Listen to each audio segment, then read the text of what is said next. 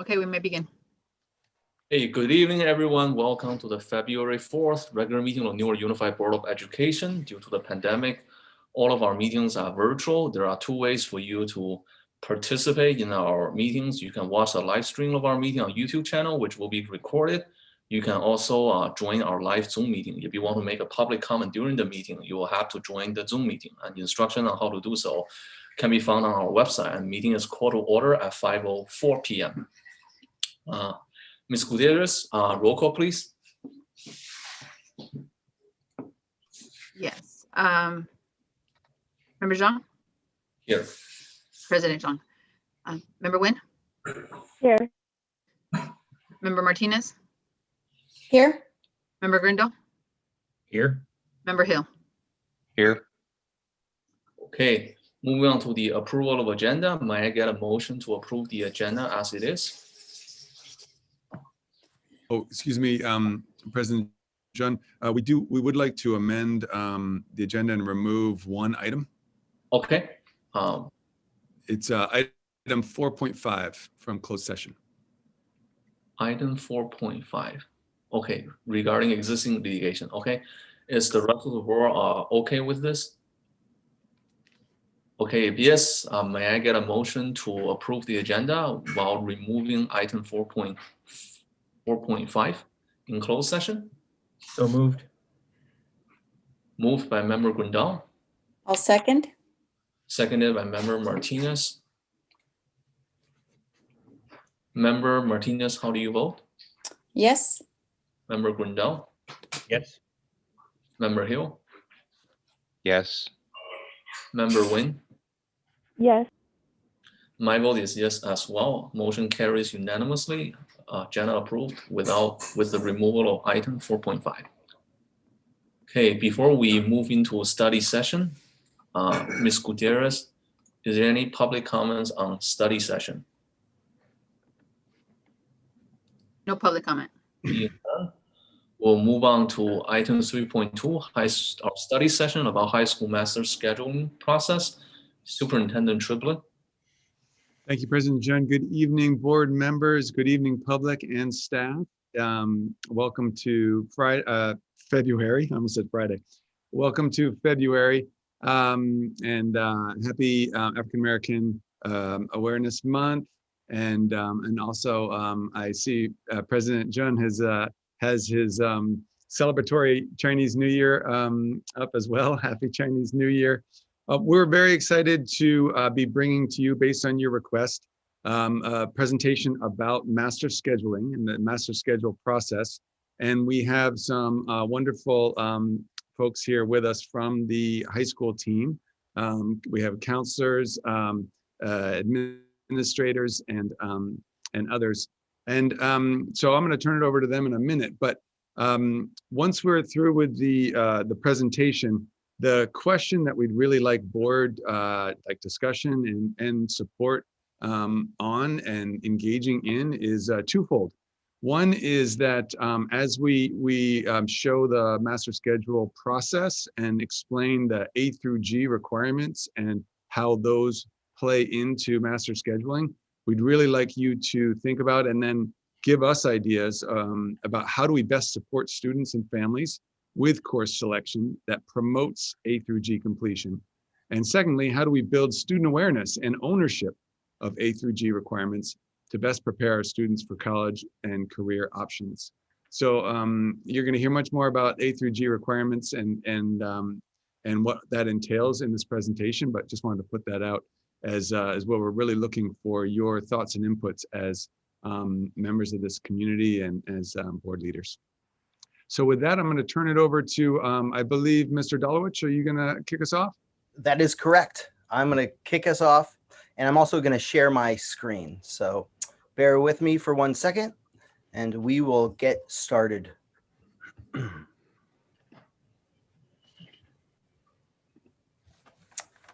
Wonderful. Well, good evening, members of the board. Thank you for the opportunity to present this evening regarding the master schedule process. For those that I have not yet met, my name is Ariel Dolowich. I'm the Director of Teaching and Learning with the Department of Educational Services. And tonight, Joining me will be the principal of Newark Memorial High School, Ms. Ron Hell, as well as one of her assistant principals, Mr. Rodriguez, and a number of her counseling staff as well. From experience personally as both a middle school principal as well as a high school administrator, I can attest that the master schedule is indeed a complex process. And so we look forward, as Dr. Triplett mentioned, to unpacking and discussing it here tonight. Our agenda is divided into 3 parts. Ultimately, the first overarching question centers on meeting students' needs and their interests. How do we offer classes that pique students' interests and meet their needs, as Dr. Triplett mentioned, to graduate A through G ready? This is why expanding course offerings in a recent board meeting was so critical for our students. And within this section, the administration from Newark Memorial High School will provide an overview and detail the master schedule timeline. Also, in the second section this evening, we'll go into specifics with respect to how the high school will maximize resources and maintain fiscal solvency. As a part of this section, we will align the district and site priorities with the section allocations that the high school receives. And then finally, we will detail for the master schedule how we can take a holistic approach. First and foremost, we want to utilize the technology that we have in our district. And for our case, this is Synergy. And with respect to Synergy, we also want to partner with our tech partners at EduPoint, which offers comprehensive and systematic approach to streamlining course loadings. So we'll detail that here tonight, but I can say from building a master schedule myself at the high school, and as Mr. Rodriguez will go into detail, it's also important to mitigate and reconcile challenges that surface that technology may not simply catch. So as we balance student needs with our current resources, we would like to reinforce the essential question that Dr. Triplett mentioned. And namely, as we present data and we look at our college and career indicator, how do we not only better prepare our students to graduate college and career ready, but at the same time, how do we increase their sense of ownership? And so that is a vital component as we see for college admissions, especially at our UCs and our CSU schools. So without further ado, at this point, I'm going to turn it over to Ms. Rangel and then eventually Mr. Rodriguez. And on a special note, I'd like to say that we're very happy that Mr. Rodriguez has joined the master schedule team because he has a wealth of experience in other districts building high school master schedules. So thank you again for the opportunity, and I'll turn it over to Ms. Rangel. Good evening, board. Thank you for the opportunity to come and return and talk about master schedule as well as how it aligns to our goals. I want to take this opportunity to thank Sonia Torres and Jonathan Luna, who were able to join us tonight, not only because it's National Counselors Week and they deserve all the accolades that they get, but also because they have stayed true to remaining stability at the high school. As we have stable leadership, we will redistribute the responsibilities of the master schedule to be more equitable. But we all have the same goals in mind, as you can see here. We want data driven by student course requests and equity lens. This is with our partnership with Equal Opportunity Schools, which we'll discuss more later. We want a transparent and collaborative process with all stakeholders, including NTA, HR, business services, as well as our department chairs and counselors. And then also to prioritize fiscal solvency, specifically around maximizing our resources. And again, we'll discuss more the student access and completion of our A to G courses. Next slide, please. So let's look at a little bit of data to make some good decisions. We are proud to say that our most recent data from 2019 indicates that our graduation rate is in the green, with 93% of our graduates graduating. But we do have some room for improvement in regards to college and career. The state indicator really looks at students' access to dual enrollment courses, as well as AP course completion and CTE pathways. So those are courses that look like ROP, which are career focused. So we do want to look at that in planning for next year. And keep in mind that majority of our students are first generation students. So we want to ensure that they understand what A to G means. And so if you can go to the next slide, we'll describe that a little bit. Here you can see the comparison of Newark Memorial graduation diploma requirements to what we call A to G courses or A to G requirements. And really what that looks at is University of California and CSU, California State University's requirements and recommendations. So in just looking at the top line, history and social science, you can see that we have the same requirements. A few years ago, the board, we should applaud them for really aligning these two. We do have some other requirements to meet, such as the California state requirement to complete 2 years of PE. But the biggest difference between the two is that in order to achieve the A to G requirements, in order to get to UCs and CSUs, you have to pass the courses with a C- grade or above. So again, we're going to look at what that goal looks like in order to ensure agency in our students to really complete these courses. Next slide, please. So here is our course timeline.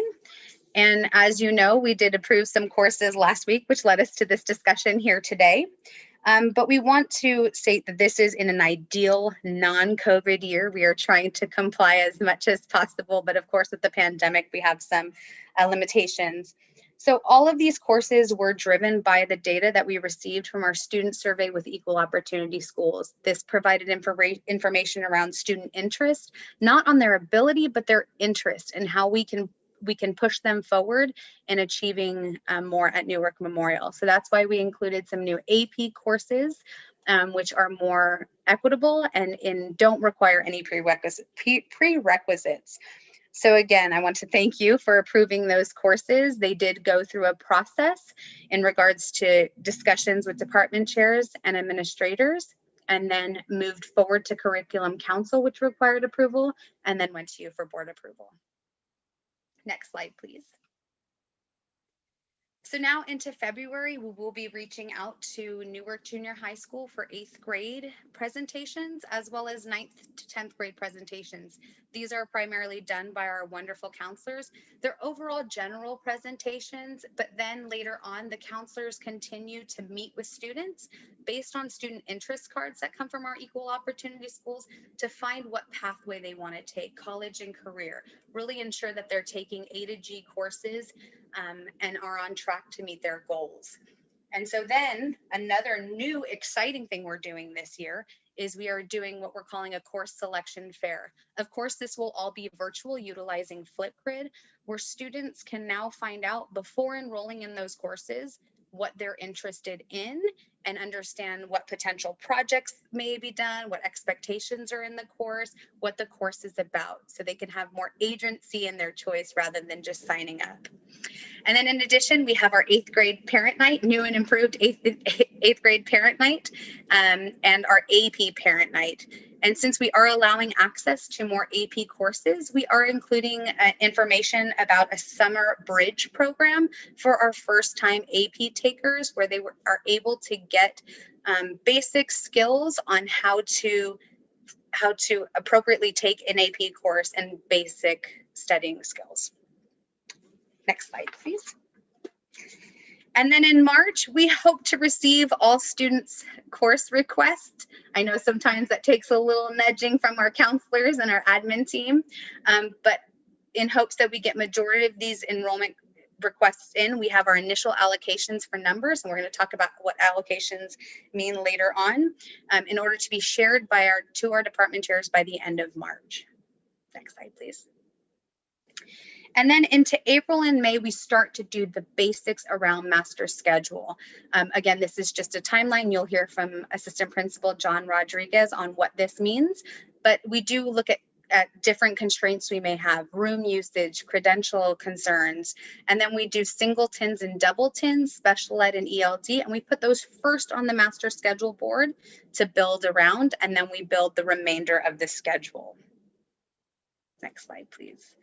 But it's not over. It's an ongoing process that continues into the summer, because over the summer, we do have students pass courses that they potentially didn't pass during the school year, which might see an influx in enrollment in classes, as well as changes to enrollment. So for example, over this summer, we did have an influx of new enrollees, which increased our student enrollment, which then we had to increase and decrease section allocation as appropriate. Next slide, please. So you can see here, this is the overview of the timeline that I just discussed. This keeps us on track to develop an effective master schedule and make fiscally responsible decisions.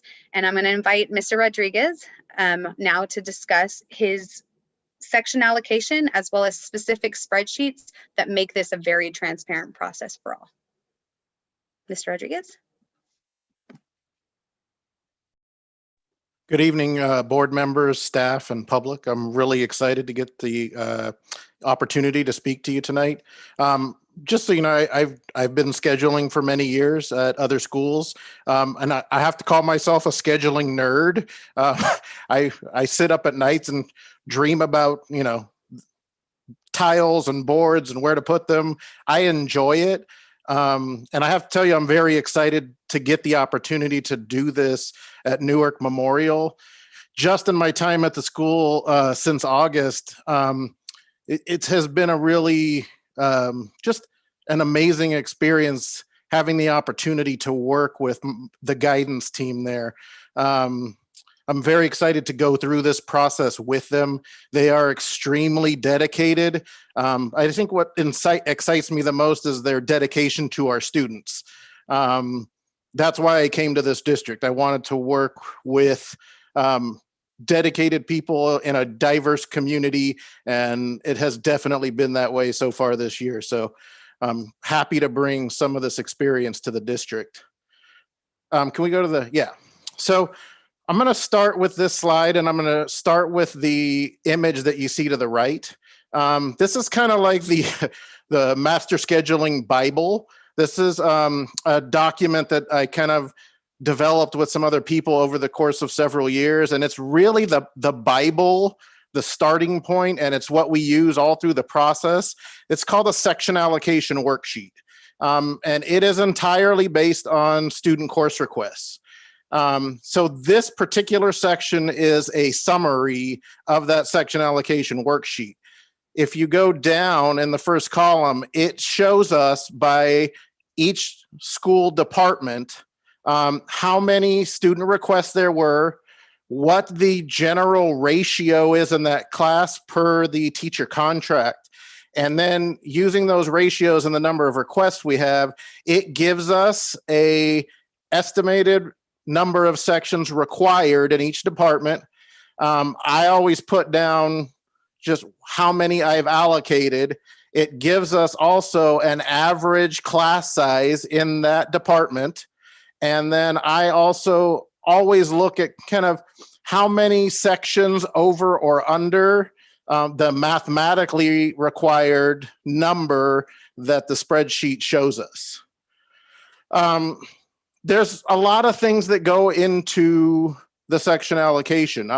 It is primarily based on these numbers, but we do take other things into account. We have to take into account what our teachers are credentialed to teach and how many sections of that particular class we're going to offer based on student need. And we work within an overall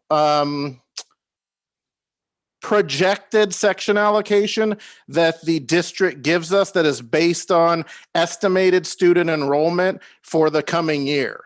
So they give us a number of overall sections that we have, and then we work within that number to fit into these various departments based on what that estimate is. You can go to the next slide. So this is another section of that report. So in addition to the summary, we also look at each individual department and all the courses that that department offers. So for example, you're looking at social science section allocation, and this represents the data for this year. So you can see that going down the list, for every course that we offer, we know how many students requested that course. We know the ratio of that course. We know kind of the mathematically ideal number of sections required. We know how many we allocated. And then we know what the estimated or the average size of that course is going to be based on how many sections we allocated. You can go to the next slide. So there are many other things that we take into consideration. Again, there are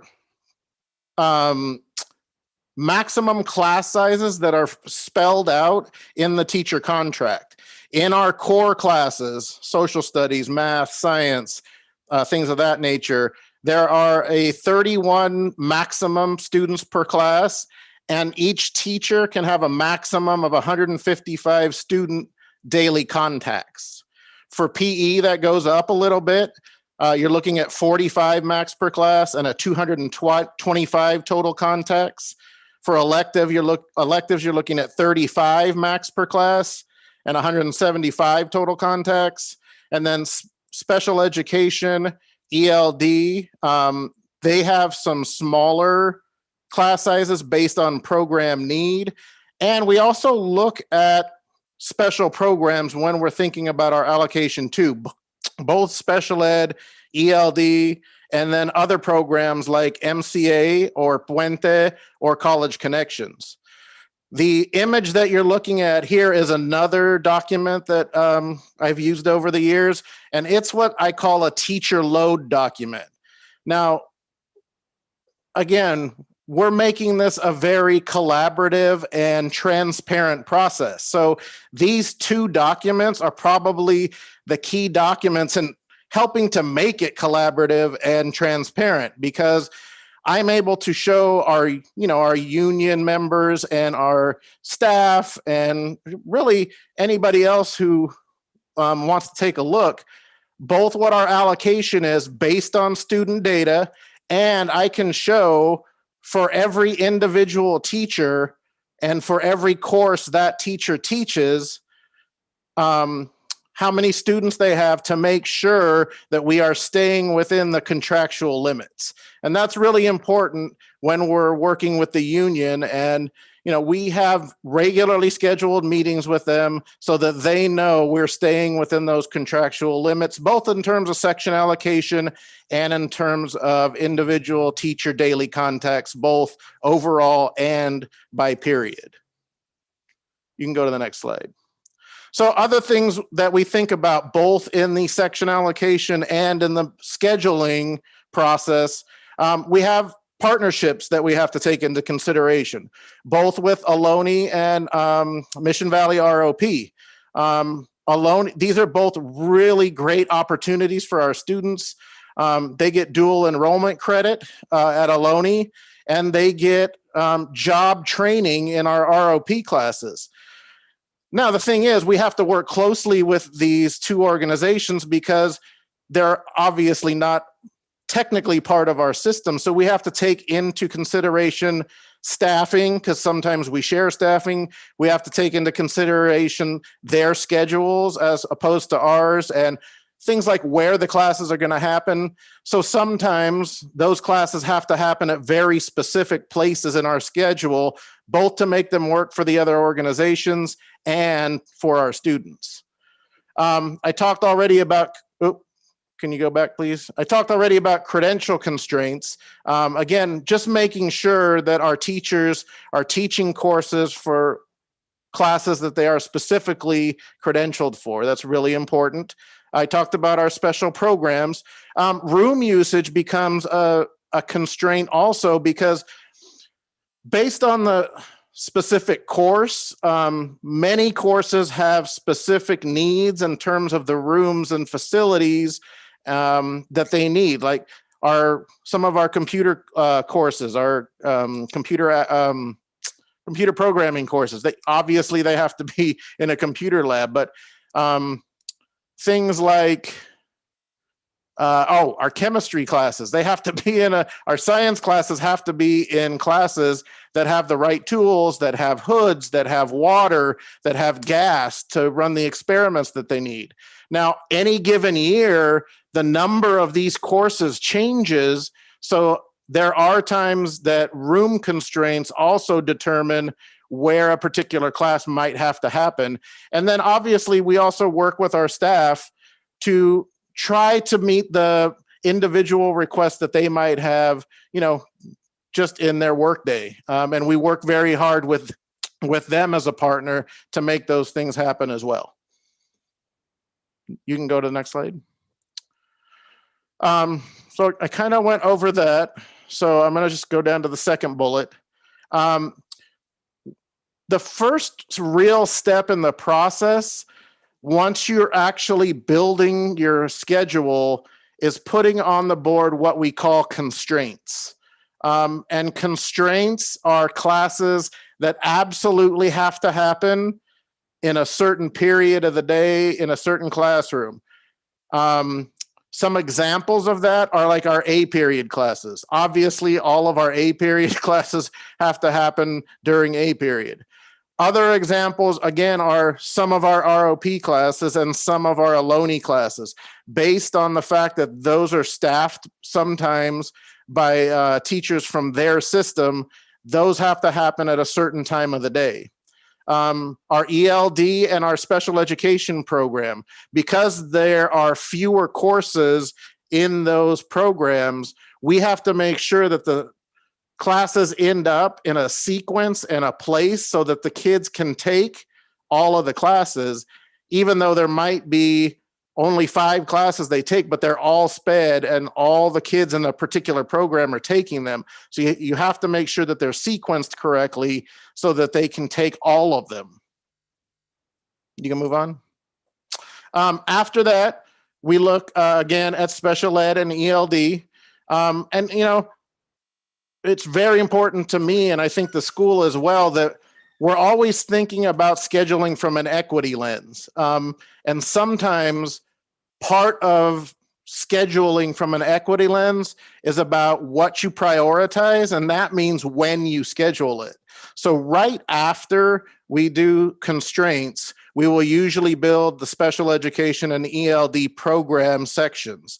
That's because those programs, those students, they require very specific assistance, and we absolutely want to guarantee that those students are able to access all the courses that they need. So putting those on the board very early in the process helps to guarantee that. After you do that, you move on to what are called singletons and doubletons.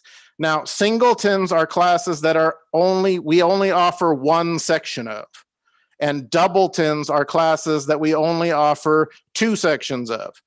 These classes are really, really key in terms of scheduling, because one of the kind of things that you're looking at in terms of like data when you're deciding where to place these courses is, do they create conflicts for your student schedules? You want to avoid what we call singleton and doubleton conflicts at all costs, because if you put a class in the same period and they're only offered once, and a student wants both of those classes, you've literally just created a situation where that student can't take one of those classes. And probably the biggest factor that we use in terms of how successful was your schedule was how many classes were you able to give the kids that they both want and need. So you never want to put a class in terms of the conflicts in the same period that will cause a student not to be able to take a class that they absolutely want or need. So after you do singletons and doubletons, you place all the other sections, but you kind of flip it around, and after doubletons, you start scheduling the course that you have the most sections of. You want to prioritize that because that affects the biggest number of students after singletons and doubletons. Once you get up to tripletons, and that's like when you offer 3 courses, once you get up to 3 courses, you can usually space them out where the conflicts aren't as big of a problem.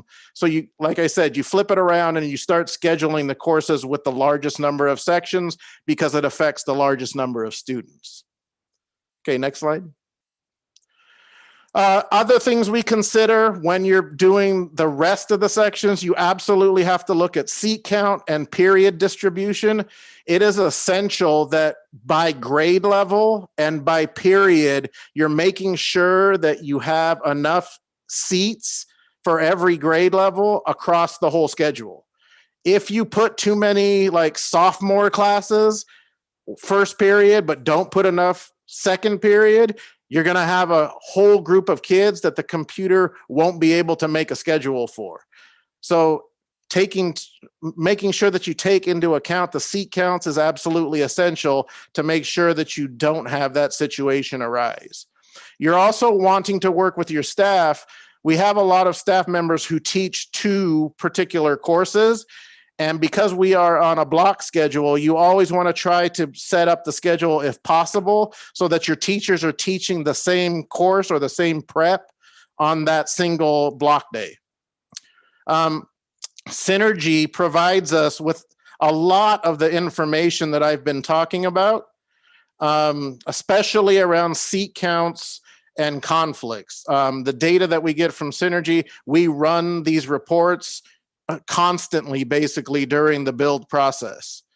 And then it is inevitable that other conflicts are going to arise, and that's where we come in. And I do want to talk a little bit about this image that you see of this board. Just about every high school and junior high school has a board that looks like this. And as you can see, it basically goes down the left column. Those are all your teachers. And then the columns to the right of that are all of your periods. And as you're building the schedule, you're sticking the section tabs up on the board. You inevitably get into situations where you have to figure out a way basically to make things fit, because teachers teach different courses and some things have to happen certain periods. And trying to look at that board on a computer, it doesn't work real well, because you have to be able to see where multiple tabs could go in order to solve any particular problem. So you kind of have to, it's really like a big puzzle.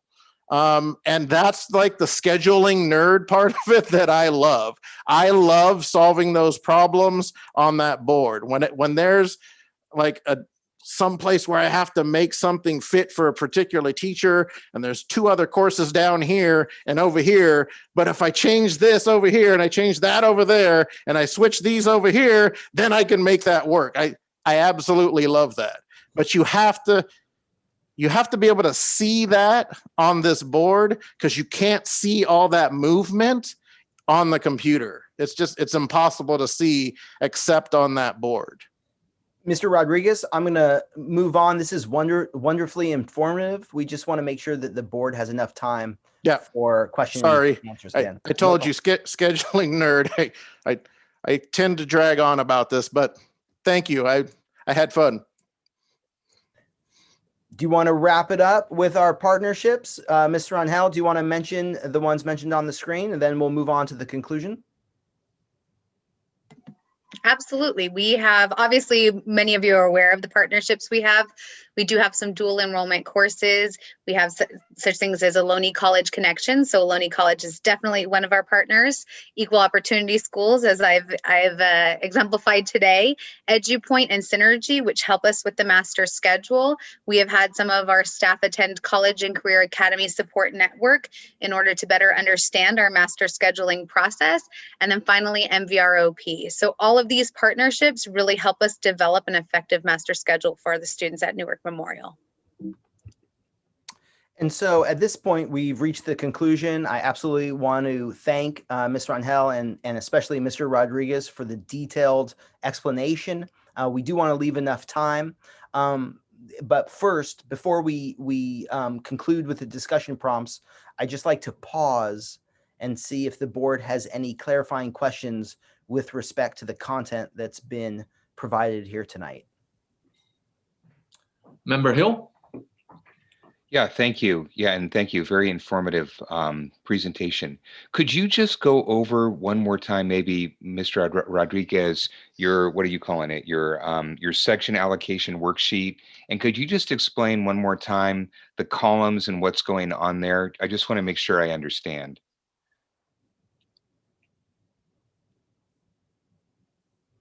So the student column, so that's how many students are interested in this particular course? Well, and this is there are two there's multiple sections of this report. This is a section that is specific to one department, the social science department. If you go one slide back, Ariel,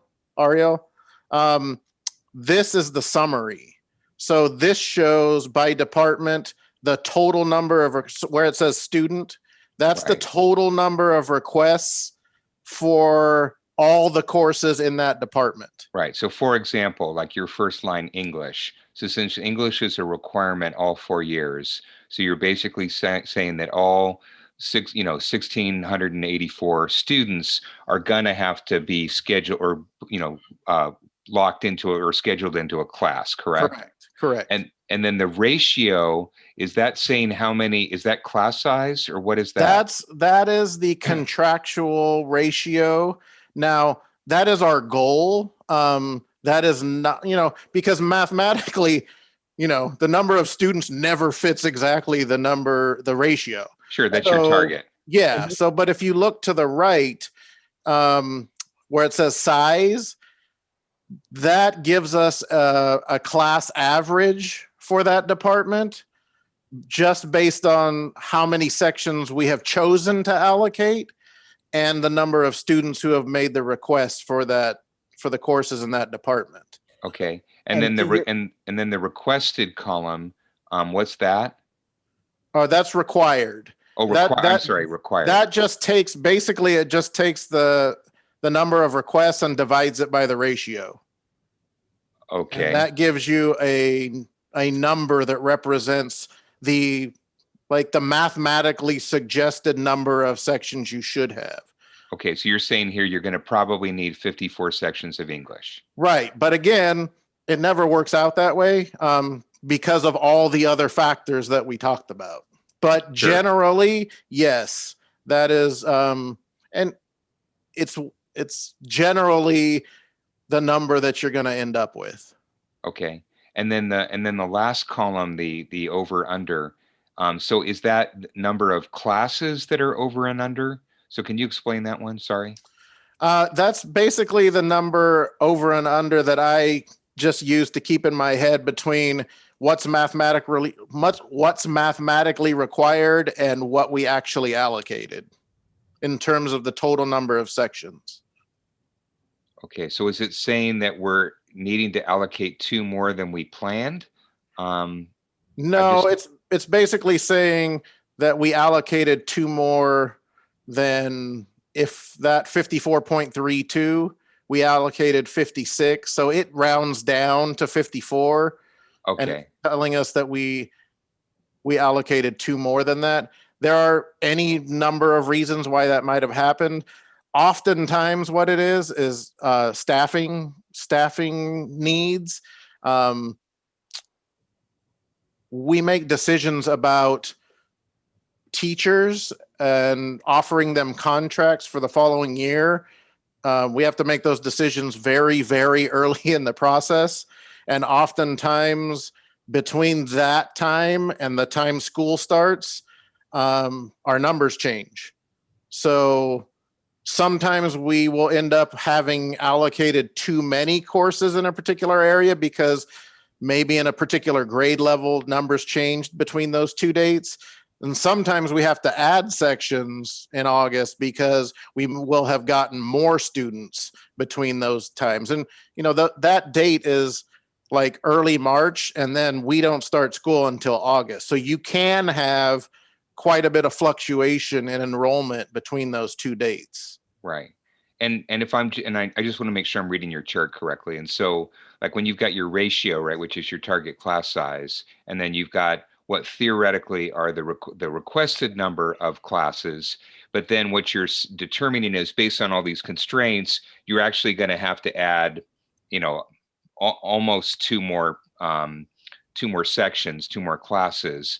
And so then that adjusts the class size down from 31 to 30.07. Is that how I'm reading that? Correct. Well, Okay. and that's not what the class sizes actually ended up. It's just based on the math, Sure. what the average class size for that department Sure. mathematically might be.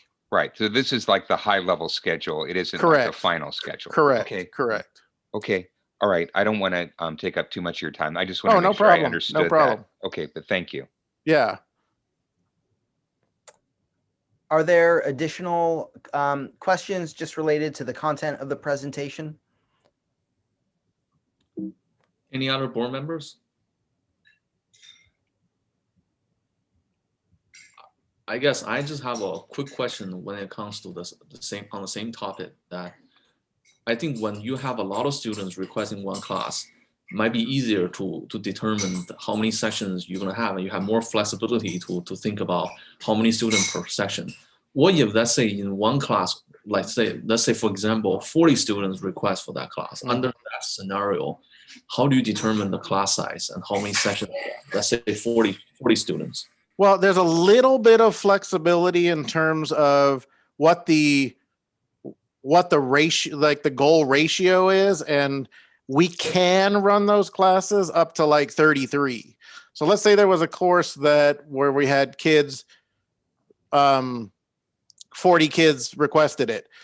It wouldn't be fiscally responsible in that situation to have two sections of that course, because then you're going to be running two very small sections of 20. So what we will normally do in a situation like that is we will run it as big as we can, which is basically 33. And the students who, other students who were in that class, 7 of them would not be able to take that course. Now, that's like, usually when you have singletons like that, it is, they're more elective courses, but we do have to figure out solutions sometimes that are more difficult.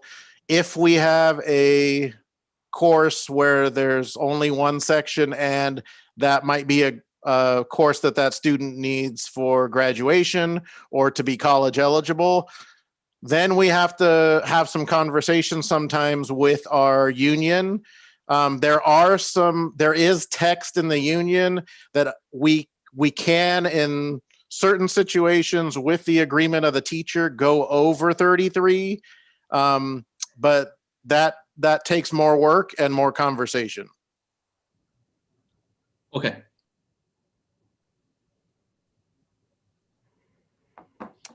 All right. Member, So I see I member. I have one question, just a follow up to that. So when you have classes that, like you said, you maximize the class and then you're going to have to drop students. So how do you determine which student makes the cut and which students don't? What parameters are set in determining if the student gets the course or not? Oftentimes we start with grade level, because the way we think about it is, if a senior needs a particular course, we want to give them priority because they don't have the opportunity to take that course again. And then we kind of go down the list, because if a senior needs a course and a freshman needs a course, we will likely not give it to the freshman, because the freshman is going to have 3 more opportunities to take that course in the future. Whereas the senior has no additional opportunities to take that course. Okay. Thank you. Sure. Any other questions? Member Grindal? Yes, just wanted to know how our partners relate to this. If Ohlone College is offering a similar class, does that figure into your scheduling? It does. They don't offer any courses that are similar enough that a student would like take that course instead of taking, because like they won't offer courses that our students need to graduate. They don't offer core academic courses. Ohlone is offering electives. Like we have a course this year that's Chicano history. That's a course we don't offer, and it's a good opportunity for our students to be able to take a course like that. Plus, we really like the opportunity of them being able to get dual credit. They get dual enrollment credit for that class, so they earn graduation and college entrance credit with us, while at the same time, they actually earn college credit that will stay on their college transcript the whole time. But there are no courses that have that much overlap that would have an impact on whether or not we're going to offer a certain course. Thank you. Sure. I guess seeing none, I think that's at least the clarifying part of the. Great. Thank you. So in terms of concluding, and again, we want to thank you for the opportunity to go into detail here for the special study session. We began, and Dr. Triplett mentioned how we want to support our students with course selection that promotes A through G completion. And really the second question is our critical question, because when we look at our data and we look at our college and career indicator, it's really at an unacceptable rate with respect to where our students are in terms of graduating college and career ready. And that, again, defined through those A through G requirements chart that we went over this evening. And so how do we as a district promote and increase student awareness and ownership over A through G requirements? And so to touch upon that, I'm going to turn it back over to Dr. Triplett. And some of those items were surfaced in this presentation this evening. And he's going to conclude and bring it full circle from where we began. Great, thank you, Mr. Delowich. And I want to make sure we have give time for board members to dialogue. But essentially, you saw that in this process, it's really twofold. So we are first and foremost prioritizing student needs, and we really want to empower them and empower students and families with regard to not just how to graduate, because we're doing good graduating students, but how to graduate college and career ready, having fulfilled all the A through G requirements. And so on slide, I believe it was slide 8, you saw some of the ways that we are engaging and with both families and students all the way into 8th grade around what it takes to graduate A through G compliant. So these are some of the areas. We also, our counseling staff works really, really hard to engage students throughout their high school careers. But we're really looking for some ideas from you all around what are other ways, additional ways that we can really build up student and family capacity around this. So with that, I'll turn it back over to you, President Jean. Okay, with that, I will open up discussion with the board on. I see Member Hill. Thank you. Yeah, so yeah, I mean, great presentation, very informative. So thank you, Principal Rangel and Mr. Rodriguez, very informative. Before we maybe dive into the prompts that Dr. Triplett's identified, I know that one of the topics that kind of, I guess, spurred this study session that when we had our last meeting was that, a couple of years ago, we had basically a big master schedule oops. And there were a lot of, negative repercussions that came about. And I'm not clear about what the exact causes were, but I suspect that maybe part of it was related to so I mean, master scheduling for classes isn't, I don't think, a lot different from master scheduling from anything, where you start out with a forecast, and you got a high level forecast, and then you start to get closer and closer, and your forecast gets more accurate, and then you start to freeze. And I suspect that maybe we weren't freezing, and all of a sudden, and this is my theory, that we didn't have some cutoff point for when we actually knew what our enrollment was and how many people were signing up. And so then we ended up getting caught flat-footed with too many sections and too many teachers and therefore too low of a class size, and then a whole bunch of negative repercussions. And so I'm just curious, what we've learned from that and how we're going to prevent that from happening. Or maybe there were some other causes, but I think the thing that the board is really concerned about, or at least, I would say that many of us are concerned about, is part of our charter is fiscal responsibility. And so how do we make sure that a key thing that drives fiscal, standing is kind of under control? So I'd just like to defer to the experts here on their thoughts on that. Thank you, Member Hill. I'll have Ms. Rangel and Mr. Rodriguez answer in further detail, but I will say that I'm not sure about the details of what occurred a couple years ago, but I do know that this year the ratio in classes, as I think it's one of the best that it's been in a long time. And to your point, Member Hill, that's really about maximizing class size, because the smaller the class size, when we really are trying to get it to the maximum, then that's where we begin to lose resources, and we're not really maximizing our resources well. There are some classes that are intentionally small, and usually those are intervention classes or have a very specific reason why they're intentionally small, but for the most part, we're really trying to maximize class size in order to be fiscally responsible. Ms. Rangel, do you want to speak any more to this? Yeah, I think it's important to understand too how much enrollment impacts this. So for example, as we were looking at the numbers earlier and we were looking at the English classes, it had the number of 1684, and we started the year with 1724. So just that major impact on our enrollment, we needed to add FTE. Unfortunately, the opposite can happen as well.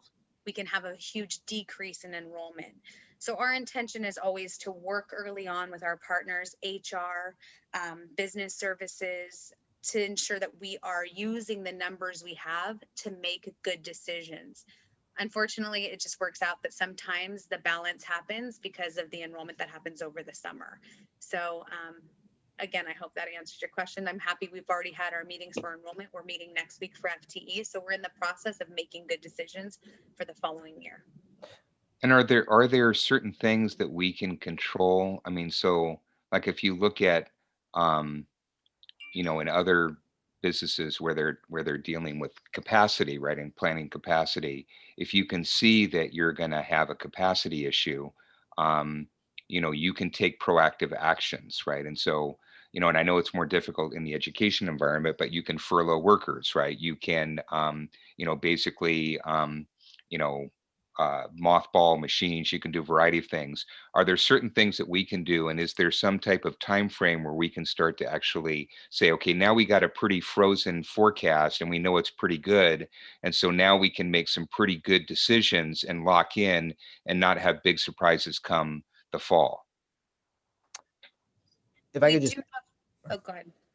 I was just going to add in to your point, Mr. Hill, regarding fiscal solvency. I mean, the bottom line is there's a minimum threshold where we can't offer that course.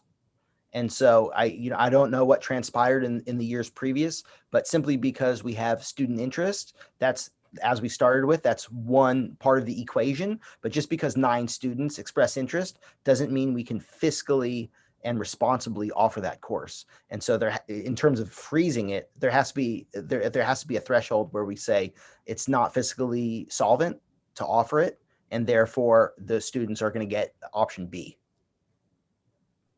because it's simply not sustainable. I agree. And then also, we have to make decisions by March 15th, which then impacts the following year, right? So we still have those agreements that are contracts with our teachers that we have to honor. So sometimes it's not that easy to balance. Okay, Member Martinez? Member Martinez? Sorry, I was trying to get off mute here. So thank you. I actually wanted to go to the prompts which is regarding the A through G question in terms of how do we maybe build, support, or how do we promote? And first and foremost, thank you for the presentation. Thank you. I think it was, just very, very easy to understand. And I think many times those of us who are don't understand or unaware of the constraints that we're working with, it's easy to misunderstand as to, kind of why we end up where we do end up sometimes. But thank you. That was very, very helpful. I really like the fact that you all started with the graduation rate and then the A through G completion, because I think that's something that a few of us have been kind of pounding the table is it, yeah, let's tap ourselves on the back about that graduation rate, but let's not congratulate ourselves so much that we aren't talking about the fact that we are relative, well, I'll use the word abysmal in the rate of true preparedness for, as our kids leave the high school. And it shouldn't be that we are beating ourselves up about the fact that it's 42%, but we should be actively speaking about it, right? It's because it's something that we put it out there, put out the ugliness of it, because then we know that we're going to all actively speak of that number. I think so that if we, as a board, as a district staff and school leadership are talking about that percentage, I think that will permeate the conversations that are happening with our students at every level and in every scenario. So anyway, so I congratulate Superintendent, you and your entire team for bringing that forward, and let's start engaged with that and really focus on that number, because there's so many components to it, right? How are we leveraging the dual enrollment programs with Ohlone, ROP? Are we really maximizing the opportunities? So, I mean, we can have a completely different conversation, but at least it forces us to begin those types of conversations. So thank you. Any other questions? No, I just have a comment. Okay, go ahead. So in regards to, thank you for the presentation. It was very informative and, like Member Martinez said, easy to understand and digest. So coming back to the discussion prompts that we have here, how do we best support student and families with course selection that promotes A through G completion? I mean, I understand how important it is that we do have a variety of courses for students, but I also, I came from and graduated from Newark Memorial where, we've had prerequisites to qualify, for certain levels of courses. And I think that component will help promote some of the A through G completion, and also, and how do we build student awareness and ownership of A through G requirements? I mean, I myself, as a college student, I didn't reach out to my counselors until probably, my junior year in college, making sure that I was going to graduate. But if I had, had built that relationship with them and understood where I wanted to go and how I wanted to graduate, I would have been able to graduate in 3 years with a double major. And I didn't do that because I didn't know, and I was also afraid to have that relationship with my counselors. So I think that building that kind of awareness for students, making sure when they go into 9th grade, like right now, probably surveying the students in 8th grade, where do they see themselves? Do they see themselves wanting to go to a 4-year college, a state college, or a UC, or a private college? And what are their goals? Do they want to be a computer science major or any of those kinds of things? Ask them those questions. And then help them, pre-select or have a set course of classes that that puts them on that path. Like with the Puente program or with MCA, you guys have those kinds of things. So I think that we can build those kinds of mechanisms with the A through G, and it would also help prepare students. So I think it's important if they want to be, if they know. And sometimes, students won't know in 9th grade what they want to do. Maybe it's junior year.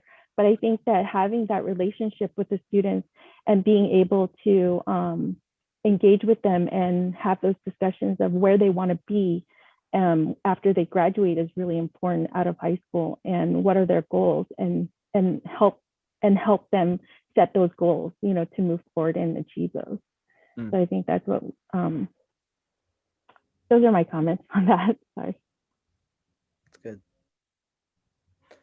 I appreciate that. One thing I'd like to also add and build off what Ms. Martinez mentioned was, I think we have an inherent advantage with a smaller district like our size, the conversation that you just had, Member Nguyen, if we began that and Ms. Martinez mentioned at every level. And so in terms of outreach and education for our parents and students, and doing that K-12, elementary, junior high, high school can be, I think, a lot more informative for our parents because they want the best for their students, but they may just not be aware of how critical A through G and graduating A through G truly is. So I think in terms of the outreach and the education, it should start with our elementary students, and then the goal setting can occur at that junior high and high school level, just like you're saying, in order to build a relationship with counselors.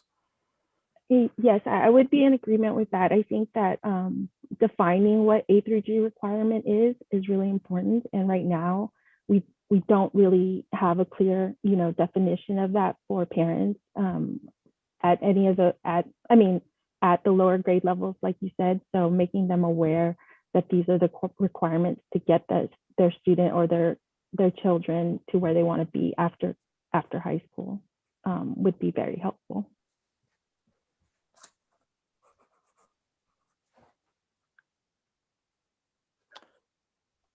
Thank you. I just wanted to add that I think that we are making strides specifically with the district in regards to adopting a graduate profile where everyone has input and looking at what we want our graduates to attain. But then also one of the courses that you guys approved last week or last meeting was freshman studies. And that really has the same goals as Puente, where we can embed this curriculum into the day of a freshman, so they understand, okay, this is my goal, this is how I get to college, this is how I get to my career, and these are the steps I need to take, and really leveraging the counselors to use that time, and even the teacher of that course to better understand. So thank you again.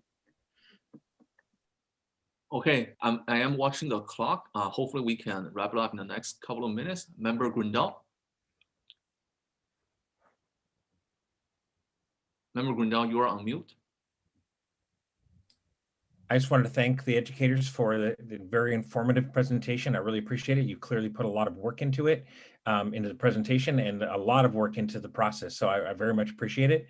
And I also just want to echo Member Martinez's point about confronting the issue of the acceptance to college and not just patting ourselves on the back about the graduation rate, but really confronting it. Not that there's a silver bullet, but we should keep on that issue. So that's all I have to say at this point. Thank you.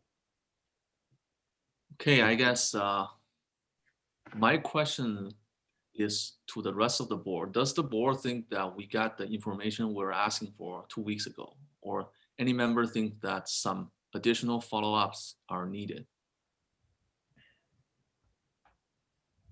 Member Hill? You're on mute.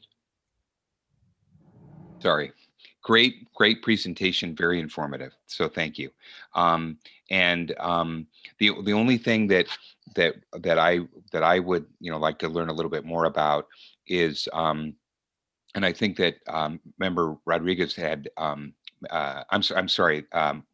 Martinez had mentioned this in, I think it was the last session or maybe before, is how can we have a little bit more transparency around the master scheduling process? So I understand, like at ROP, that a lot of times they're able to see, the board's able to see the master schedule at some point. And so how can we do that?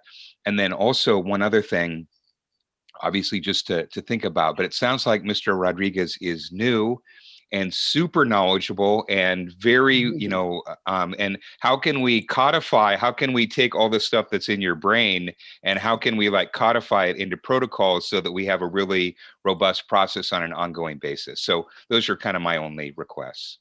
Can I just make a quick comment about that? I'm sorry, but I've already started having conversations about that with our union partners. They are also very interested in making sure that some of the new process and procedures that we put in place continue into the future, because they've been very happy so far with the collaborative nature and the transparency and the data that they've been able to see. So part of what I am trying to do is I tend to be pretty collaborative, but I am having conversations with the counselors and the office staff that supports us so that these things I'm working will just become how Newark Memorial does scheduling as we go forward. So the more conversation we have and the more people we include, I really believe that that's where we're headed. And I would just like to add that, we do have people at the site who have been doing this for years and also have that knowledge, but it's always good to refresh and retrain. And so we are doing that with our entire staff, our department chairs, all admin, all office staff. So it is really nice to have Mr. Rodriguez here to help us with that process. Okay. Thank you for staff for this great presentation. A lot of useful information. Thank you everyone for the hard work. President Zhang, Oh yeah. if I may. Sorry, I know watching the clock too, but I just wanted to answer the question that you had asked as well with regards, did we get the answer? And I think there was a two-part question, and I'm not saying it has to be the next meeting, but there was a question around the master schedule process, which completely agree with Member Hill that I'm sure there's a lot of folks that know it, but just codifying it, making it so that it's written down somewhere it's easy. I think it takes some of that mystery away from it, and folks will just, anybody can see what it is. But that aside, I think the second part of the question 2 weeks ago was the, you all had come with a couple of the courses that you needed approved, and we had talked about, well, how do we get to that? How do we know which courses we should be adding? I think some of the conversation around prereqs, and how are we making sure? I mean, maybe it kind of leads to the A through G conversation. So it was kind of a big, broad question. We didn't really shape it. So maybe if we could, offline or send a request to, or next time, maybe have a clear question, Superintendent Triplett, about what that follow-up conversation might look like. Sure, and yeah, we're happy to provide any additional information. I know Member Hill mentioned maybe just being able to see once the master schedule is complete, to see it, and that's definitely something that we could provide. And the master scheduling process that you saw tonight on the slides, I think Mr. Rodriguez and the team would be happy to, if they don't already, to put it down into a document that that then codifies it in that way. Is that what you were saying, Member Martinez?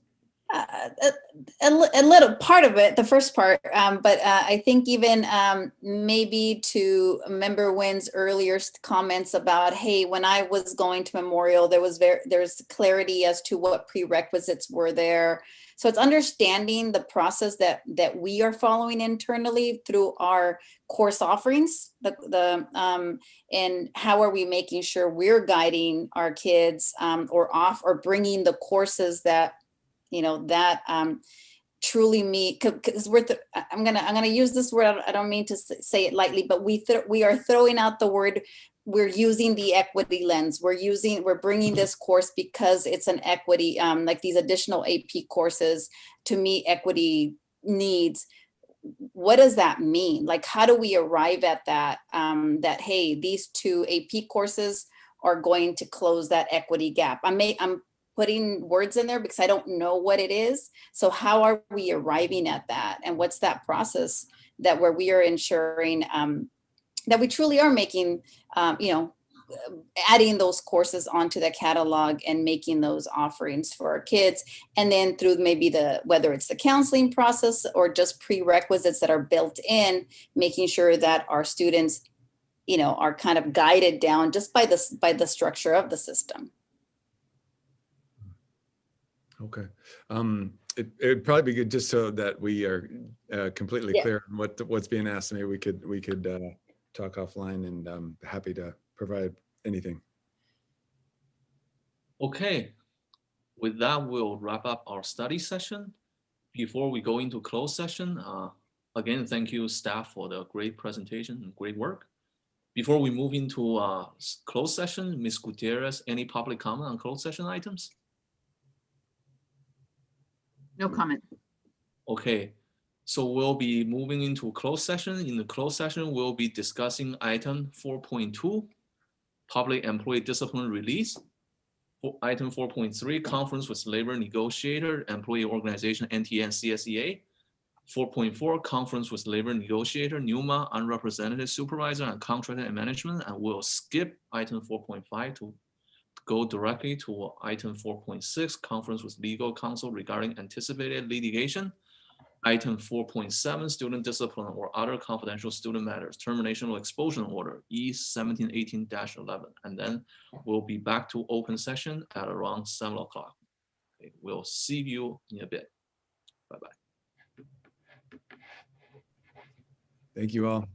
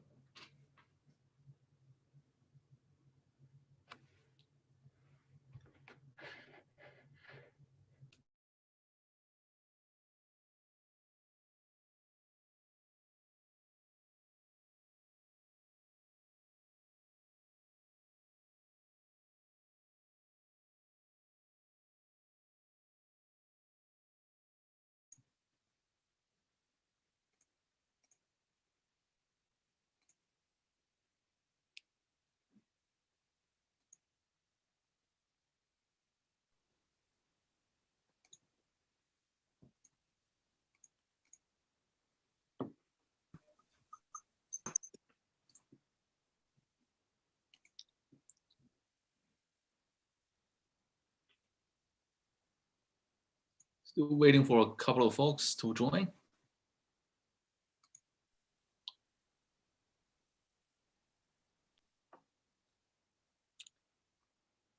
Hey, student member Salemi, good evening. Good evening.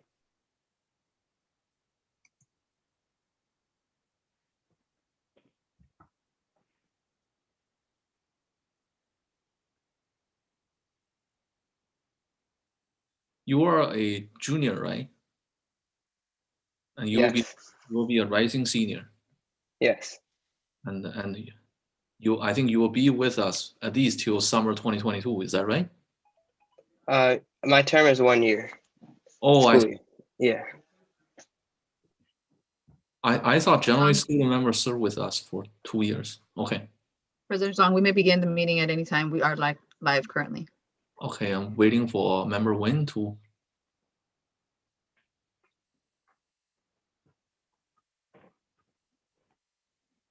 A couple more folks.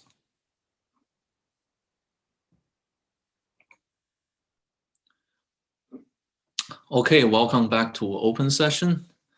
And member Win has agreed to lead us in the Pledge of Allegiance this time. Ms. Gutierrez, please turn on the flag. Please stand. I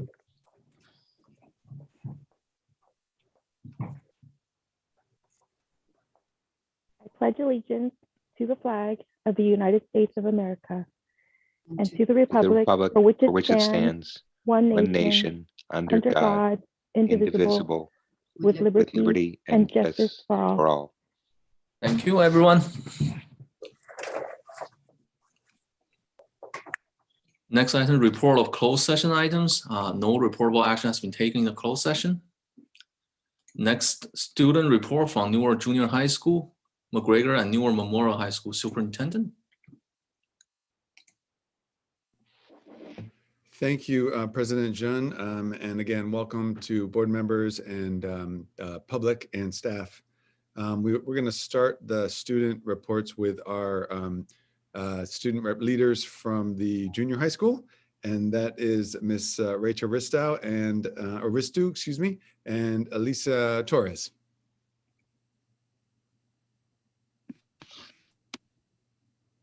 Hello, staff, board members, and parents. My name is Alyssa Torres, and I'm NJHS ASB president. I will be letting you all know about what happened this January and what will be happening for this February. First off, in January, we continued our weekly quiz games and photo games, which has been helping us get more photos in for the yearbook. We also held an event called Friends Get Together. This event was put together for friends that may not have social media to meet up and hang out. It went really well because we also got to check in on those who went and see how they've been doing. Also, our yearbook and leadership members worked on spreads for the yearbook, which are looking pretty good so far. And that was what we did for January. So now I'll be moving on to February and what are plans. We will be continuing the weekly quiz games every Monday. Also, our event committee will be holding another movie noon, since we always have great turnout when we held those. Another event that is in the works is offering Valentine's Day grams online. Now Rachel will talk more about a really big fundraising event that is currently happening at our school. Thank you. Hi everyone. During the upcoming month of February, Newark Junior High School is hosting a fundraiser, Hero Squad, to raise money for the Leukemia and Lymphoma Society for Kids Fighting Leukemia. Originally called Pennies for Patients, a fundraiser that Newark Junior High School has proudly hosted every February for years. This fundraiser has been a really competitive event at our school over the years. This year, all donations will be accepted online. Any student, parent, grandparent, friend, or coworker can donate money in order to support the Hero Squad. Last year, Newark Junior High School raised $4,911, and this year we are hoping to raise $2,750. Everyone can help us reach our goal, even you. To donate, go to www.herosquad.org. Click search for Newark Junior High School and click to donate. Every penny counts. Thank you. Thank you, Ms. Ristu and Ms. Torres, for your wonderful report. Superintendent, next one will be leaders from McGregor campus, right? I believe we don't have the McGregor campus leaders this evening. She is at work, and she was hoping to come in during her break, but it looks like it's not going to be possible. So we'll miss her. Next would be the our student leader and student board member from Newark Memorial, Mr. Wahab Salemi. Thank you, Dr. Triplett. Good evening, members of the board, executive cabinet, students, and community members. I'm happy to be here with you all and to share what's happening at Newark Memorial. On Tuesday, February 9th at 6:30 p.m., there will be a PTSA meeting. NMHS will hold an honor roll drive-through Thursday and Friday, February 11th and 12th from 2 p.m. to 4 p.m. In order to receive a principal's honor roll, you must have a 4.0 or above. In order to receive an honor roll, you must have a 3.5 and above. There will be a coffee with the principal on February 23rd. On March 4th, there will be a school site council meeting. Some college and career information. The College Board will no longer administer the SAT subject test. ASB Athletics Committee is working on this month's social media campaign, which is self-love.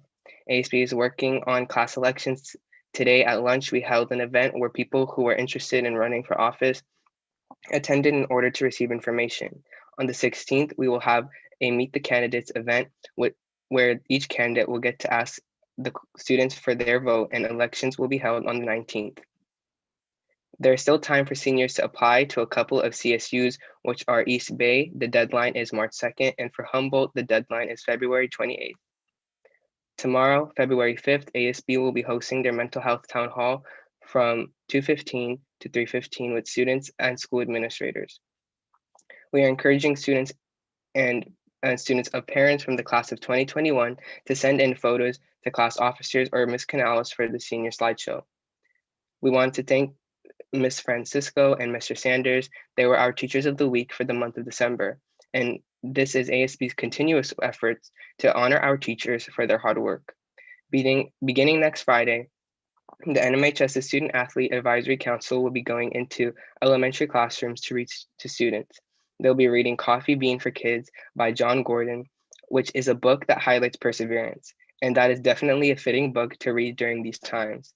And afterwards, they'll have a short Q&A session. And other than that, that concludes my student report. Thank you for the report. Next, we'll have employee organizations. Ms. Gutierrez, any speakers? Yes, Mr. Sean from NTA, Aruzi. Oh, thank you. I'm here to give the board our NTA update. I'm also here to address some of the things that I brought up on the last board meeting and to get some clarifications on those to the board for that reason. This Wednesday, the district and the teachers union met to clarify what the role of right to consult means, the role of curriculum council, and the definition of committees. The Teachers Association has a right to consult on matters affecting the changes in members' working conditions. The district does make a point to meet with NTA leadership regularly and has scheduled meetings which include Ed Services, HR, and with the superintendent. The HR and the Ed Services are weekly meetings, and the superintendent is a bi-weekly meeting. Last board meeting, I talked about that NTA wants to work with the district, but it seems the district doesn't want to work with NTA. In fact, I had met with the superintendent earlier the week, who is willing to keep NTA informed on matters dealing with the Star Academy by having an NTA leadership representative in the Star Academy planning group, which is greatly appreciated. Regarding the SEL curriculum, NTA Newark Junior High School staff asked the principal in the fall to begin a site task force to review a selection of SEL curriculum for the junior high. These were also expressed by parents and guardians. The principal community told staff members regarding the formation of the SEL task force on a number of occasions. A willing task force formed, including multiple department chairs, counselors, along with administrators. The task force reviewed 3 presentations and unanimously selected Character Strong, and SEL curriculum to pilot it. The district and associations have discussed that the future selection of any curriculum needs to go to Curriculum Council for the suggestion and input. The SEL curriculum did not start immediately when we returned from winter break because the teachers requested that they receive professional development and training on the curriculum in January prior to implementation. This was a teacher request that was honored by the school leadership and by the district, which NTA thanks. The Wellness Committee simultaneously recommended SEL curriculum in alignment with the district's instructional priorities. The district associations have discussed that in future selections of any curriculum needs to go to Curriculum Council for suggestion and input. SEL curriculums were discussed and consulted on with NTA leadership during multiple meetings, including with myself.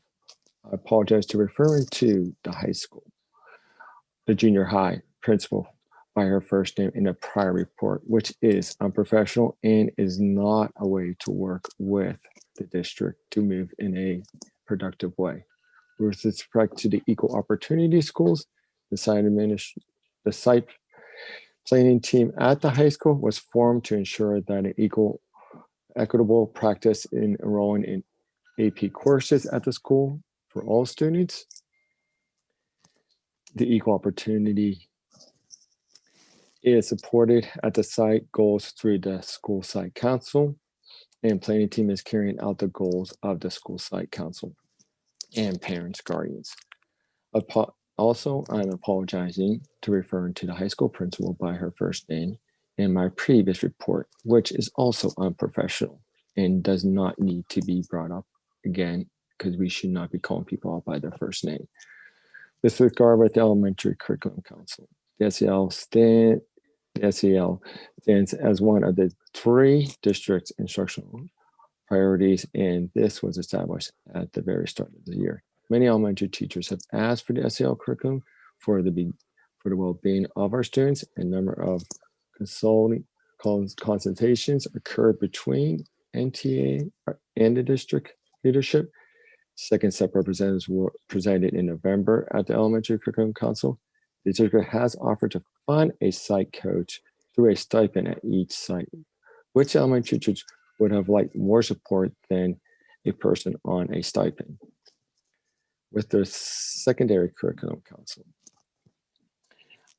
the reason why the meeting was moved up earlier than planned was to honor the process which goes in this order. Curriculum Council approves, board approves, course made public, and course catalog in February. Superintendent, this meeting was moved up so the board could vote on these courses. The fact that Service and myself did meet and consult prior to the planning of the Curriculum Council meeting. Department chairs did receive signature pays in a timely manner, but could get signatures on the document before the meeting. It is true that Curriculum Council took 2 hours to look over each courses in depth and receive the presentation regarding each one. It is hopefully in future practices that when courses are presented to Curriculum Councils that they can be presented in a week so that the Curriculum Council can look over that. The March 1st PD. I've consulted with that services regarding the schedule for this day. Many teachers are asking for the SEL curriculum. How it unfolds at a site level will be determined by the site principal and the site NTA representative. Since the junior high task force reviewed 3 curriculums, Character Strong rose to the top as a unanimous choice as services consulted with NTA and made sense for Character Strong to be presented to Secondary Curriculum Council, which it was in January. I was under the assumption that Character Strong is being rolled out across all secondary sites. It is not.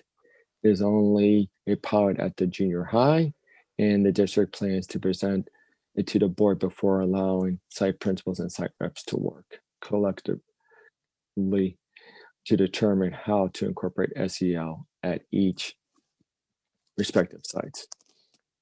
The LCAP report was given to NTA on January 13th through email, which we greatly appreciate. I do appreciate emails because if I misspeak, I can always look back at my email and find it in there. The Teachers Association would like to request that all forms like time cards, waivers, and etc. be placed on the district website for easy access to these documents for NTA members.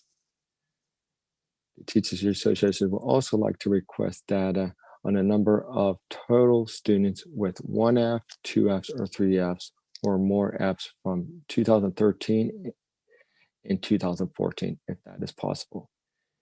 NTA would also like to know that the district and board are willing to provide the teachers with the resources they need to successfully roll out these new curriculums that the district is putting out.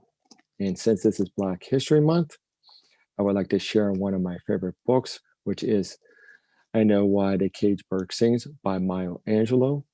And if you haven't read it, I do recommend. It brought a tear to my eye. And I want to say thank you to everyone, board members, community members, and district, and have a good night. Thank you very much.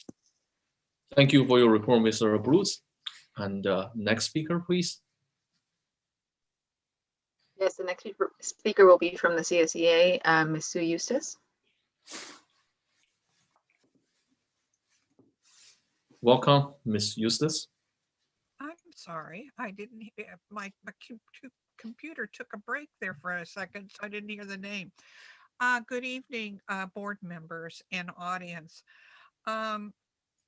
Our executive board was installed at the beginning of January, so we had the opportunity on January 25th to attend executive board training where we can take and work together and become a team in doing the business of the Newark 208 business. On January 26th and 27th and 28th, I had the opportunity with 400 other people to attend CSEA 2021 Healthcare Symposium.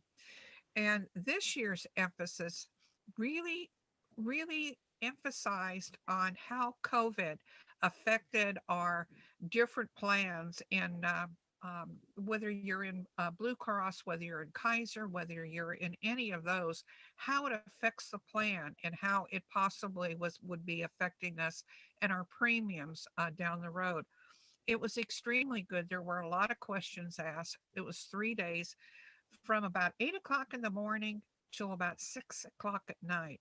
But it's one of the best symposiums that I have attended over the years. And being here as long as I have, I've attended quite a few. This one was totally amazing, very helpful, good information, and it will help us to make really great decisions down the road. On February 1st, we had our chapter meeting. And at our chapter meeting, we had the opportunity to have Debbie Romero. Debbie Romero works in human resources, and she talked to our members about how they could figure out with the information that we can get off of the district website of how they could figure out what their hourly wage is so that they could really look at their check, make sure they're getting the correct money. And Debbie is such a wonderful speaker and has such presence of warmth. They asked her a lot of questions. I'm excited that you allowed her to come and to speak. I think it benefits us all when we have the proper knowledge of knowing what people are getting in their paychecks as well as other items that come out of HR. So I want to personally thank Debbie Romero for doing that and for the district for allowing her to come. And I have asked her to come back in March to talk about leaves and the different forms and how they can gain the information off of their paycheck of what still is they're entitled to the amount of days. So I'm looking forward to that. Through the week through February 10th through the 18th, there's going to be different workshops that are going to be offered to the different positions in CSEA, such as president, vice president, secretary, treasurer, the communication person. So each day there's different training being presented, and your Newark team has all signed up for these classes, and these classes are going to be 4 to 4.5 hours long. and it helps them, educate them, especially if they've never been in that position before, of what is going to be required of them. So I'm really excited about that. On February 8th, CSEA is going to be doing a stimulus basics with HR Block. So I didn't realize that in getting the stimulus checks and stuff, of how to put that into our income tax. And so I'm excited that CSEA is doing that for its members. And so I plan on attending that, and hopefully other members will as also. February 11th, I will be attending the California Valued Trust, which is based, it's where we get our insurance, and it's based out of Fresno. As a member of their executive board, I am a trustee. I will be going to that meeting on February 11th, and we will be getting kind of like the rough draft of what we're going to be expecting this next year on rates. And so it'll be an all-day meeting up until about 3 o'clock or a little bit later. And we will not be making a final decision, but we will definitely be getting the information that we need to make good decisions. So that's probably the end of my report.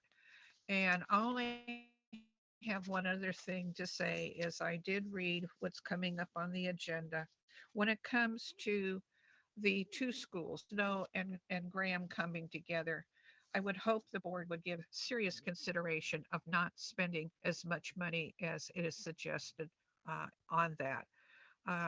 It was very hard sitting on that committee. And I know it's a tough decision all the way around, but seeing 3 times the amount of money possibly being considered to be spent in closing that, I would hope that you don't do that.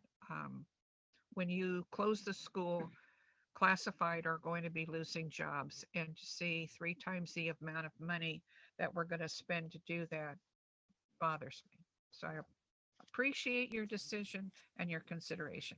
Thank you. Thank you, Ms. Eustace. Next speaker. Yes, the next speaker is from Yuma, and it's Ms. Amanda Gallagher.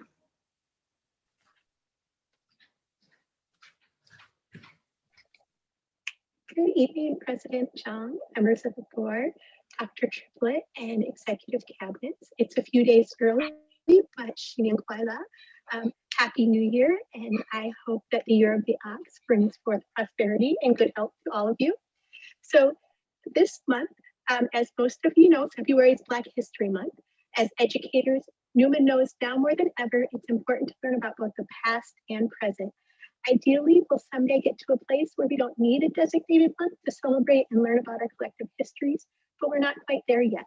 So as we progress forward in our journey towards not only accepting and valuing each other, NUMA wants to encourage everybody to take time this month to learn about the enormous impact Black culture has had on everything American. So I know I'll definitely be looking at Sean's book that he recommended. All right, February is also American Heart Month. We know educators have big hearts, and NUMA wants to encourage everyone to continue making heart-healthy decisions and get moving.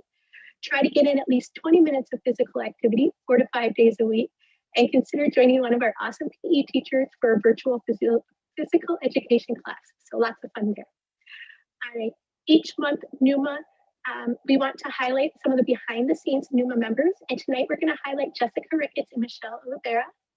Jessica Ricketts is an administrative assistant for special education. She's been part of the NUSD family for 3 years. She began as a superhero, stepping into any district or site office role to fill in when a team member was absent. After 2 years as a substitute, she joined our special education department full-time as the administrative assistant, where she tackles contracting, purchasing, invoicing, time cards, and maintaining financial files and records related to special education. So obviously there's no end to her superpowers. Jessica would like you to know that the best part of her work is being able to help out our special education families.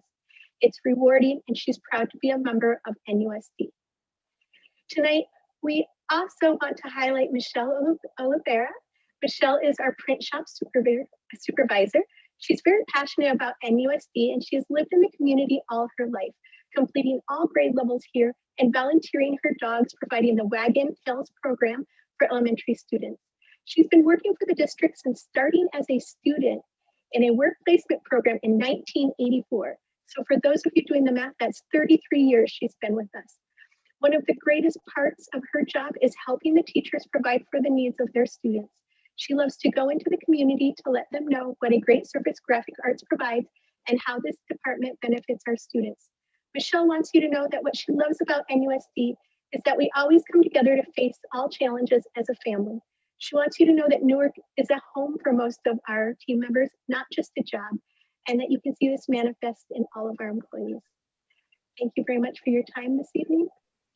Thank you, Mrs. Gallagher, for your report. Glad to hear your throat's getting better. And I think that's it for our employee organizations. And moving on to staff spotlight, Superintendent Triplett. Okay, thank you, President John. One moment while I pull up my screen. We are excited to be celebrating some of our outstanding staff tonight, in addition to the ones that were already mentioned by some of our labor partners. So we have 3 different staff members to celebrate tonight. The first is, here we go. The first is Miss Ruth Dalton. She is office manager at BGP. And a little bit about Miss Dalton. She's Newark born and raised. She has 2 sons who attended Bunker, Newark Junior High, and are now attending Memorial. She is active in the high school PSTA. She's BGP's school site council and is dedicated to our entire school district. She has been instrumental in the evolution of the front office at BGP to be a warm, welcoming, and inviting place for everyone that BGP serves. And amidst the pandemic, our littlest NUSD students always know they have a safe, inspiring, innovative place to find support when Miss Ruth, as she's called, greets them online, on the phone, or in person with her warm smile and problem-solving skills. So thank you to Miss Dalton, who is doing so much to support our families at BGP. The next staff I wanted to highlight and celebrate is our teacher from music, Miss Tara White. I had the pleasure of visiting her class, I think about a week or 2 ago, and I was so impressed with her skills and strategies in engaging students in critical thinking, in dialogue, and lifting up students' voice. She has students building off each other's ideas, making predictions and inferences, using text-based evidence. It was really outstanding. And so I just want to appreciate her for all her work, and in particular about how she is really using the very best strategies to empower students in the class. So thank you to Ms. White. And lastly, but certainly not least, wanted to appreciate one of our principals, also former teacher, Miss Lizadeh Rancap Perez, principal at Lincoln Elementary. Lizadeh is an outstanding leader, comes with such positivity. She is I understand she was a stellar teacher as well, incredible teacher at Lincoln. She supports instruction in the classroom through observations and feedback to her teachers, and she's leading her peers as well. She's helping to build a multi-tiered system of support across all the schools that we're building this spring to roll out in the fall. So please join me in appreciating Ms. Rancap Perez. And that is our appreciation staff spotlights for this evening. Thank you, Superintendent. Any comments from the board? Seeing none, moving on to public comment on non-agenda item. Ms. Gutierrez, any public speakers? None on this time. Okay. Moving on to student superintendent reports. Superintendent Triplett. Okay. Thank you, President Jen. Let me bring this back up here. One moment, please. All right.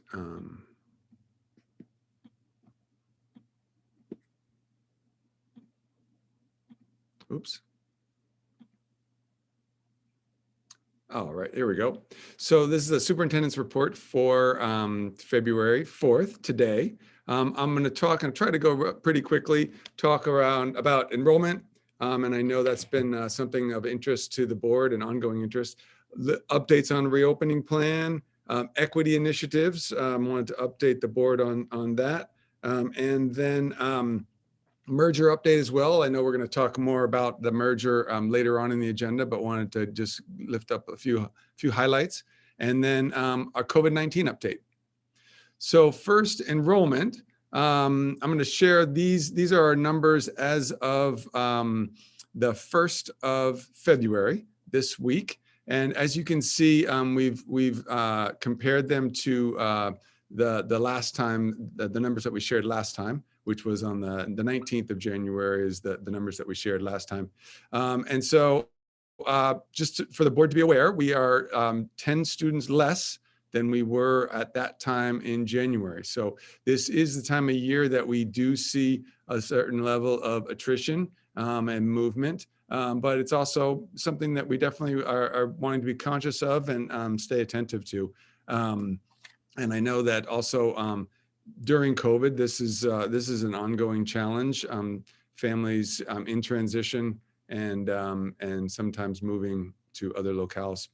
So in terms of enrollment for the upcoming school year, if you recall at our study session, there was one of the things that the board asked of me is to, with the staff, to go back and really revision the enrollment process a little bit to make it clearer and also to enable us to have clear windows where then we were better able to predict enrollment for the upcoming year and in a good time frame.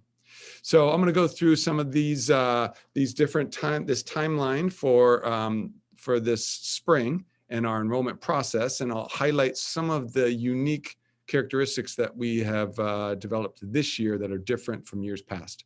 So pending the approval, of course, from the board this evening or in a future board meeting, we have already created applications for the dual language immersion program. And those were created, those are ready to go out on February 8th. And that window would be open until February 26th. So we'd be accepting applications for the dual language immersion program, provided that the board approve the plan, of course. February 9th is when the regular registration window opens, and this will be what we're calling priority registration this year. So what that is a window from February 9th to March 9th, where families can register and they get priority. And what that means is they go into Parent View, they register all new, if they have a new, if they're new to the system, they register. If they already have a child in the system, then they still need to go in and add their new student to what their pre-existing count of their older child. And this is new TK and Kinder students who register during this period, and they will get priority placement at their home school. As well, we're going to be accepting interdistrict transfer forms during this time. So we will be accepting those. And then priority registration for all new and continuing 7th and 9th grade students. So those are the two other transition years, transition years in the secondary school or schools. So then what's going to happen is on March 9th, we're going to close the priority window. This is what's different than in years past. And then we're actually going to process all of the registration and the intradistrict transfers that have been submitted so that we can place all of those families and students. And therefore we'll have a much better idea of where students are, where they're requesting to be, where their home schools are, et cetera. And then we'll reopen the registration window March 17th. And so at that point, parents of continuing students need to update their child's registration information, and any new TK or K students who register during this time will have priority placement at their home school, but contingent upon available space. So if during the priority window, all of the seats at a given school have been filled, then that's a point when we will need to determine what options are available for those families who are applying in the later registration window. On April 15th through the 20th, we'll review all of the registrations, all the projections based on what we've received. And that will very much help us in terms of staffing early and also making sure that we are filling classes in a way that really maximizes resources. And then May 1st through August, the interdistrict transfers we continue to process, and then we also accept interdistrict transfers from other families from other districts. I'm going to jump into the COVID-19 and reopening plan information. And then at the end, if anybody wants any questions about enrollment or any of these other topics, feel free to ask. So wanted to give the board and public just an update on the programs that we are currently operating in person. So school is not in person right now. However, our athletic programs are conducting workouts on a daily basis. Cadango, which has been open since the early fall, is still in operation at Graham and Schilling in person. And then Think Together, which is normally our after-school program, has a day program at Schilling. In development, moving forward, we're discussing and exploring the idea of learning hubs. This would be an opportunity for small cohorts of students to be able to return to in-person, but it would be in very particular situations, and so we're still exploring that model. We're working through adding additional Think Together day programs at some of our other sites so that we have more opportunities for families and students who need it to be in person in those situations. And then once we are in the red tier for 10 days, our plan is to open our childcare programs. And so we've been in conversation with our CSEA partners, and we're ready to do that once it's safe to do so. In terms of equity initiatives, I spoke last time about where we are, and I want to just update you on what's happened since then. So you remember we have two pilots happening, Character Strong and Second Step. And I wanted to give you a little news about the pilot at the junior high for Character Strong. So we do have a site-led design team coordinating the implementation of this pilot. January, there was comprehensive professional development for all staff at the junior high regarding Character Strong. And then starting on February 1st, this week, we started the program there utilizing the curriculum. So we're really excited for that to be rolling along. And then in addition, we are forming a site committee at the high schools. February 18th, we're going to come to the board to present the curriculum Character Strong to actually be adopted for all of secondary. So junior high pilot, but then actually be adopted in the high schools as well. And so please expect that. And we'll present and share a little bit about the curriculum itself. If the board approves that, then our plan is to begin March 1st with some professional development for our secondary staff in the Character Strong curriculum. And then in the elementary, we are continuing to pilot Second Step at Graham and Schilling. That's been happening for not just this year, but at Schilling it was happening at last year as well. We are returning to the Curriculum Council with 3 curricular options, including Second Step, for them to make a recommendation to us, and then we will bring that recommendation to the board in March for approval of a curriculum for social emotional learning in elementary school. And in terms of implicit bias, so I mentioned last time where we were in our sessions. I'm really excited that we had our session 2, our first version of session 2 in February. On February 1st. This was for the elementary schools, and it's exploration of inner bias. I had an opportunity to attend, really powerful. We had 174 participants from the elementary school. We're going to have our secondary session February 22nd. And then real quick, the school consolidation process.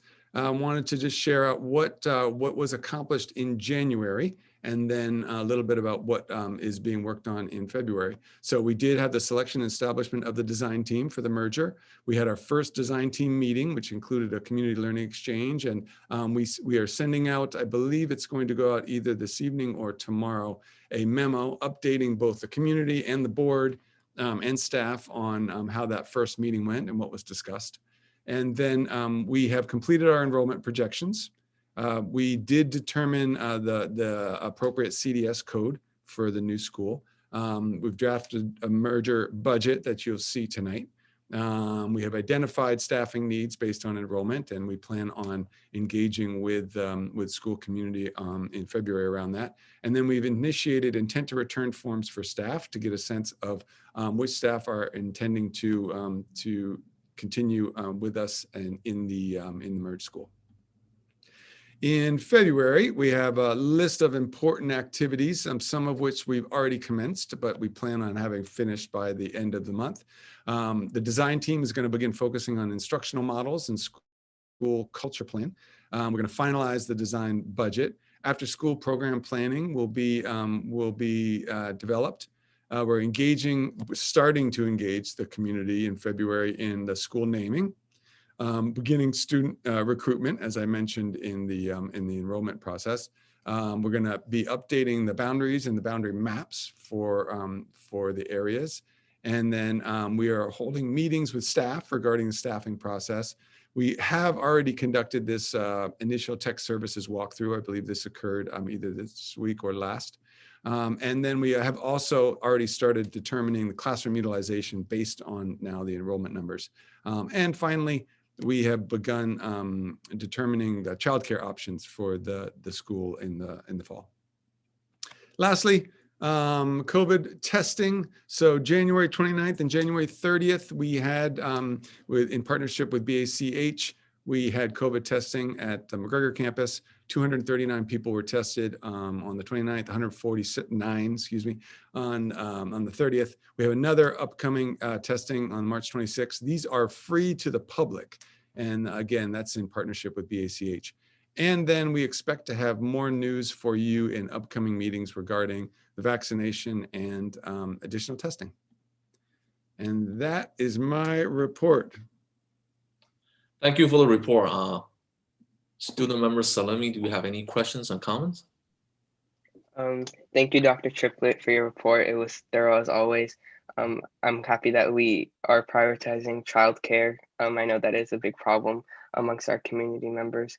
And I appreciate you including the SEL curriculum and where we are with that, because I know we've been talking about the importance of that. And I'd hope that we continue including equity in your reports, just so we can get an idea of where we're at and the community knows that these are priorities for us. And I'd ask that you include the equity task force formation and where we are with that in your next report as well. Other than that, thank you so much. Thank you, Member Salami. Can I just, I apologize, I did forget to put an update about the Equity Task Force. my apologies. It is being formed this month. The Wellness Committee is responsible for developing that and really getting clear on the scope and all that. And it will be based, I know they're looking at the Black Lives Matter in the classroom resolution as sort of the foundation for that task force. So yeah, more to come in the upcoming month. Thank you. Okay, question, comments from the rest of the board? Just more of just a quick comment. Superintendent, thank you for your report. Very excited to see that you all are looking for options to provide, I forgot what you call them, the learning pods. I know that we've talked quite a bit about trying to create opportunities for safe zones or just areas where it's a bit provides an environment for more structured learning, and that's what I'm gleaning from those titles. So I'm really hoping that we get an update soon here and see when we can start actually having those in place. So really looking forward to that. Thank you. Thank you. Member Hill. Yeah, thanks. And thank you, Dr. Triplett, and appreciate appreciate the report, and also appreciate the updates around the merger and some of the details. That's very helpful. So thank you. Member Grindal? Yes, thank you very much for the report. I really appreciate all the information. The one quick question, you indicated in the consolidation issue that there'd be one of the bullets was school boundary changes. Is there any school boundary changes beyond simply merging the two boundaries, or are you thinking of changing school boundaries as a part of this process? Yeah, thank you, Member Grindal. Ms. Delacruz might want to chime in here as well, but no, I think at this stage, it's really just about merging those two areas. Ms. Delacruz, am I correct in that? Yes, that is correct. It's the boundary related to the merger. So it's really, it's almost combining the two areas and eliminating the line is what's going to happen. I assumed as much, but thank you for the clarification. Yes. Member Wayne? Yes, thank you. So I just have a quick comment. Thank you for the report, Superintendent Triplett. I really like that you guys are streamlining the enrollment and setting deadlines and making sure that the new process is in place. So I really like that. Just wanted to let you guys know. Thank you for the hard work. Thank you. Okay, my comment will be in regard to the COVID testing. January 30th was a Saturday, so it was a bit surprised for me to see fewer people being tested on a Saturday than on a Friday. So I guess next time when we have the March 26th testing, maybe we want to have more announcement to the public, so more people in our community will know there's a testing going on. Because, for example, I wasn't aware of any COVID testing on the 29th or 30th. Thank you. Yeah, good idea. Okay, any other comments and questions? Seeing none, thank you, Superintendent, for the report. Moving on to the item 12.1 staff report, preliminary budget for Snow and Graham merger. Before we start a staff presentation, Ms. Gutierrez, any public speaker on this item? Yes, we do have one public speaker, and it's Ms. Cindy Parks.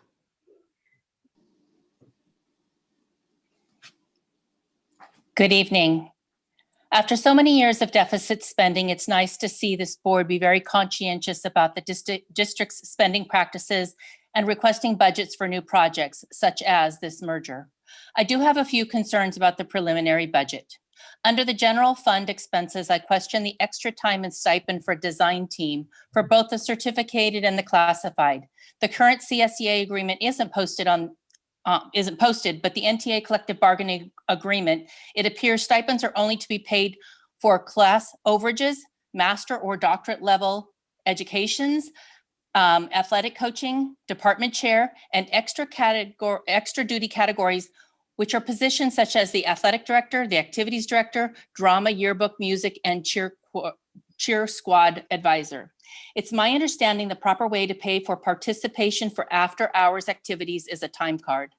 I'd like to know what type of PR and marketing is necessary for this merger, since this is a product of right-sizing the district due to declining enrollment. If money is to be spent on PR and marketing, aren't all Newark schools deserving of a plan? Finally, optional budget items. The $1.5 million for 3 modular buildings is problematic. What old portables are you replacing? Shouldn't the portable issue be addressed district-wide at a different time? Government Code Section 65970 states, adequate school facilities should be available for children residing in new residential developments. For that reason, school districts are allowed to collect money from developers to offset the conditions of crowding in existing school facilities.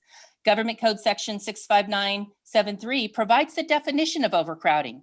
It states conditions of overcrowding means that the total enrollment of a school, including enrollment from proposed development, exceeds the capacity of the school as determined by the governing board of the district.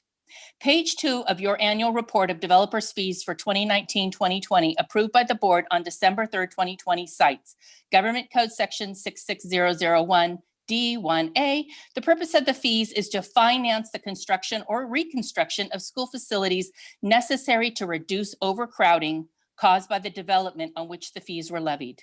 The Consolidation Committee and the board received reports which provided capacity numbers based on current building structures.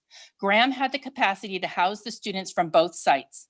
Remember, developer fee money is to mitigate overcrowding at the site affected by the new development. There isn't a nexus in the Graham and Snow boundary area. If there is any capacity issues, it's due to the merger decision made in November. Please ensure extra time and stipends are paid in compliance with your bargaining agreements, and developer fee money is used on projects in compliance with California state law. Thank you very much. Thank you, Mrs. Sparks, for your comment. There are no more public comments, I believe, right? Okay. Superintendent Triplett, I'll yield the floor to you. Thank you, Member Chen. So I'm going to turn it over to Ms. Dela Cruz to explain a little bit about this preliminary budget. I will say that this is something that is preliminary because we want to make sure that we're trying to anticipate all potential costs and at the same time just be conscious of the fact that there are possibly other things that could emerge as we go through the process. So with that, I'll turn it over to Ms. Dela Cruz. Thank you, Dr. Triplett. So I want to reference the attachment to the board item. We attached a preliminary budget for the Snow-Graham merger. And as Dr. Triplett mentioned, this is preliminary. So these are anticipated expenses that we consider as of today, of what we know today. And that includes the extra time and stipends for the design team, starting off with the certificated salaries. We estimated an amount of $12,000, so that not only includes our teachers that are participating in the design team, but it could also include our administrators that are participating in the design team. We are anticipating expenses related to moving, teachers packing and unpacking for the merger. And based on so many hours, we are thinking about $6,000 set aside for that. Also, in classified salaries, we do have participants in the design team from our classified staff. So we've estimated hourly time cards at $2,000, and then the associated benefits for that, for both certificated and classified salaries. And then in the category of materials and supplies, at this time, we are not anticipating any cost there. Services and other operating expenditures, we do have a cost for our design team consultant who's facilitating the meetings of $19,500. And the PR and marketing, this is mailing postcards to let the community know about the merger and updating the community with what's going on with the merger, and that's at a cost of $10,000. So estimated out of the general fund is about $54,500 at this time. And then we do have the Russian fund for special reserve of capital outlay projects. We will need moving services, and we're estimating about $25,000 based on about $1,000 per classroom. There's about 25 classrooms at Snow. And then facilities, repairs, and improvements. This is a set aside just in case there are repairs that are needed in some of the classrooms that are being moved into. And we've set aside $10,000 in anticipation of that. And then, of course, the name change. We'll have to change the name panel on the marquee and update the logos and things of that nature for an estimated cost of $10,000. So out of our fund for 40, which is a restricted fund for capital outlay projects, there's a total of $45,000 budget there. So all in all, between the general fund and the Russian fund, we're looking at $99,500 in the total budget. So some of these optional budget items, just things that we're looking at. Graham right now is in need of security fencing. And again, this is not directly related to the merger, but because at this time might be a good time to really look at doing something in terms of security for the school. We're estimating that would cost about $50,000. And also we do have modulars at the at Graham right now that do need to be replaced and upgraded. They're currently being used for the Think Together after school program, and also flexible use of space for parent meetings and staff meetings, and also offices for our partners. So and that's estimated at $500,000 per building, and it's a 3-wide portable at $1.5 million. Yeah, you said you said modular at first. You meant the portables that are currently there and upgrading them to modulars. Is that correct? Yes. Yeah. So it's existing portables proposed to replace and upgrade to modular buildings. And a mural, possibly in front of the school where the multi-purpose building is facing the street, 5,000 set aside for that. So total optional, these are budget items that would come from mostly restricted funds, except for the mural, of $1,555,000. And thank you, Mrs. De La Cruz. And if I could just add, so obviously we all are aware that the merger has been the purpose to save significant funds moving forward every year. However, to do a merger and to do it right, it is really important that we do invest in the merger process itself.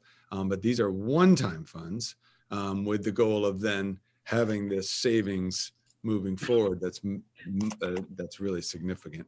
And I will say we intentionally put the optional things down below just so the board could think about that. Obviously, that's not like approval tonight or anything, but just wanted the board to be aware of some of the things that we're thinking about. I think that the community that is doing this merger, they really, this is really hard work, and it's for the community.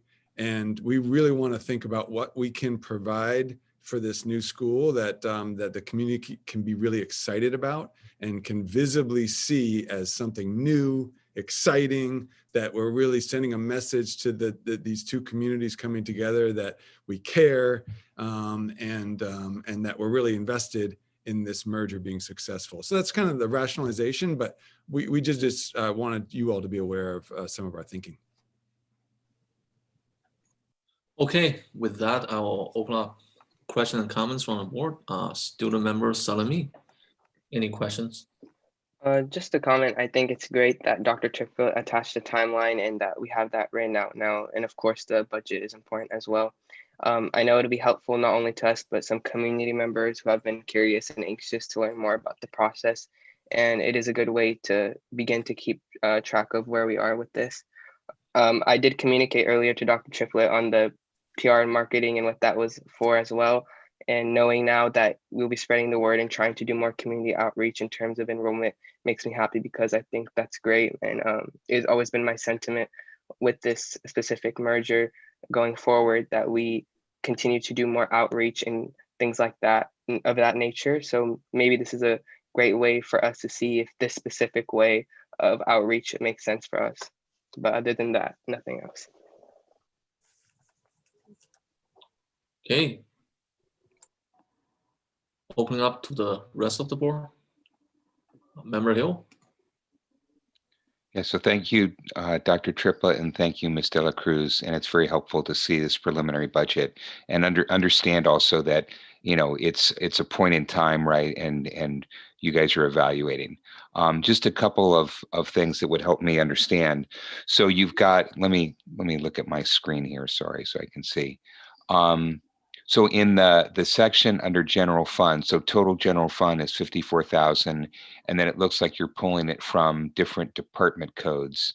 And so I just want to kind of understand, we had probably an original budget for these codes, and now we've got these expenses. Are those expenses now going to cause us to have an overage in our budget, in our overall budget, or was there already some plan for this? Just, you know, kind of get a sense of, you know, are we going to have a delta there or not?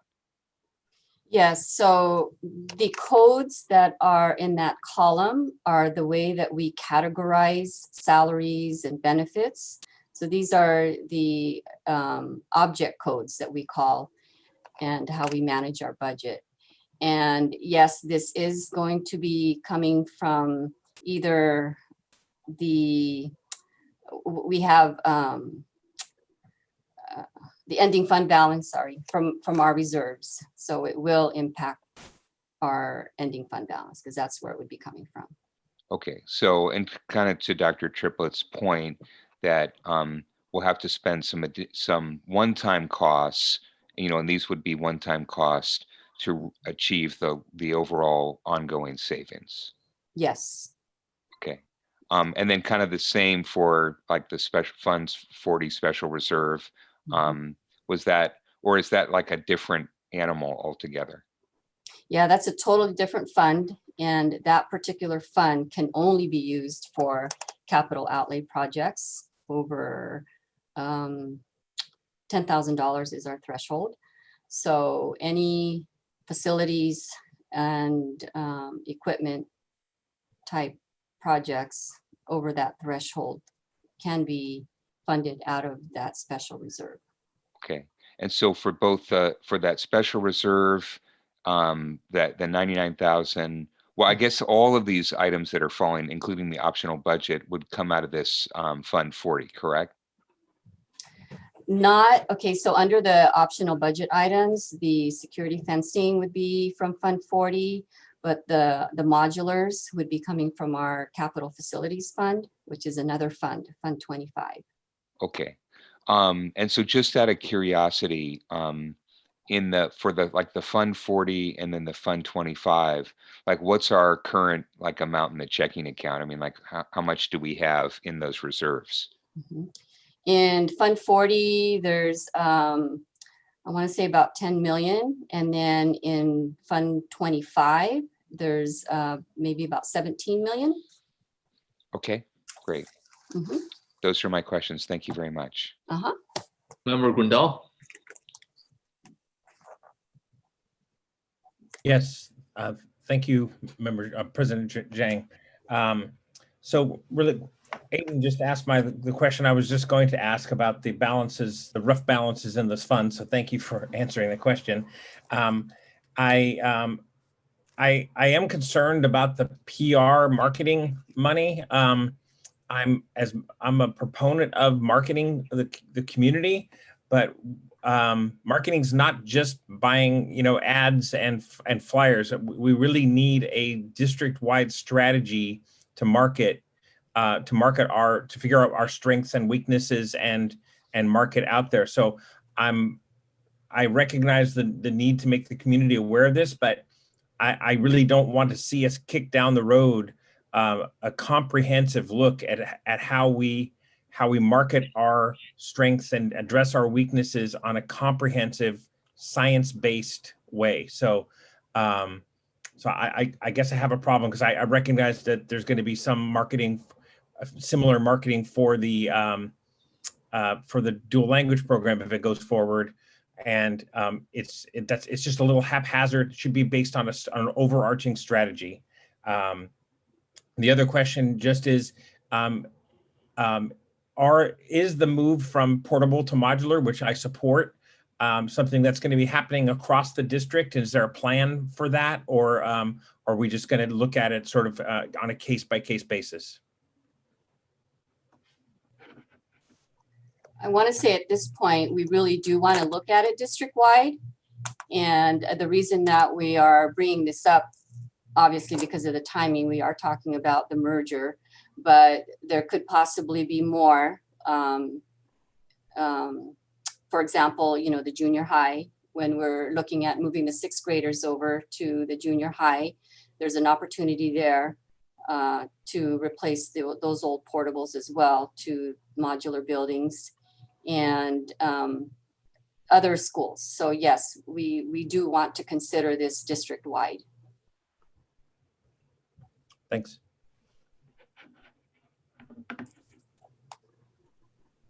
Any other board members? Member Martinez? Hi, yes. Question regarding the security fencing as an optional budget. I know that we did that for many of our schools in the last year or two. So should that really be an optional? You know, is there an existing one? If not, I think it's a must, just because to bring it up to code or standard that what we've done in all the other schools. So, you know, I would call it for what it is, which is something we should do from a safety perspective. That's my thought. With regards to, you know, I actually agree with Student Member Salemi about having intent from a PR and marketing perspective. I don't think it's at odds, Member Grindle, with I think, you know, you know, you've been very much a champion of having an overarching strategy in terms of how do we communicate out to, you know, the outside world, if you will. But I think it's important to set aside some funds, right? And so I don't think that the intent is that we've got the answer. I don't think, Superintendent Triplett, but the thought is we're going to need some sort of communication. I think tactically for this type of merger, you know, I think it's a change to the city, right? To the community, to that neighborhood. So there's probably some very tactical pieces that are relevant to there, plus obviously how it connects to the broader strategy. So I'm glad to see. We may use all of it. We may use only a portion of it, but to say, hey, we're thinking that we need to do this. Again, coming from experience the other merger on the other side of town, I don't think that the district did a very good job at the time at communicating. So there's something around setting aside some funds. I think that's, I'll be curious to, I think I too am curious to see what type now, you know, of communication will really be coming through. So those are my only two comments. Sorry, I did want to talk about the modulars. I think that I know in earlier meetings, we did talk about trying to understand, Ms. Dela Cruz, kind of the site-wide opportunities, right? As we really need to get away from some of those portables that really should be cleaned up off our sites, yeah. Yeah, so Ms. Martinez, Member Martinez, regarding the fencing, yeah, we do agree. I mean, it really is not an optional. We only call it an optional budget item here because it's not directly associated with the merger. It's something that's needed and for safety reasons, obviously, and something that we should do and has been already discussed in terms of getting the fencing because they currently do not have security fencing.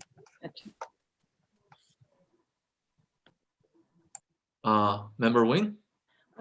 I too would just like to echo Member Martinez's sentiment on the security fencing. Yes, and there currently isn't the security fencing in place. They still have the standard, you know, lift the gate and lock it up with that padlock. So so definitely that needs to be considered. And then also the question in regards to the modulars, I was going to ask the same question as Member Grindle. And I am also in agreement that, yes, we do need to, that I think it's great that we have the intent for the PR and marketing as a way of communicating with the community. So I'm in agreement with Member Salemi and Member Martinez on that, and how we come about and formulate that. I think that's a good process for us to be able to start and as you say, Member Grandel, formulate a standard procedure on how we market the district. So and get information out on what the district is doing and how well the student and staff are doing. So I think that's really important. That's it. Thank you. Okay, so just for me, I just want to have a side comment for our two newly elected board member Grandal and Member Hill, because for the Fund 40 that Member Hill just mentioned, so Fund 40 is the fund where we sold our Russian property and put the money into that fund, and that's Fund 40. And remember 2 weeks ago in the meeting, I was talking about the original sin or crime committed by the board several years ago. That was transferring $4 million from that fund into the general budget in roughly 2014. So but under normal economic condition, that was strictly prohibited. You just simply cannot sell your land and put your money into the general fund. So that's for the information purpose for our new board members. And other than that, any other comments and questions from the board? Seeing none, thank you for the staff report and presentation, Ms. Dela Cruz. Moving on to the next item, student expulsion, student discipline, or other confidential student matters. This is expulsion, so we don't have discussion on that. May I get a motion to approve the termination of the expulsion order? I move to approve. Moved by Member Wing. I'll second. Seconded by Member Martinez. This is student matter, so student board member doesn't get a vote. Member Martinez, how do you vote? Yes. Member Grandal? Yes. Member Hill? Yes. Member Wing? Yes. Member Wing? My Yes. vote is yes as well. Motion carries unanimously. Okay, next item is old business, NUSC Spanish DLI Master Plan. May I get a motion to open up discussion? I move to open discussion on item 14.1. Second. Moved by Member Martinez, seconded by Member Grandal. Ms. Gutierrez, any public comments on this item? Yes, President Zhang, we do have a few comments. So I will be going down the list. And I did want to let you know that some of these comments were requested in Spanish. So I have placed the order. So our English comments should be going first. Then we will allow our interpreter to come to this section. So she will be interpreting the comments in Spanish. Thank you. Okay. And the first one is Elba Herrera. Hi, Ms. Herrera, you may begin. Yes, hello. Good evening, board members, Superintendent Dr. Triplett, staff, and community. My name is Elba Herrera, and I have been teaching at Schilling Elementary School for 19 years. I am here to advocate for the dual language immersion program that we hope to implement at Schilling Elementary for the next academic school year. I have been part of the DLA planning team since last year. DLI is a program. DLI is a program that I strongly believe in. When implementing a DLI program, we are creating a space where students of all cultural linguistic backgrounds can be cultural and language models for each other. This includes both English native speakers and English language learners. Research shows that dual language immersion programs are effective because they encourage students to master 2 languages. It is a huge boost to self-esteem and helps students remain connected to their own culture even while they experience a new one. Dual language education empowers students becoming bilingual, allows students to strengthen their language skills while boosting their confidence. Having this program at Schilling School will be a huge benefit for our students, our families, and community. Immersing and instructing students in a second language provides an effective tool for students to learn to speak, read, and write fluently in both languages by 5th grade. Students develop cultural literacy as well as enhanced cognitive skills. Studies have found that compared with students in English-only classrooms or in one-way immersion, dual language students have higher test scores and also seem to be happier in school. Attendance is better, behavioral problems are fewer, and parent involvement is higher. I hope the school board and community consider supporting dual language immersion for our students of Newark Unified School District. Thank you for your time. Thank you, Mrs. Herrera. Next speaker. Yes, the next speaker is Elisa Munoz.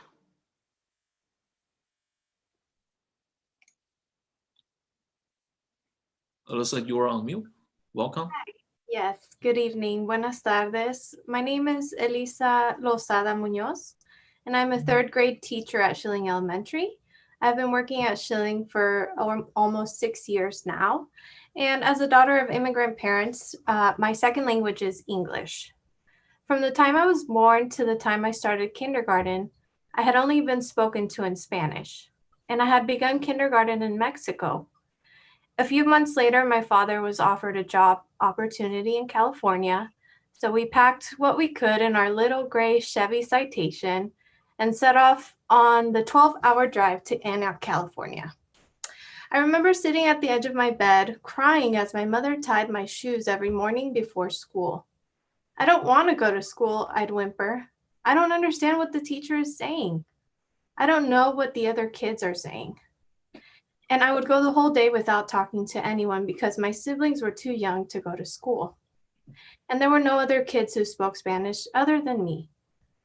The teachers I had good intentions, but they did not know how to help me since they had not had many EL students at that school. I was fortunate enough that the district hired a native language tutor to help me learn English.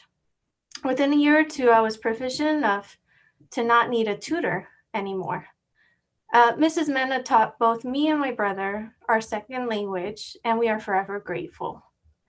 Had it not been for my parents enforcing the rule of speaking Spanish at home, my siblings and I would have lost our first language.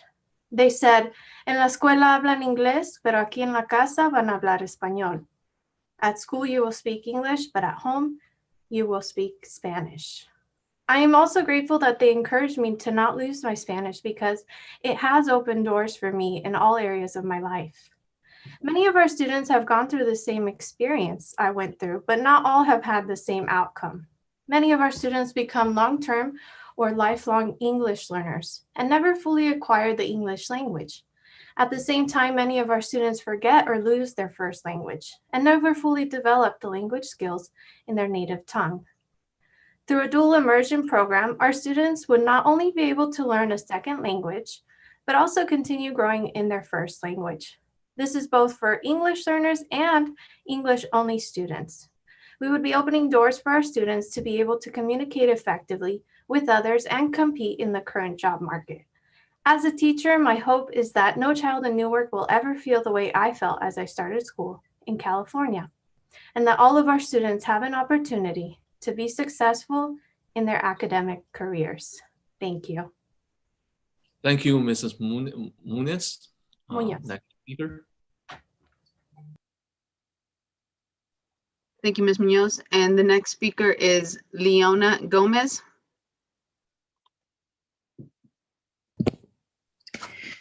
Welcome.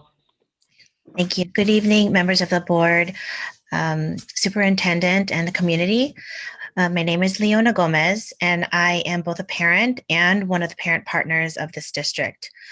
I am strongly in favor of the dual language immersion program starting at Schilling Elementary this upcoming school year, 2021-2022. My daughter, who is currently a kindergartner at Schilling, was actually ready to start the DLI program this school year, 2021. In fact, I enrolled her at Schilling instead of Snow, where my sixth grader currently attends, specifically so she could participate in the DLI program. I was disheartened, yet understood with pandemic and shelter in place why the program was pushed back. However, I'm very much excited and hoping that the DLI program will start this upcoming year for a few reasons. One, having a DLI program makes Newark Unified more favorable, which leads to more diversity and a sense of community, especially because surrounding districts already have dual language immersion. Two, with the workforce becoming more and more competitive, especially in the Bay Area, it's advantageous to know more than one language other than English, especially with Spanish, and the fact that they'll also become culturally competent in another, in their culture as well. And three, having a DLI program, which will add a new grade each year, may give other parents and families incentive to enroll with our district. As a parent, I'm excited and encouraged for my daughter and many other students to graduate high school with a bilingual degree. From the reasons I mentioned, I strongly encourage the board and superintendent and anyone involved to start the dual language immersion program at Schilling Elementary for this upcoming school year, 2021-2022. Thank you very much. Thank you, Mrs. Gomez. Our next speaker is Cindy Parks. Good evening. It's nice to see the dual immersion program master plan. It's a start. I'm sure those involved put a lot of time and effort into this draft. However, I feel there are still gaps in the plan. Why isn't there a pre-assessment for the students entering the program this year and any new students to the district every year following? All the reading I've done indicates you need to have a certain caliber of student in order for the student to be successful. What is the exit plan for struggling students or those that decide to drop out? To use terms vocalized by some of the board members previously, there is a matrix. Where is the matrix for benchmarks and assessments? Those pages lack true definition. The adopted curriculum chart on pages 8 and 9 is very confusing. I'm not sure if there are mistakes there.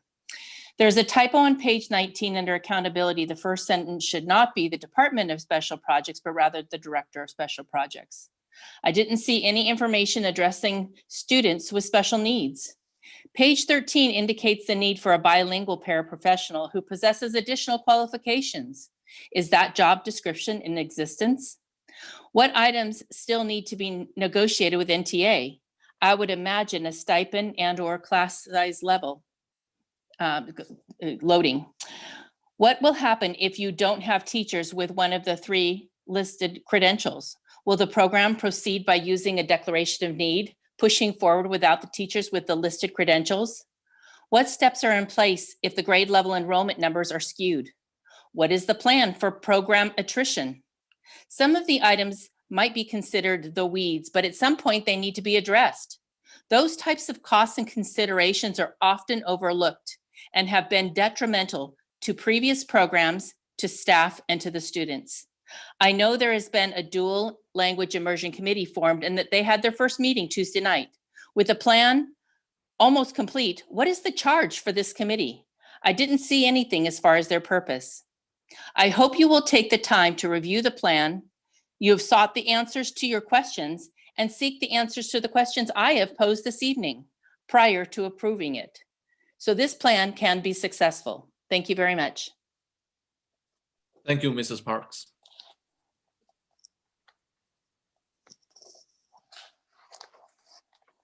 Next speaker. Yes, our next speaker is Jacinta Artiega.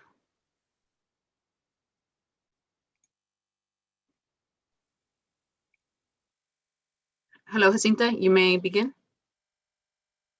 Or your it looks like your microphone is muted. Okay. Can you hear me now? We hear you now. Thank you. Hello, good evening, board members and Superintendent Dr. Triplett. My name is Jacinta Artiega, and today I am speaking as the president of Avanzando, a grassroots organization that is focused on supporting Newark students to achieve their dreams of higher education. We do that by providing school advocacy, recognizing teachers for their contribution to our students, and by awarding scholarships to students that have demonstrated a willingness to pursue their educational dreams. Avanzando members are either immigrants or first-generation Mexican Americans. We represent a dual language success stories that benefited from Spanish immersion programs. You, the board, is a perfect example of diversity, and I bet that most of you have benefited from speaking multiple languages. Speaking of benefits, here are a couple of worth noting on behalf of an immersion program. A global economy. Our nation will need its future leaders to be both biliterate and have an understanding of multiple cultures. This program can benefit both Spanish and English-speaking students. Numerous studies have shown that academic skills and knowledge will transfer between languages. Students who learn to read in one language tend to learn to read well in English. Speaking multiple languages gives children a variety of economic, cultural, cognitive, and psychosocial advantages. This program has the potential to also increase student enrollment. Avanzando board member Vivian Larson, who has experience in developing successful dual language immersion programs, has emailed this board with her recommendations that emphasize the following recommendations. Educators that are knowledgeable in this field should examine and evaluate successful models with high possibilities of success in our schools. Such a program is Adelante Selby. It is located in Selby Lane School in the Redwood City School District, which is where I graduated from elementary school. Students are expected to show high levels of proficiency in 2 languages by the time they exit 5th grade. If students choose, they may go on to continue their Spanish studies in middle school with a social studies class taught in Spanish. Adelante Selby has a long waiting list for their successful model. Newark should use this program or a similar successful program as a model to attract students from the surrounding areas, and even as an alternative to private schools. This program has the potential to increase student enrollment and benefit students in Newark. We ask the board the following: to make their decision based on knowledge and data. We ask that you examine and evaluate all programs in the district to measure their success in improving student performance. We ask that programs that are ineffective should be reevaluated as potential money savings to the district. We ask that you reevaluate the old education methodologies that no longer work with today's students. We ask that you identify new and promising methodologies and practices that best serve this generation and student. We ask that you serve the students in an environment that promotes innovative learning styles and enhance their chances of success in college and career. We request that teachers be completely bilingual in both languages and that they speak good Spanish so our students are well taught. I want to thank you for the minutes that you gave me to speak on behalf of this program. Avanzando hopes that you will consider our recommendations and find a place in the Newark School District for this valuable and much needed program. Thank you and good night. Thank you, Ms. Arteaga. Next speaker.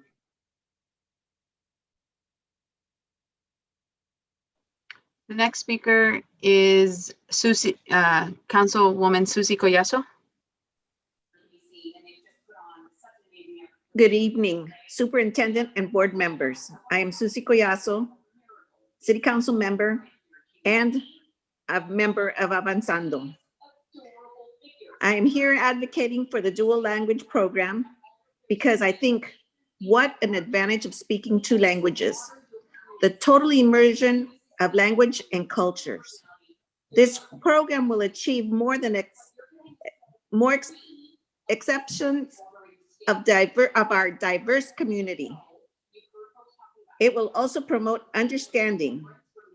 I wish this program had been available for my sons. When they were born, I asked my husband to speak to them only in Spanish, and I spoke to them in English. I remember that when I started school, I had a very hard time because that I did not speak a single word of English. I will soon be taking my grandson to school to a couple more years, and I'm hoping that to enroll him in the Schilling program, as that's the area that they live in. So I totally support this program as I see the value that our students and their families will receive. I thank you very much for the time and good night. Thank you, Councilmember Collazo. Next speaker.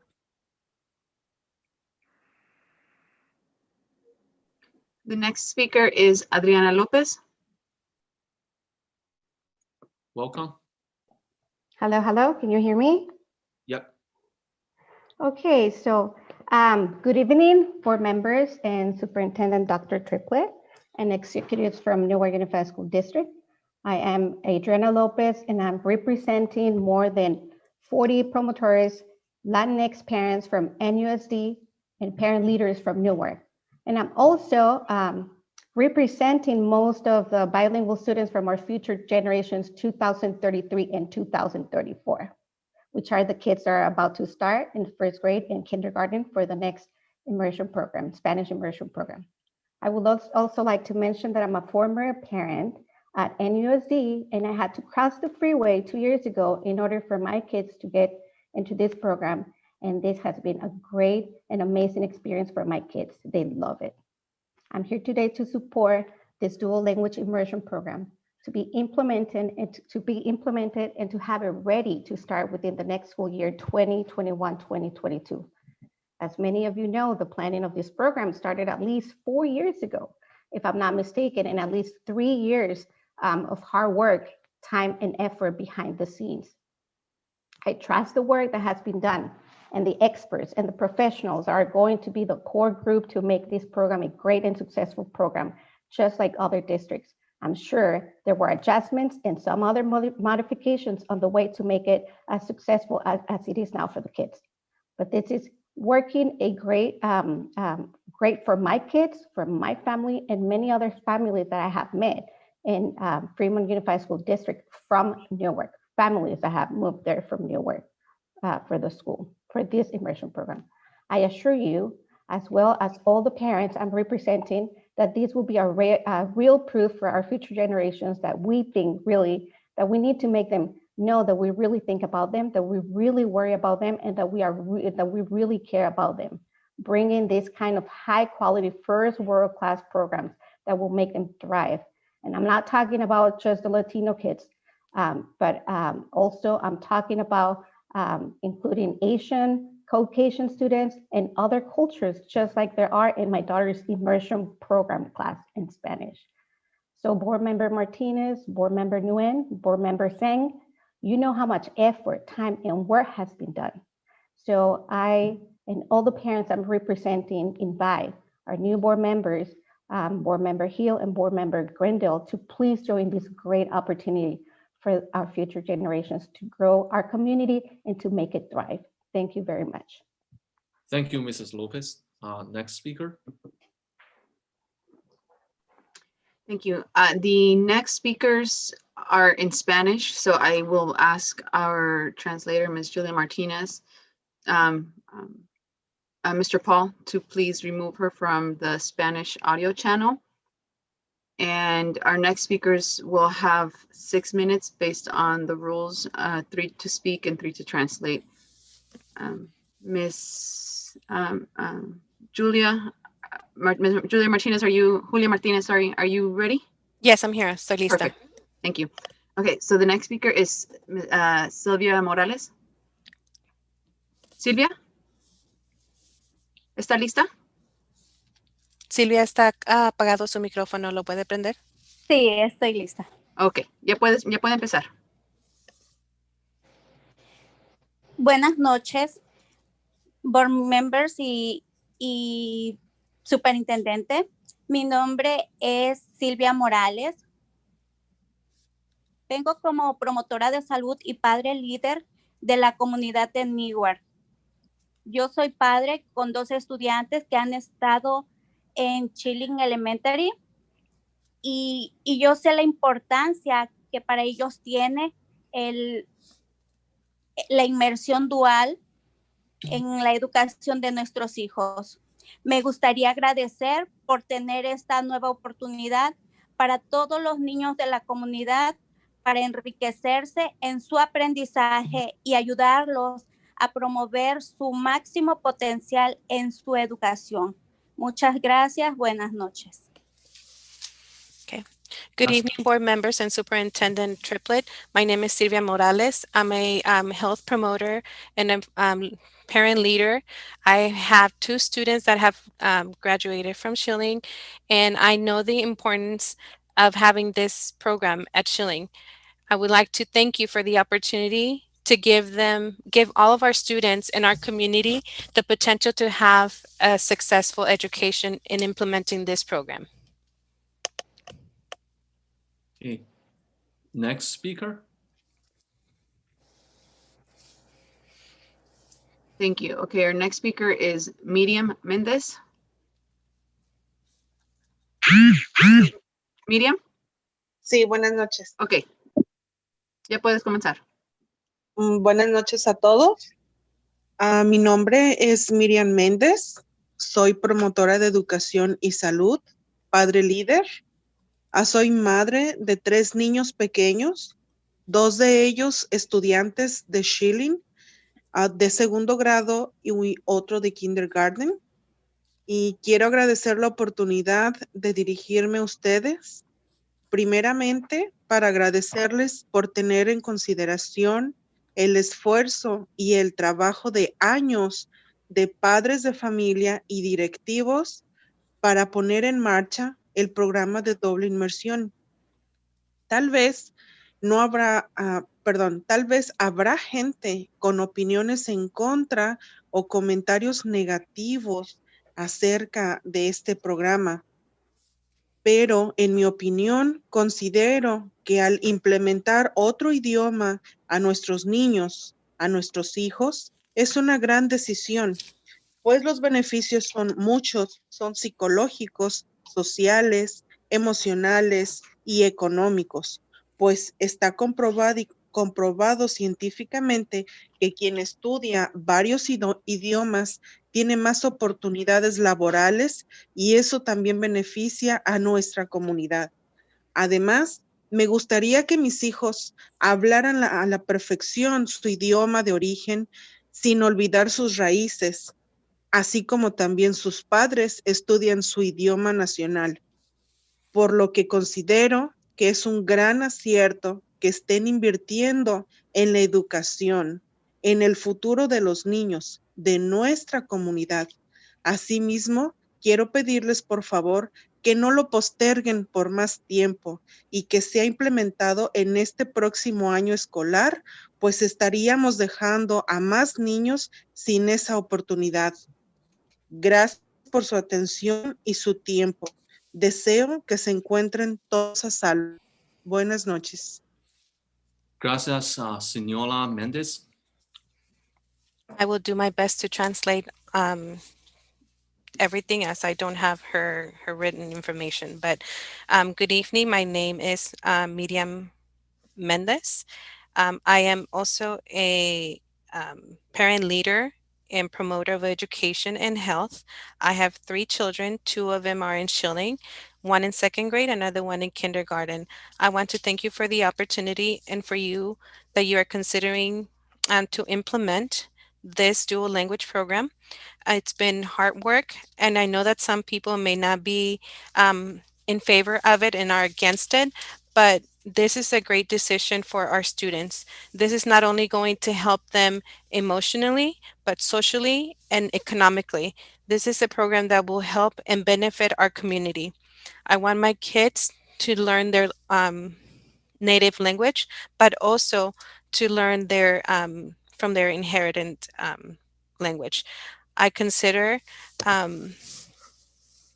I want to invite you to please consider this for our kids and to better their futures. Please implement this, don't linger anymore, and implement this in the upcoming year. Thank you. Next speaker. Thank you. The next speaker is Patricia Saldívar.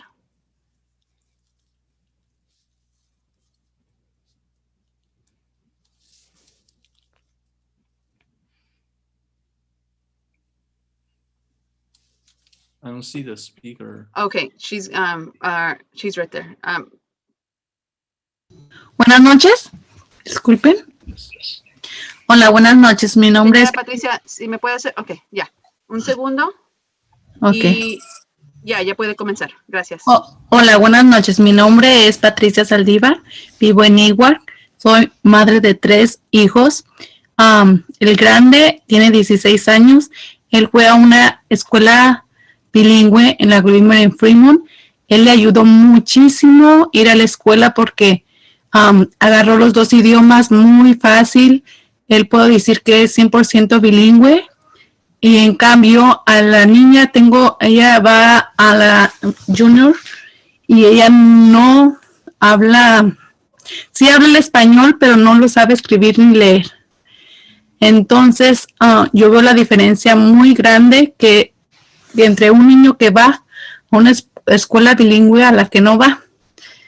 Es muy importante para nosotros, las familias latinas, que nos apoyen y que esta escuela, que esta lengua de español, ellos puedan aprender y puedan leer y escribir nuestro idioma natal, nuestro idioma que trajimos de nuestros países.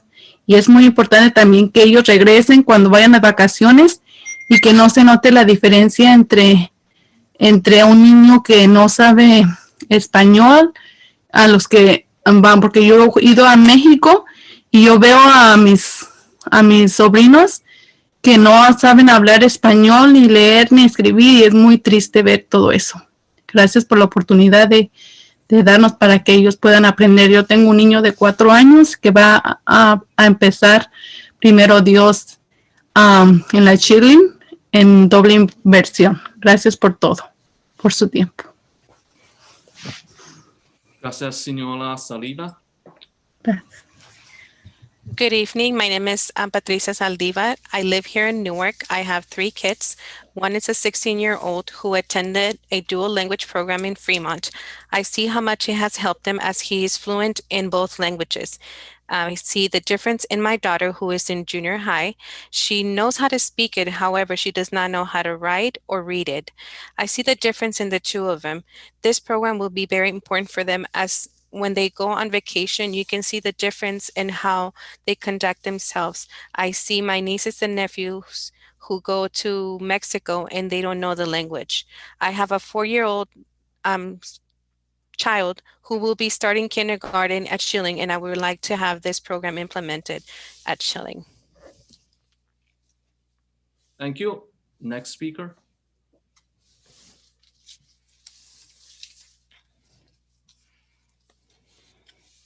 Okay, the next speaker is Lorena Talavera.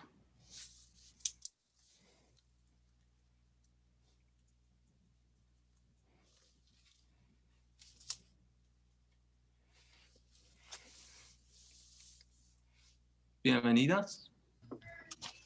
Hello, good evening all. My name is Lorena Talavera and I am a Newark promotora de salud and a community leader.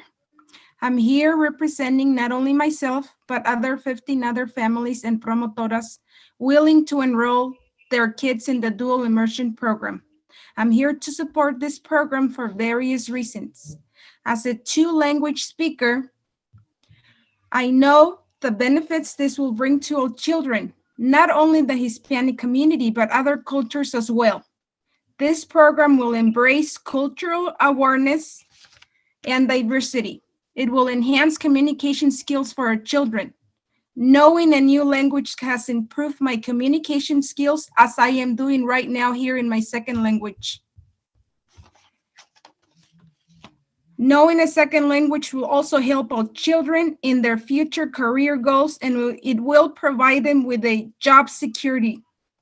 Paying for classes for a 2nd language, I know it's expensive and at a higher price. So as parents, we should be very lucky and thankful that this will be offered in our community. And engaging as early as kindergarten will help them to learn faster because kids learn faster when they're little. So losing this opportunity will really hurt me as a parent, and I know other parents. So I'm here to ask you to please implement this program for our kids and their futures. Thank you. Thank you. Next speaker. Thank you. And the next speaker I have is Veronica Torres. And she will also be in English. Veronica, you may begin. Yes, and good evening, board members and superintendent. Buenas noches, miembros de la Junta Directiva y Superintendente. My name is Veronica Torres. I'm a promotora de salud, and also I'm here representing a Unidad de Padres Hispanos, a Latin community parent group with more than 60 parents. Mi nombre es Verónica Torres, promotora de salud, y estoy representando a Unidad de Padres Hispanos, a un grupo de padres latinos con más de 60 padres. I would like to give you a few notes in favor of dual language immersion programs. Estoy aquí para dar algunas notas a favor del programa de dual inmersión. Some of the positive impacts of the dual language programs are. Algunas de los impactos positivos de este programa son: increased cognitive and problem solving skills. Incrementar habilidades cognitivas y de solución de problemas. Embracing cultural awareness and diversity. Abrazar nuestra cultura y diversidad. Enhance communication skills and self-perception and identity. También ayudar con las habilidades de comunicación, autopercepción e identidad. Dual language programs helping students learn in new and effective ways. El programa dual de inmersión ayuda a nuestros estudiantes a aprender en diferentes y efectivas formas. Please keep moving forward in the process to implement this program as it was approved for the next school years 2021-2022. Por favor, continúen adelante con el proceso de implementar este programa como había sido aprobado para el siguiente año escolar 2021-2022. This will be an excellent enrichment opportunity and help us to bring unity and celebrate diversity in our district. Esta será una muy buena oportunidad para traer un programa de enriquecimiento para nuestras escuelas, trayendo unidad y celebrando nuestra diversidad. Thank you. Muchas gracias. Thank you.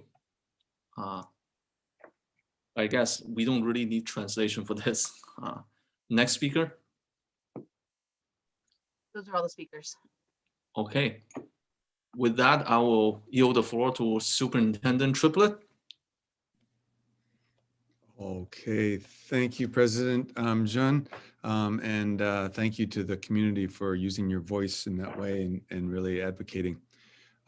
We are very excited to present this plan of dual language immersion.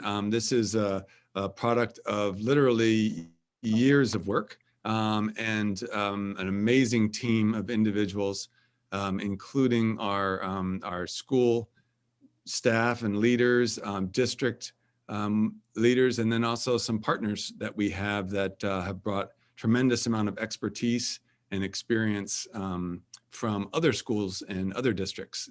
And so I'm going to turn it over to the team. I believe Dr. Wendy, principal of Schilling, and Ms. Cervantes Falk, who is the director of the Department of Special Projects, are here to present a brief presentation before then we take questions and describe more aspects of the plan.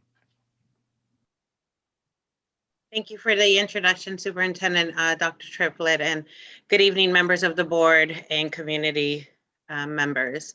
So we have a short presentation that Isabel and I will be presenting today on the Dual Language Immersion Program Master Plan, just to give you some clarification or some insight to some of the work that has been behind the scenes.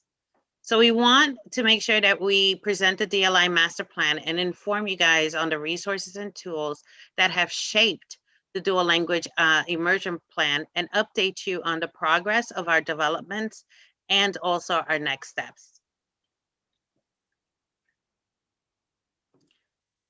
Dual language has three pillars when it's a successful program. Those are bilingual and biliteracy, grade level academic achievement, and cross-cultural competence. We are looking at a preferred ratio, which means of students in each grade level and in each classroom, which means that 50% we're targeting to be ELs of the target language, meaning ELs who speak Spanish at home. 50% English only or English and a language other than Spanish.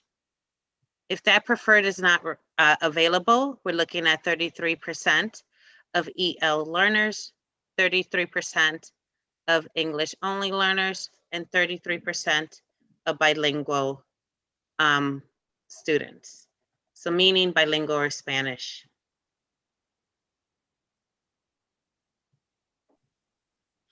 Thank you, Dr. Wendy. And good evening, board members and executive cabinet members. As Dr. Wendy mentioned, we're here to kind of provide you some information of the background and the work behind the master plan. Since the beginning, Newark Unified School District has been looking at models, as well as following the guidelines and the principles that are outlined in this document, the guiding principles for dual language education. It is in its 3rd edition, and it was published by a collaboration of the Center of Applied Linguistics, a Dual Language Education of New Mexico, and also Santillana, USA.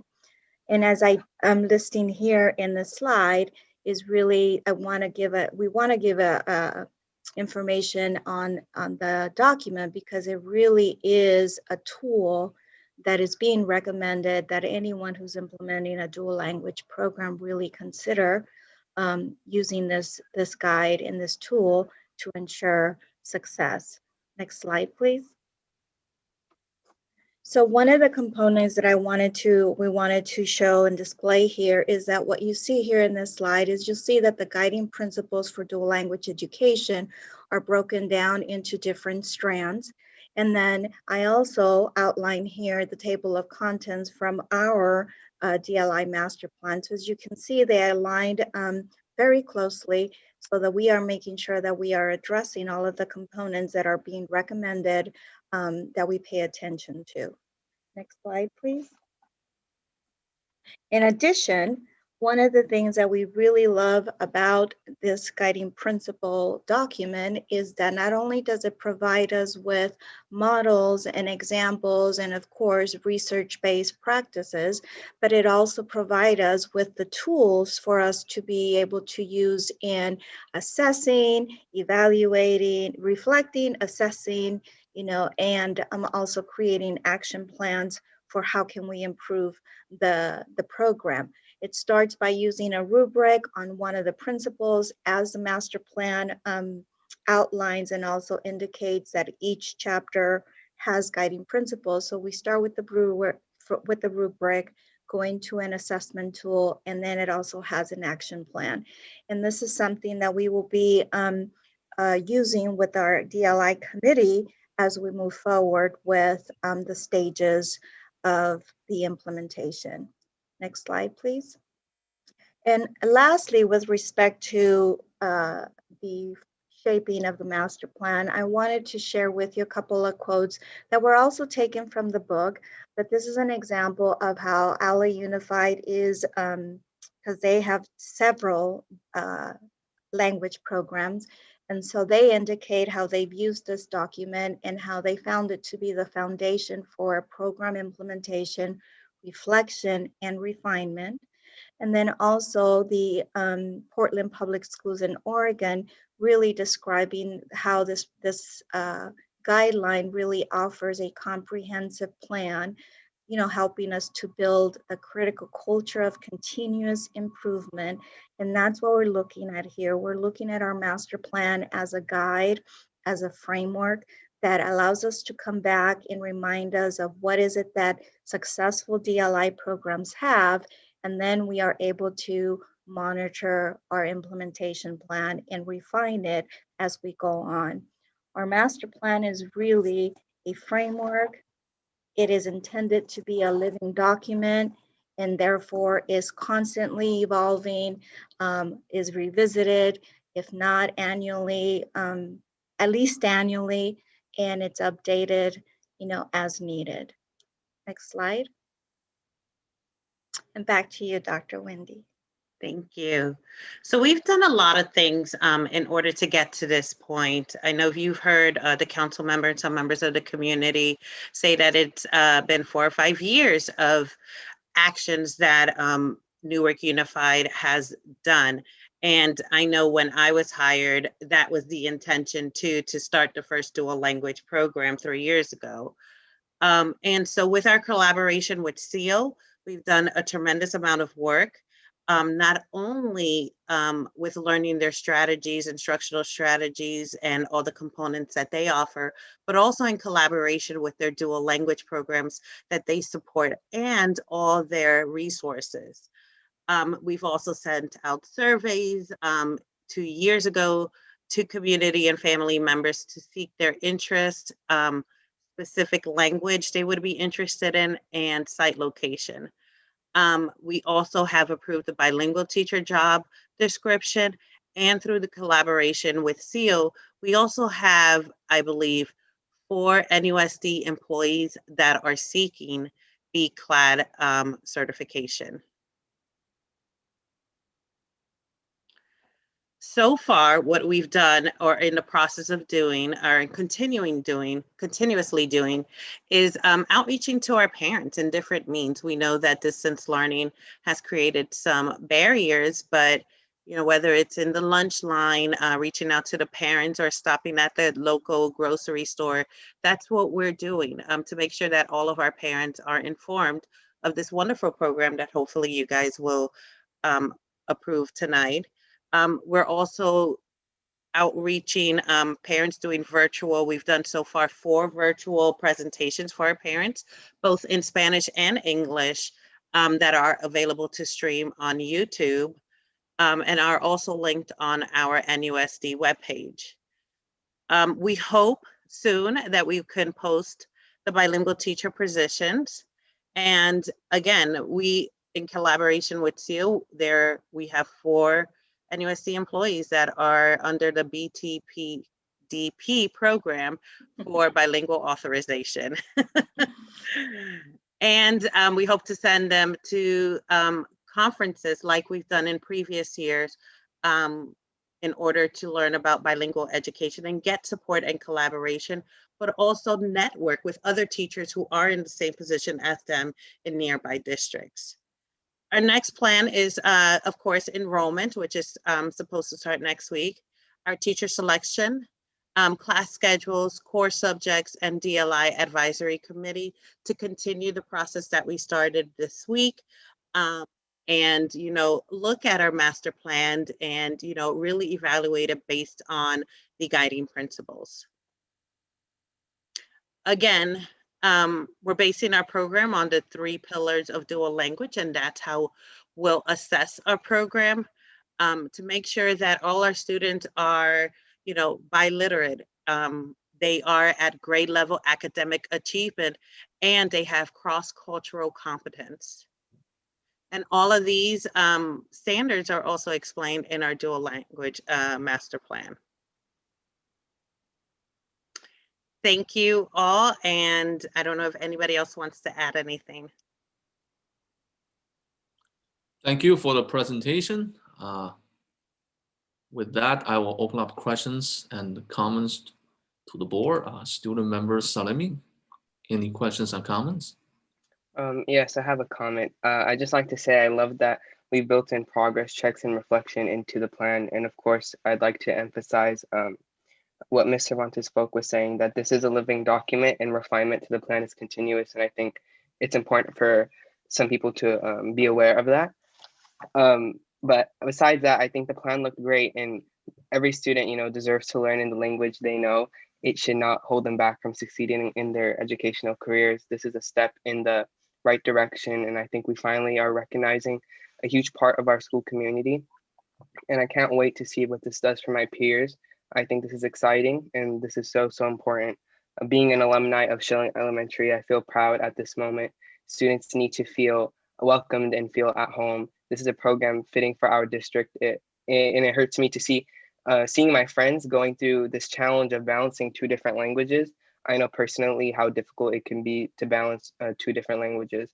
I hope this is the beginning of us doing more in this area. I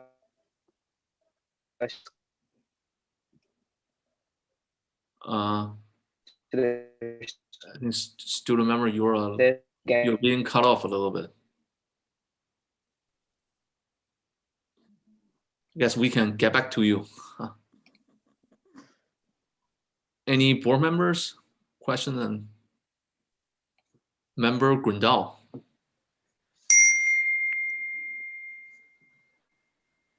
Thank you, President Zhang. Well, I really couldn't be more excited about this program. This is exactly what our district needs, is to embrace these kinds of innovations and bring this forward. What's often overlooked in these discussions is the benefits that accrue to the English speakers who come into this program and gain bilingualism and the demonstrated improvements in their cognitive activities. So I'm very much in support of it and look forward to seeing this move forward. I agree with student member Salemi, that I applaud that there's a process to check as we go along and to make improvements. But I think it's time for us to get to work on this. So thanks. Member Hill. Yeah, thank you. And yeah, I just want to thank Dr. Wendy and Isabel and all the people that worked on this program. I can see that there's been an enormous amount of work that's gone into it. And I hear from the community, I hear the passion, right? And I can see, the potential benefits that can accrue. My only concern is I don't think that I'm prepared at this point tonight to vote on this. And the reason why is I think that there's still a couple of things missing. And in my opinion, I don't think that it necessarily needs to involve a long delay, but I think that these are really critical things that need to get put in place. And as I think everybody knows, Newark has a long history of implementing programs, a variety of programs, and there really haven't been clear goals. There haven't been clear metrics and measurements. And there hasn't been a clear budget. And then kind of they come and go, and and then there really hasn't been we're not really sure what we got out of it. And as Member Martinez had spoke about earlier, and we've talked about this in prior meetings. So if we look at the big picture in Newark, okay, so we see that we have a relatively good graduation rate, but our challenge though is that in terms of college readiness, career readiness, we have real issues. And so that's where the robustness of a program comes into place. And I think that any program that we consider going forward, so I'm not picking on DLI specifically. I think for any program, we need to really, really have clear measurements. And the concern that I have when I look at the master plan, and I'm just going to pull it up here. So in Chapter 8, when we talk about evaluation and accountability, the section, it says program evaluation. It says the DLI program will be evaluated annually using multiple measurements that address the current stage of implementation. Multiple measures may include and are not limited to, and then there's a variety of things. But my challenge in this is that it's very, very vague. And so I don't see how we're going to actually be able to evaluate the success of this program and measure its effectiveness along the way, and then decide whether annually or at some other interval, okay, do we need to make changes here? If so, what? Essentially, at what point do we say, yeah, we're making progress, or we're not, or maybe this shouldn't even be continued, and that could be true of any program. And so what I would really like to encourage us to maybe start talking about tonight, and again, I think it starts maybe with this program, but with all programs, is when we set up a goal, in my opinion, it should be a SMART goal. And so for those of you that are not familiar with this, you can go Google it out on the internet. But people talk about goals being effective, and they call it a SMART goal. So SMART means specific, it means measurable, it means attainable, it means realistic, and it means time bound or time constraint. And I'll give you a classic example. Right now, it's common for in the new year for us to make New Year's resolutions. It's also very common for New Year's resolutions to fail. One of the classic ones is people talk about, well, they want to get healthy. The problem with getting healthy, it's very, very vague. So that's not a specific goal.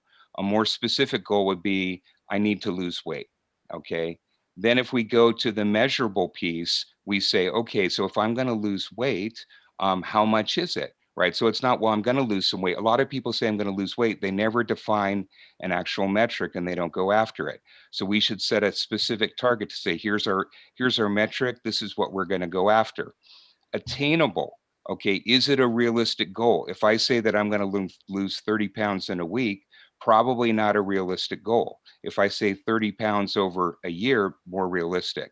And then finally, time bound, we got to measure progress along the way, and we got to say, are we hitting stuff?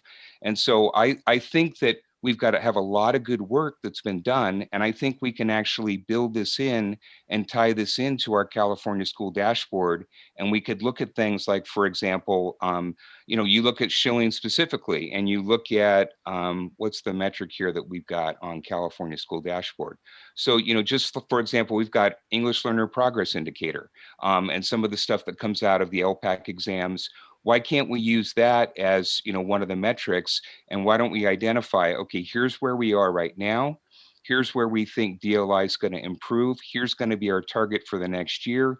And then let's measure it, right? And then we can come back and see, are we making progress or not? But when we have really, really vague measurements, I don't think that it's going to get us to the level of success that we need to get. So that's my input, and I'm very curious in how other board members feel about that. Member Martinez. Thank you. Thank you, President Jean. So first, thank you to staff, superintendent. We've been asking for a plan. So I wanted to speak to not only those of you that are on the screens where I can see you, but other folks that have weighed in that said, hey, we've been working on this for 3 or whatever, 4 years. And we hear it, and we've been asking, well, where's the plan? So this is the first time we've actually seen a codified plan, and I really want to thank you for that, because it really answered a lot of questions for me. I actually did take a look at some of our neighboring, and I know in the last meeting I had said, hey, have we looked at other districts? What are they doing? Who's have successful? And I did. I actually, once you all had the plan, I wanted to see how it compared. I looked at Fremont. I looked at a couple in the peninsula. I looked at in LA Unified. And I have to say, what you all have brought forward is just as good as any of the better ones that I've seen. So I want to congratulate you for that. I think that, and I hear you, Member Hill, with regards to the measurements and the objectives and what should we expect to see.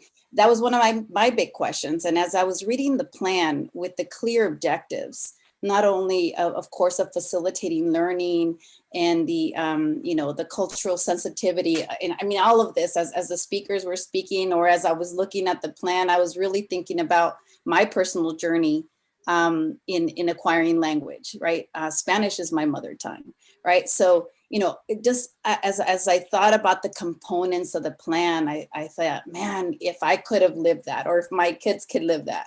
So I could really see that we are addressing the different components of the whole student and the family. And so as a whole student, I'm thinking about the family, the teacher requirements. But coming back to metrics, as I know this has been a big hang up of mine and yours, Member Hill, is at the end of the day, we're going to measure, we already have those metrics. It's how we measure all of our students, right? This is a different model. It's about facilitating, this language acquisition or different models of teaching. But at the end of the day, why would we measure these kids different than anybody else, right? There's already the standards that we should that all of our kids should meet at this age and this grade. And there is the language, the additional metrics that you all pose in with regards to language acquisition. So you know, I'm really excited about it because I've always wanted to see that. I was very much pushing back to say, wait a minute, what's the plan, right? And this is the first time I'm seeing it. And again, as I compare to other districts, I'm very, very pleased. I'm very comfortable.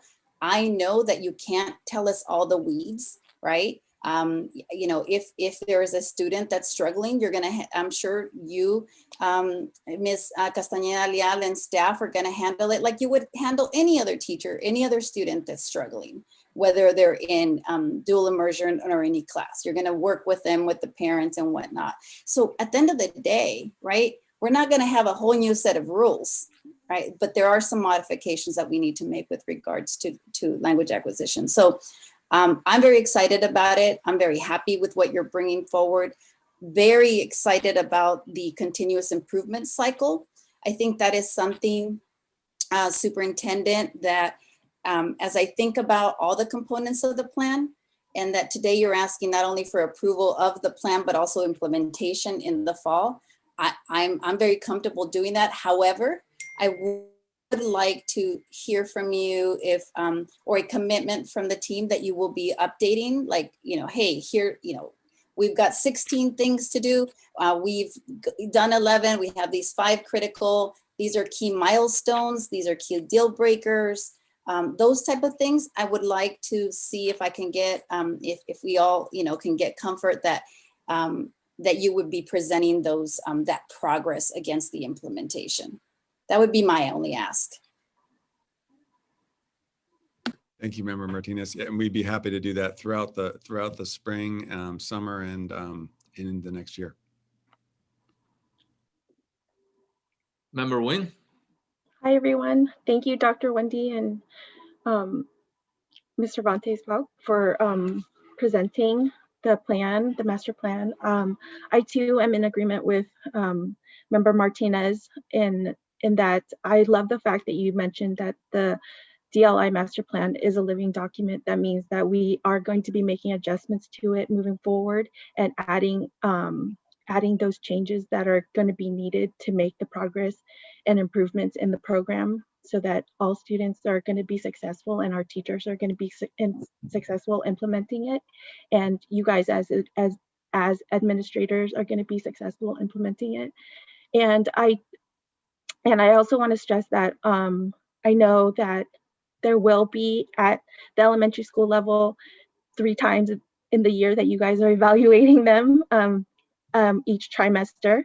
So during those times, I'm sure the teachers are going to get together with you guys and, you know, reflect on how well the students are adjusting to the program and make those adjustments accordingly. And then you'll have the progress moving forward. And then your annual review of the program as a whole. That's what I'm assuming when you mentioned in the master plan. And like anything else, yes, I too was very, you know, adamant about seeing the plan before we move ahead, because knowing our long history, you know, in the district about implementation of programs and not having it be successful. This is the one big program that I would love to see, you know, everyone shine. And so I'm so happy with the plan that you guys have worked so hard on and have brought forward tonight. So congratulations on all your hard work. Okay, so Superintendent Triplett, is this the final vote on the board for the dual immersion program? Yes, that's correct, President Jun. Okay, so, you know, so I do have some, I will say, since this is the final, I will have some holdout issues that I want to ask, mainly 2 issues. And what is our timeline or like plan to hire the 3 BCLAC teachers that are supposed to be teaching this?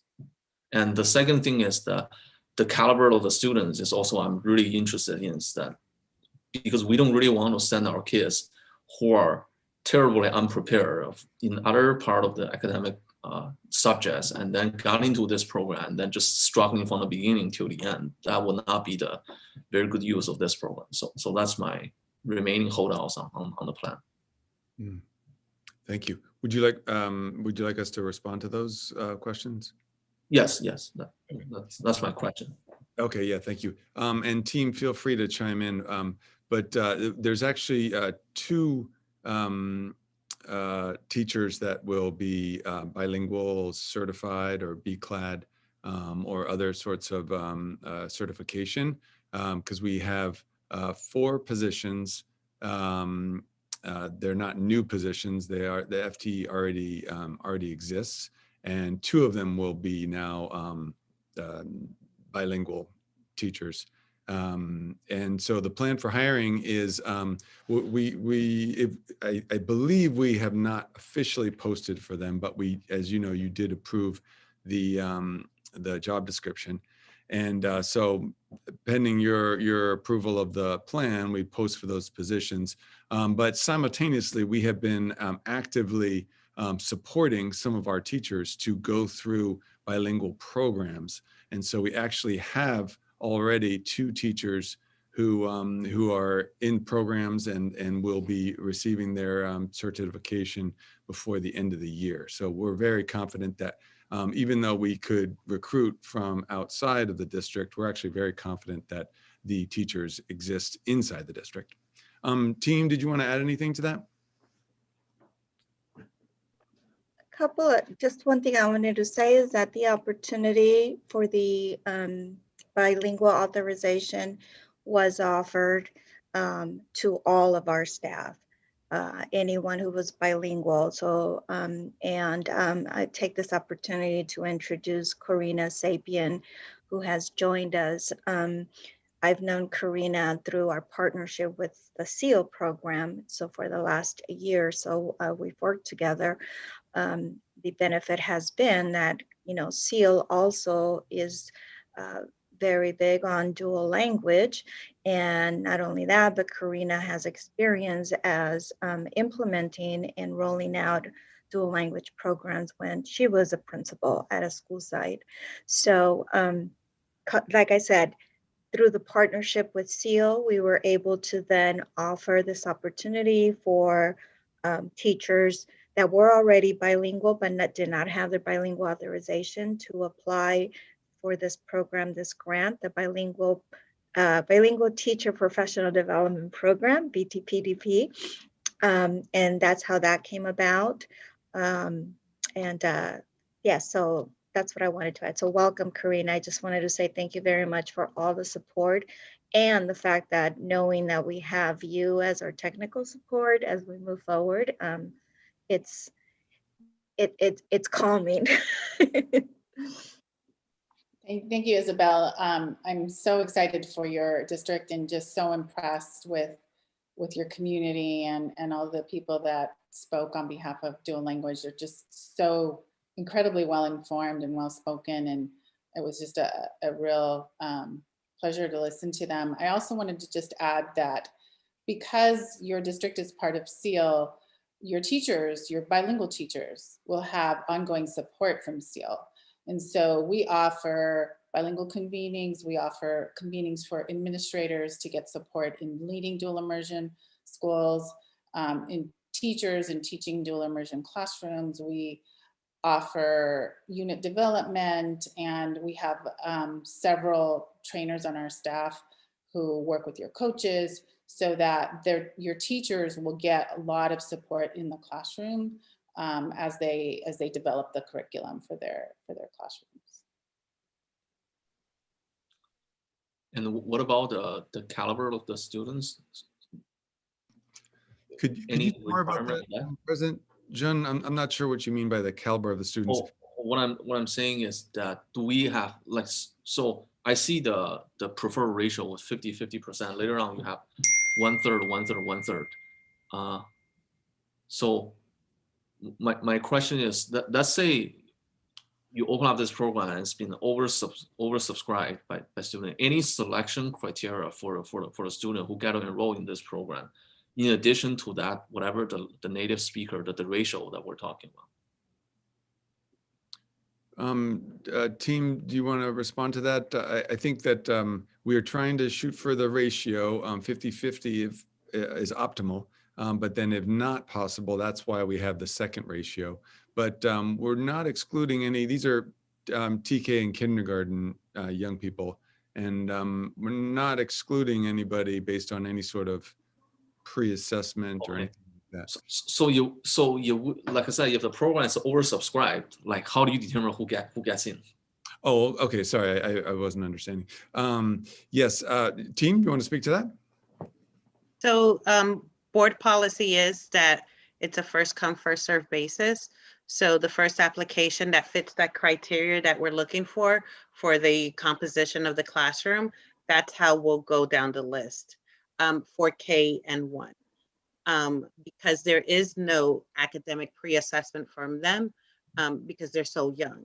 Now, as we grow the program, then we're talking differently. But we want to make sure we have those ratios. And again, it's first come, first serve. So that's why we made sure that we promoted the program to the parents. We made the application available to the parents, and there's different means of submitting the application to the district office. So given that this program might very well turn children into a destination school, so you're gonna have students that's right now living in other attendance area and students living in the children attendance area. Even on that basis, first come, first serve. Are you talking about? Yeah, I'm talking about if let's say a student in another attendance area submits the application earlier than a student that's in a shielding attendance area, how do we decide that in that case? Yeah, it's still first come, first serve, if that's my understanding. Dr. Triplett, do you want to add anything to that?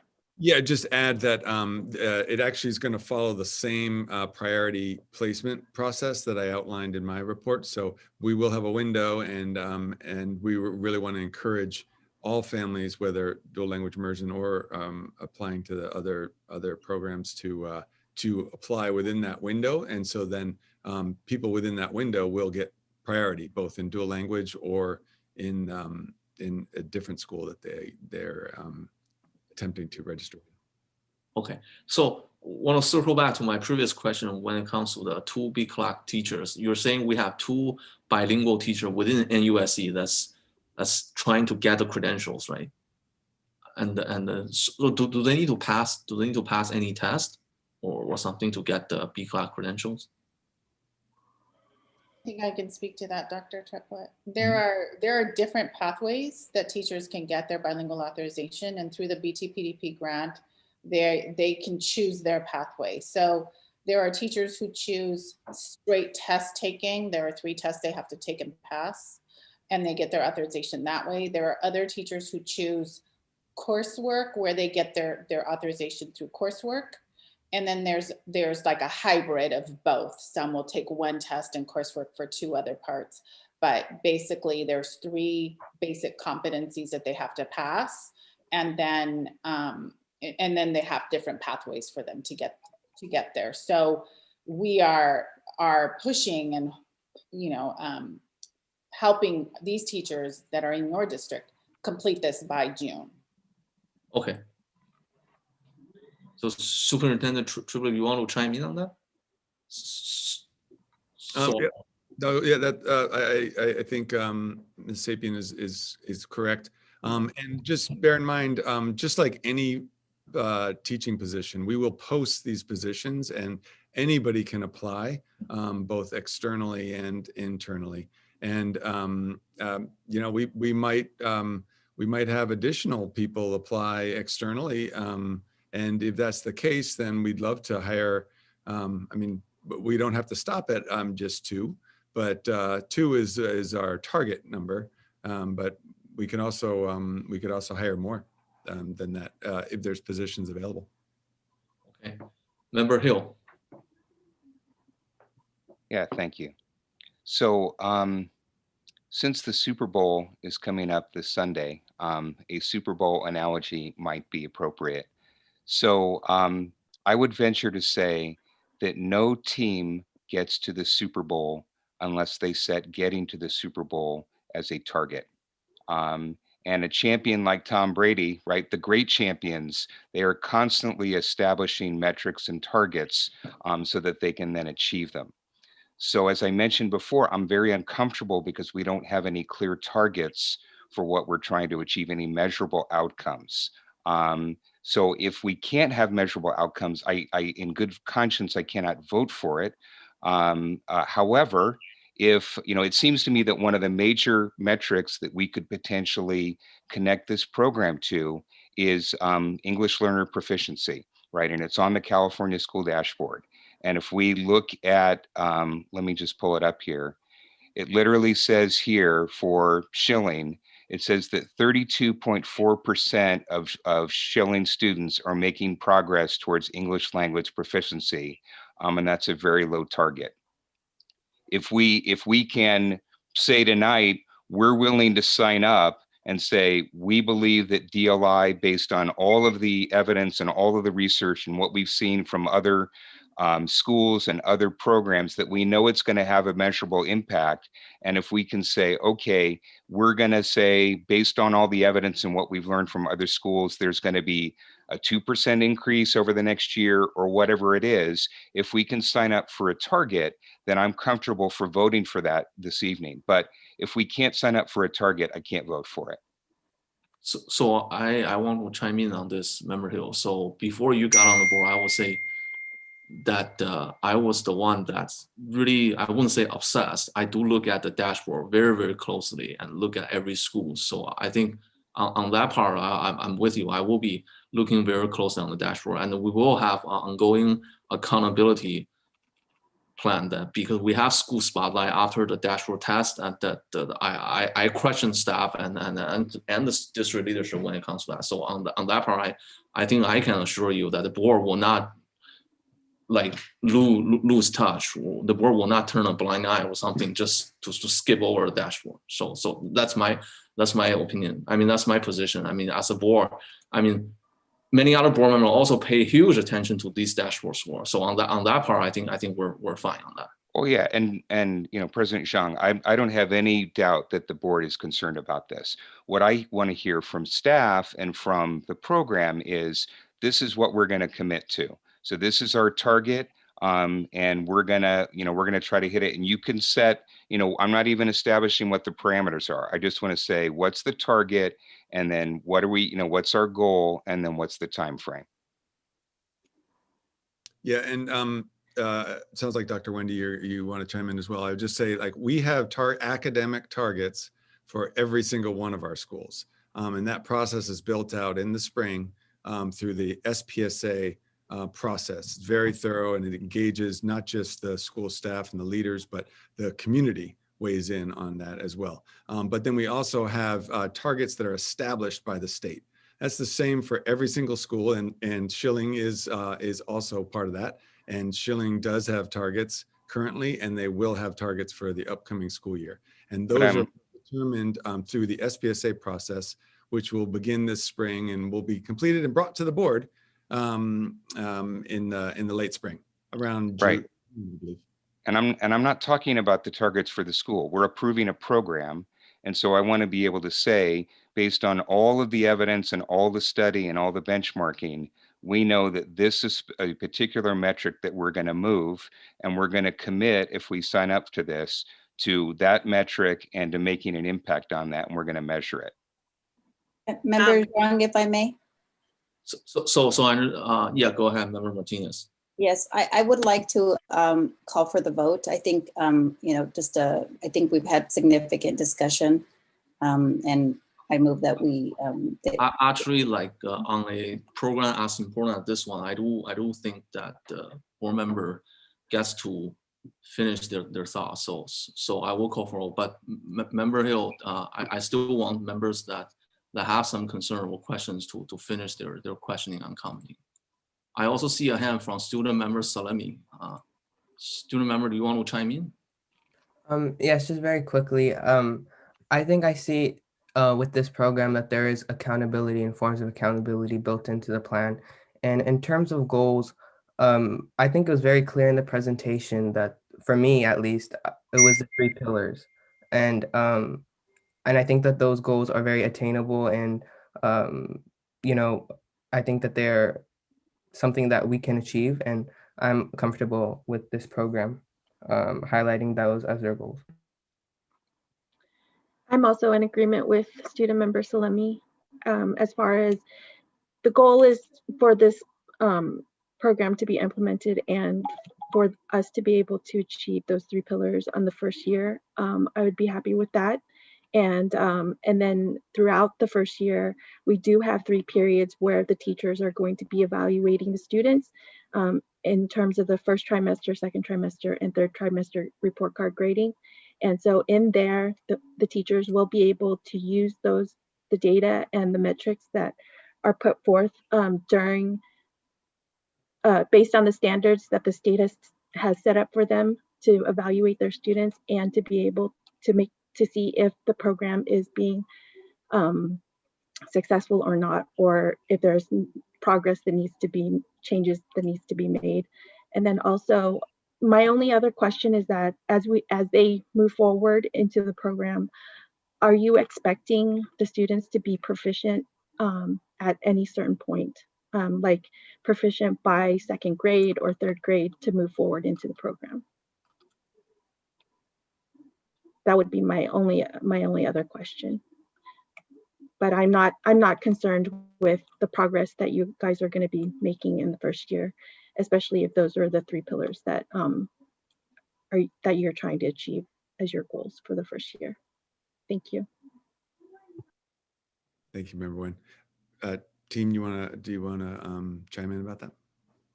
Yes, I can. This is Dr. Wendy. So thank you, board members, for all those questions. So you will start to see proficiency in both languages after 3 years of implementation. So what that also means is that on the California dashboard, you won't see really much change until at least 3 years of implementation. And that's based on the research from programs that have been doing this for years.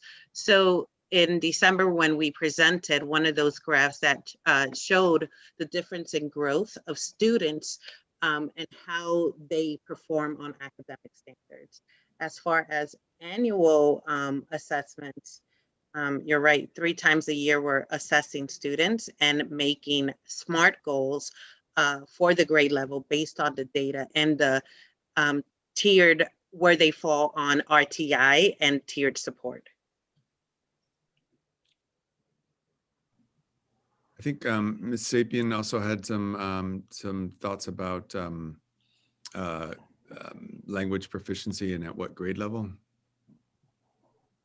Yeah, I mean, similar to what Wendy was saying, the research is really clear on dual language programs that as students start in kindergarten, they kind of are at, all different programs are sort of on a level playing field.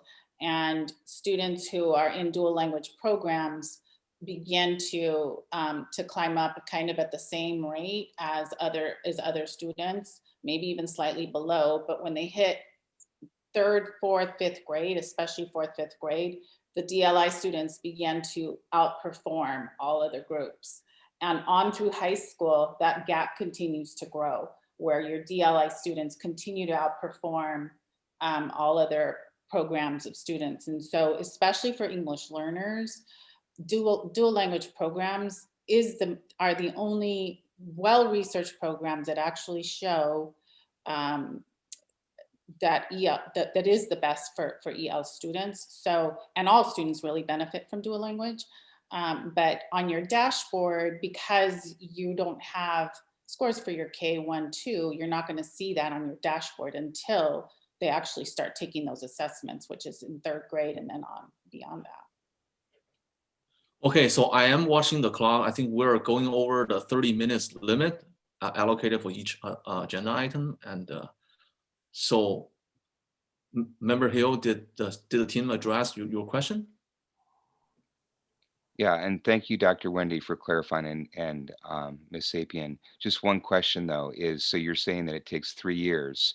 So, and then what performance, I mean, what do we see after that? I mean, I think that that's really what I'm curious about is, okay, so what type of concrete performance outcome are we seeing? Okay, Member Grindal, do you have any additional comments? I just wanted to say, I understand the frustration in the over the past where the flavor of the week was pursued and there was a lack of accountability or monitoring of that program, but I don't believe that's what we're dealing with here. I think it's a tried and true program. The research backs it up, and I would encourage us to go to a vote quickly. Okay, so with that, We lost you. okay, and I guess right now you got me.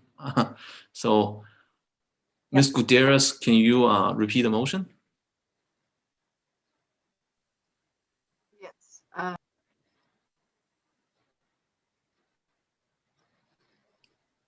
Sorry.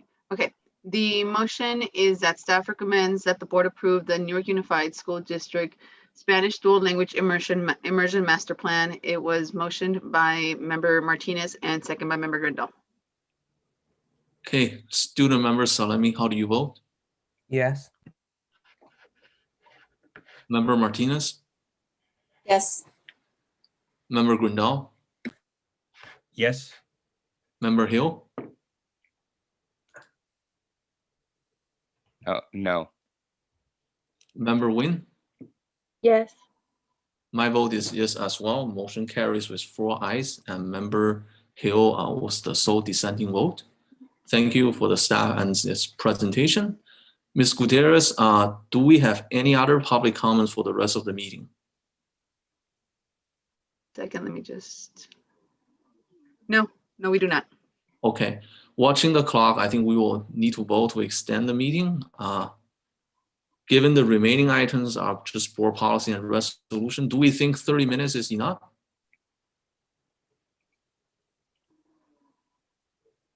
So I will move to extend the meeting till 10:30 p.m. Can I get a second? I'll second that. Student member Salemi, how do you vote? Yes. Member Martinez? Yes. Member Grindal? Yes. Member Hill? Yes. Member Nguyen? Yes. My vote is yes as well. Motion carries unanimously. Meeting extended to 10:30. Okay, next item, new business resolution 2020.21-017 notice of completion for the paving project. So can we get a motion to open up discussion? I move. I move to approve. Oh, go ahead. It's okay. I I'll move second. I'll move to approve 15.1. Sorry. I'll second. Motion made by Member Martinez, seconded by Member Nguyen. Superintendent Triplett. Thank you, President Martin. Sorry, President Sean. It's getting late. Yeah. So this item is something that I'm gonna give over to Ms. Dela Cruz. I must be really getting tired here. Ms. Dela Cruz, can you speak to this, please? Yes, thank you, Dr. Triplett.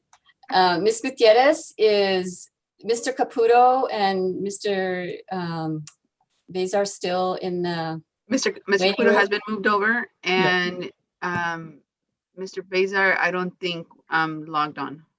Okay, thank you.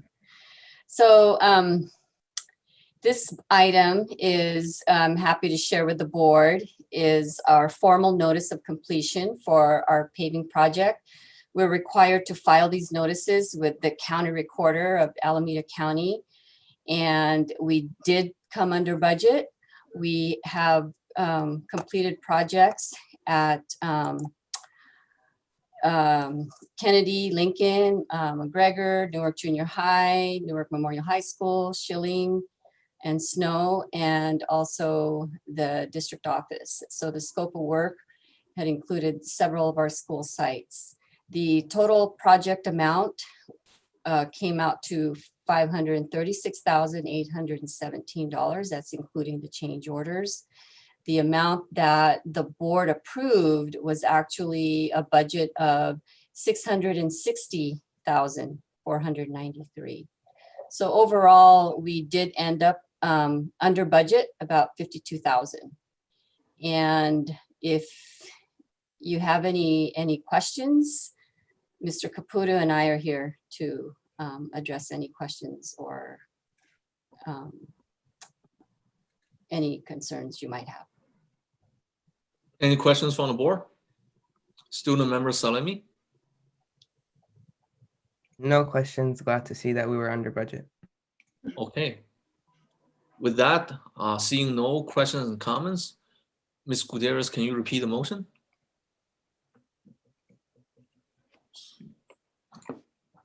Yes, President Zhang, the motion is that staff recommends that the board approve resolution number 2020.21-017 and authorize the filling of notices of completion NOC with the county records of Alameda County for paving work completed by the Tri-Valley Excavating Company, Inc.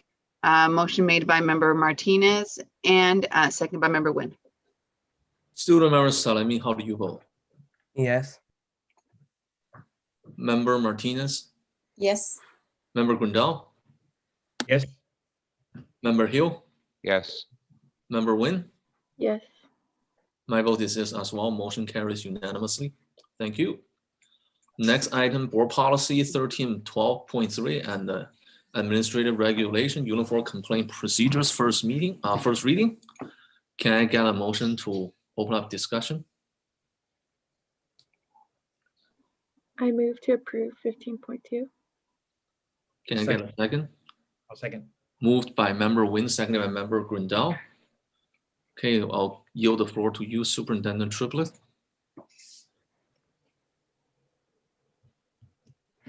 Thank you, President Jen. So these next, a number of these next items are all revisions to different policies that we get guidance on from the state and from CSBA. And so I'll have Mr. Martinez speak more to this one to start us off.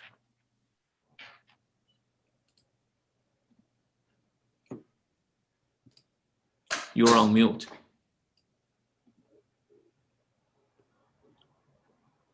Can you hear me? Yeah. Thank you, Dr. Triplett. The first policy that we're bringing forward this evening is the uniform complaint policy. And basically, that is a policy which governs approximately 25 programs within the school district, including sexual harassment, discrimination, and bullying. So this policy was reviewed over the summer months, as I understand it, by a monitoring service sponsored by the California Department of Education. What they discovered in the policy is that it was outdated and there were new federal laws tied to it. So the board policy itself had to be revised. So it was revised in October. You may recall a vote on this policy back some time prior to the California School Board language. When the policy was voted back in August, I believe, new language came out from CSBA. So this language is now incorporated into the former policy, and that's why we're bringing this policy back to you for approval. Again, it governs about 25 programs, and it's simply a roadmap as to how the board and how the district proceed when it comes to complaints filed by either the community, employees, etc. Okay, with that, I will open up to board discussion. Any questions from the board regarding these policies?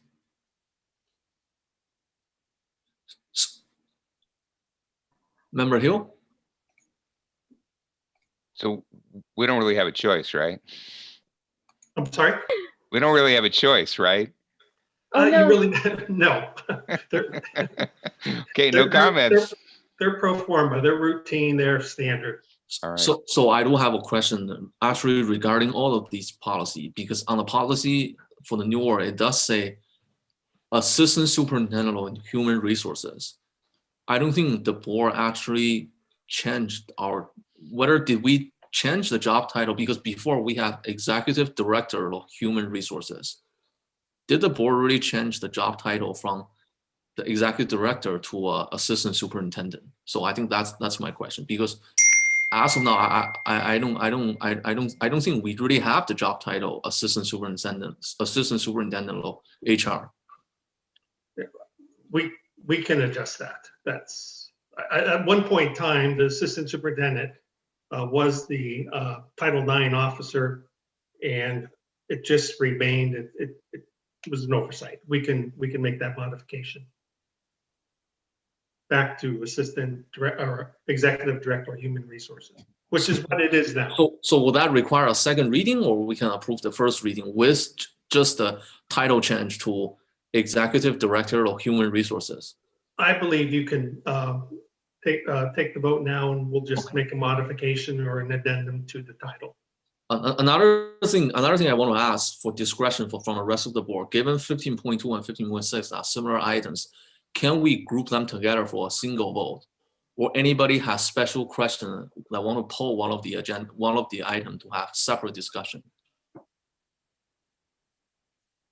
Or are we allowed to do that? Is there any protocol that prevents us from grouping new business item together for a single vote?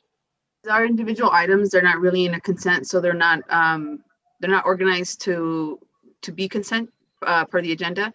So we could just, if there is, like you said right now, if there is no discussion, then we can just take a quick individual vote on each one of them. Okay, then I guess I would like to amend the motion just to change the title back to Executive Director of Human Resources before the board officially votes to change the title to Assistant Superintendent of Human Resources. President Zhang, the motion does not include the title, so the motion may remain, but just to get clarification, you are asking instructions, you're giving instructions to staff I think the member whether you want to modify your motion to incorporate my request. Because I guess the motion. What I'm saying is you don't have to amend the motion if it's wording within the policy. You can give instructions to the board. I mean, yes, to the staff. You can give instructions to the staff to make these changes. However, you are approving the policy. Okay, that's fine. Then I guess instruction to the staff is to change the title back to our current title until the board approves the title change. Okay, student member Salami, how do you vote? Yes. Member Martinez? Yes. Member Grindal? Member Grindal? Yes. Member Hill? Yes. Member Nguyen? Yes. My vote is yes as well. Motion carries unanimously. Moving on to the next item, 15.3. May I get a motion to approve board policy 4119.11, the AR on sexual harassment? I move to approve. Motion by member Martinez. I second. Motion seconded by member Nguyen. Can we get an explanation of this one? Sorry. Okay, I guess this one is for student only, I believe. Superintendent Triplett, that's the discussion. Yes, I believe that's correct. Can you confirm that, Mr. Martinez? 4119.11 is for personnel. Oh, I see. The next two policies are student-related policies. Anything in the 4,000s is personnel. 5,000 just students. So this is a policy related to personnel. And again, it's a roadmap of how the district will proceed when it comes to issues of sexual harassment, intimidation, bullying. Just a set of rules, set of procedures. It's pro forma. It's very standard, and it's now up to date with California School Board Association language. Yeah. This was triggered, by the way, from the UCP, the board policy, which addresses the uniform complaint policy. Yeah, I guess the 15.3 is AR and the 15.4 is inspired by Title IX, right? So that's the difference, I believe. I'm sorry. I said the 0.3 is is the administrative regulation. 0.4 is from Title IX, right? That's the difference, I guess, for the personnel. I'm sorry, I'm not following the question. Because member Hill asked for a difference explanation on differences between these different policy 15.3 and 15.4. I'm saying 3 and 4 are for personnel, 5 and 6 are for students. Yes. 3 and 4 is our board policy and administrative regulation. 15.4 is actually the Title IX sexual harassment. Yes. I believe Title IX is from the federal government. Yes. Yeah, so It's federal, yes. that's why the 3, 4, 5, 6 is just this. That's the difference between 3, 4, 5, 6. That's what I'm trying to explain. Correct. Okay. Student member Salemi, how do you vote?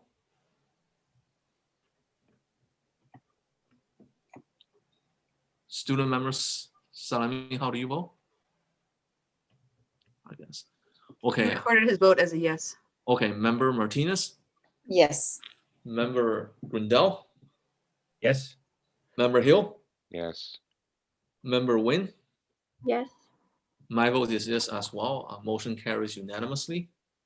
Next item 15.4. That's the Title IX sexual harassment complaint procedure.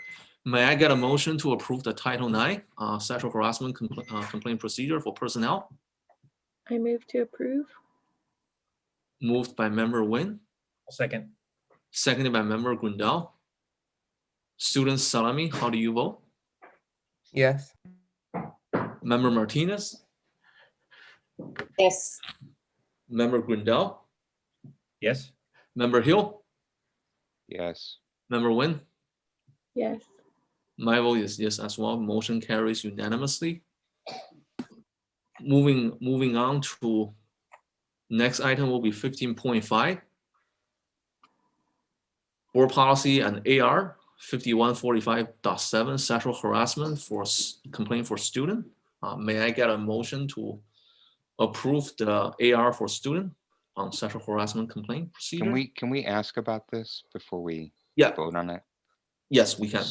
May I get a motion to open up discussion on this? I move.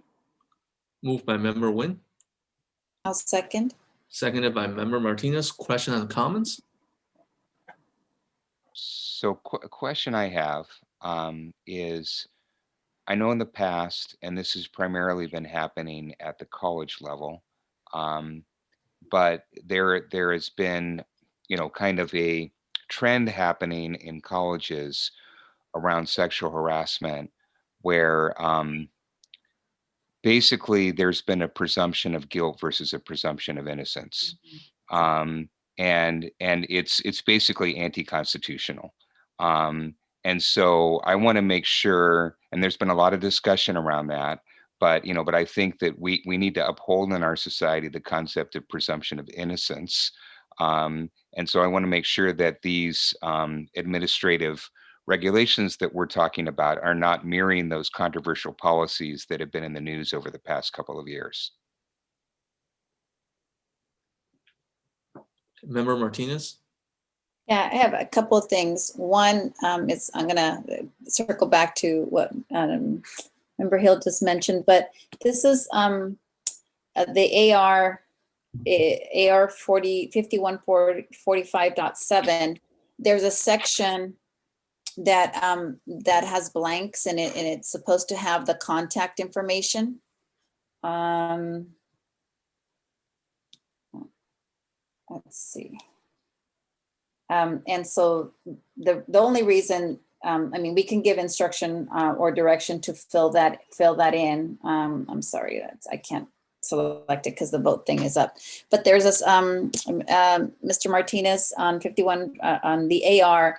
There's a section that references and here's the contact. So it would be the executive HR, whomever, and here's the address. I think that the reason that that's important is because 15.6, the next one references that previous AR. So if we can, I'm okay approving that. That section just needs to get filled out with the contact information with the designated Title IX representative. Okay, I'll make sure that happens. And then so to Member Hill's point, when I first heard about the Title IX, and I forget, it was one of the workshops that I think that I attended. That was something that was really interesting to me, Member Hill, that Title IX, that's how I understood it, which was many times you hear, you know, when something happens in the high school, somebody gets accused of something with sexual harassment and they immediately are suspended, pending investigation. With this policy, I mean, unless there's some significant risk to somebody's health and safety, and Mr. Martinez, correct me, the assumption is that, you know, it is, the student is presumed innocent until proven guilty. So they would be allowed to stay in school during the investigation. That's how I understood it. Is that correct? Unless, again, there's some reason to fear for somebody's safety. Unless there's a clear and present danger to a student or an adult, the student has rights. What triggers what happens is the investigation. And we're required by law to investigate any allegation related to sexual harassment. Okay. Student member Salemi, how do you vote? Yes. Member Martinez? Yes. Member Gundel? Yes. Member Hill? Yes. Member Nguyen? Yes. My vote is yes as well. Motion carries unanimously. 15.6. May I get a motion to approve the Title IX sexual harassment complaint procedure for students? I'll move. Moved by Member Grindel, I'll second. seconded by Member Nguyen. Student member Salemi, how do you vote? Yes. Member Martinez? Yes. Member Grindel? Yes. Member Hill? Yes. Member Nguyen? Yes. My vote is yes as well. Motion carries unanimously. Thank you. Thank you, Mr. Martinez, for your explanation. Moving on to consent calendar. May I get a motion to approve item 6.2 and item 6.3 unless there's somebody, any board member wants to pull one of the items? I'd like to pull 16.3. Okay. Now we'll first vote on 16.2. May I get a motion to approve 16.2 personnel report? I move to approve. I'll second. Motion made by Member Nguyen, seconded by Member Grindel. Member Martinez, how do you vote? Yes. Member Grindel? Yes. Member Hill? Member Hill? Yes. Yes. Member Nguyen? Yes. My vote is yes as well. Motion carries unanimously. Item 16.3, certificated seniority list. May I get a motion to open up discussion? I move. Motion made by Member Nguyen. I will second this one. Okay, any questions from the board? Actually, I just have one question. I noticed it last year also, but on the column headers, why is the EL clad and B clad all grouped together as, and then so basically everyone looks like they have all those certification or authorization, but it is distinguished to the left, I mean to the right of it in the credential authorization columns. So for me, when I read this, kind of misleading. I see that everyone has that certification or authorization, and I would just like to see if we can, when we move forward, to have the format of this report changed, so that when we look down and look at the report, that it indicates exactly, you know, which staff member has the B clad or the clad or the EL, instead of all of it all being in one line item. I'll bring that forward. Yes. Thank you. Okay. I'll call for the vote. Member Martinez, how do you vote? Yes. Member Grindel? Yes. Member Hill, Yes. Member Nguyen. Yes. My vote is as well. Motion carries unanimously. Moving on to the consent agenda, non-personnel items. Any board member wants to poll any of the item? Seeing none, may I get a motion to approve item 17.1 till 17.8? I'll move. Motion by member Grindal, And I'll second. seconded by member Martinez. Student member Salemi, how do you vote? Yes. Member Martinez, Yes. member Grindal, Yes. member Hill, Yes. member Nguyen. Yes. My vote is as well. Motion carries unanimously. Next item is Board of Education Committee reports. 18.1. I will start with student member Salemi. Yes. Oh no, actually, I'm sorry. So this is the board committee report. I guess the first one is the member Martinez. Anything update from Mission Valley ROP? I have no updates. No update from SELBA. Any update from the liaison committee? We held a meeting and it was a positive information was exchanged. Okay. Any other update from the liaison meeting from member Nguyen? I'm chairing it for this next year. Okay. So yeah, and then we had discussions about how the meeting's going to be ran during the next year, and if it's in our current environment through Zoom, then they will follow our procedures, and then once we are back into in-person meetings, it will be reevaluated on how to take public comments. So just wanted to, so if it goes back into next year and we're still in this setting, then it will be under the city's terms on how to take public comment. But it was a great meeting. It was mostly informative. They just wanted basically updates on what the district is up to. So, and Okay. vice versa. Thank you. Member Martinez, any update from EBIC? Sorry, no. And I guess no, any update from the audit committee? Yeah, seeing So none. we're going to meet again next week, but there's nothing, no updates. Okay. Right, Ms. Dela Cruz? Correct, Member Hill. We have a Okay. meeting next week. Okay, I guess not that much update from the bond parcel tax committee, right? Correct. Okay. Board of Education request. I guess I will start with you, student member Salemi. No requests at this time. Member Martinez, I don't have any requests tonight. member Grindal, No request tonight. member Hill, No requests. member Nguyen. No requests from me. You know, this is a little bit unusual that seeing no request from any board member. So I guess I want to follow up on today's study session on the master schedule processing. So first I want to thank the staff for giving us a very informative study session, and the presentation is very helpful. A lot of knowledges. I am actually more interested in seeing, do we have any preliminary data when it comes to how many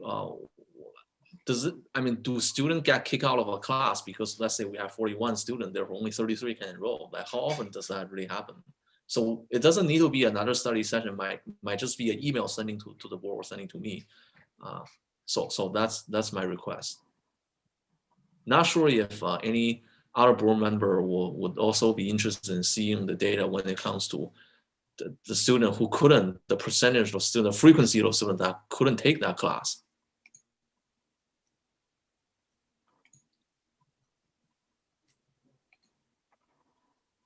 I'm sorry, I missed your question, So President Zhang.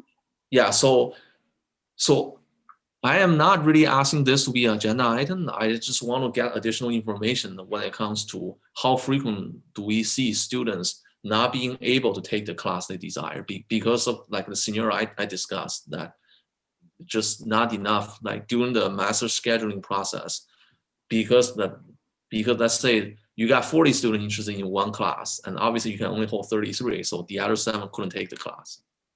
But I think it was addressed. They are doing it based on prioritizing based on grade level. So the seniors have first preference, and then it goes down. I'm still interested to see that how often does that really happen, because I hope that doesn't happen that very often.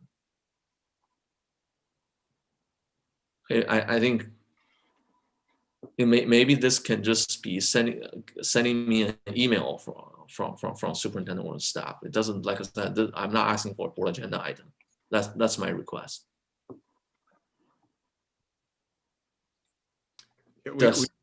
President, yeah. We can look into that and see if we can pull that data and provide it for board members. Yeah. Okay. Thank you. And another request is that we just went through our board training last Saturday. I mean, 2 Saturdays ago. So do we have any next step when it comes to, I believe we have a study session coming up when it comes to these board protocols and procedures and precedents? Yes, I believe the plan based on your request is to have the study session on the 18th. Correct, yeah. We were thinking to review the governance handbook, take time to go through the protocols, and board members together can make decisions about any changes or revisions. Is that correct, Ms. Gutierrez? Is that the plan? Currently on schedule, yes. Okay, I see a raised hand from Member Hill. Yeah, given the scope of the discussion and the potential depth and also the importance, I don't think that an hour is sufficient to have that discussion. I think we need to do another kind of weekend meeting like we had before. That's my opinion.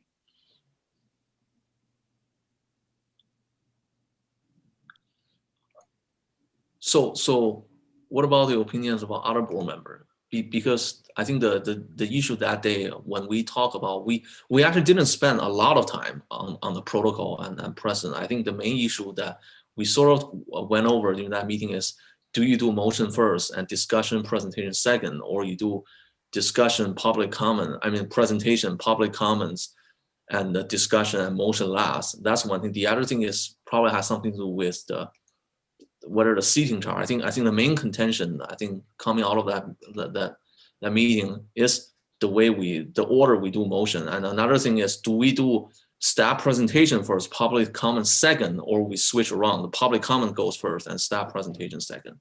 Member Grindel?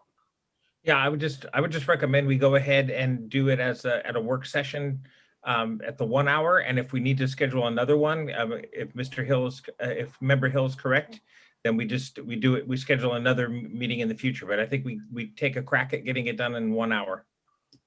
Okay. Other board members' opinion, Member Nguyen, you comfortable with a study session on the 18th on the board governance handbook? Member Nguyen? I am looking at my calendar. It's a board meeting night, so yes, if that's what you guys want. I'm like, I want to go skiing. Just kidding. That's what I'm thinking of right now. Member Martinez?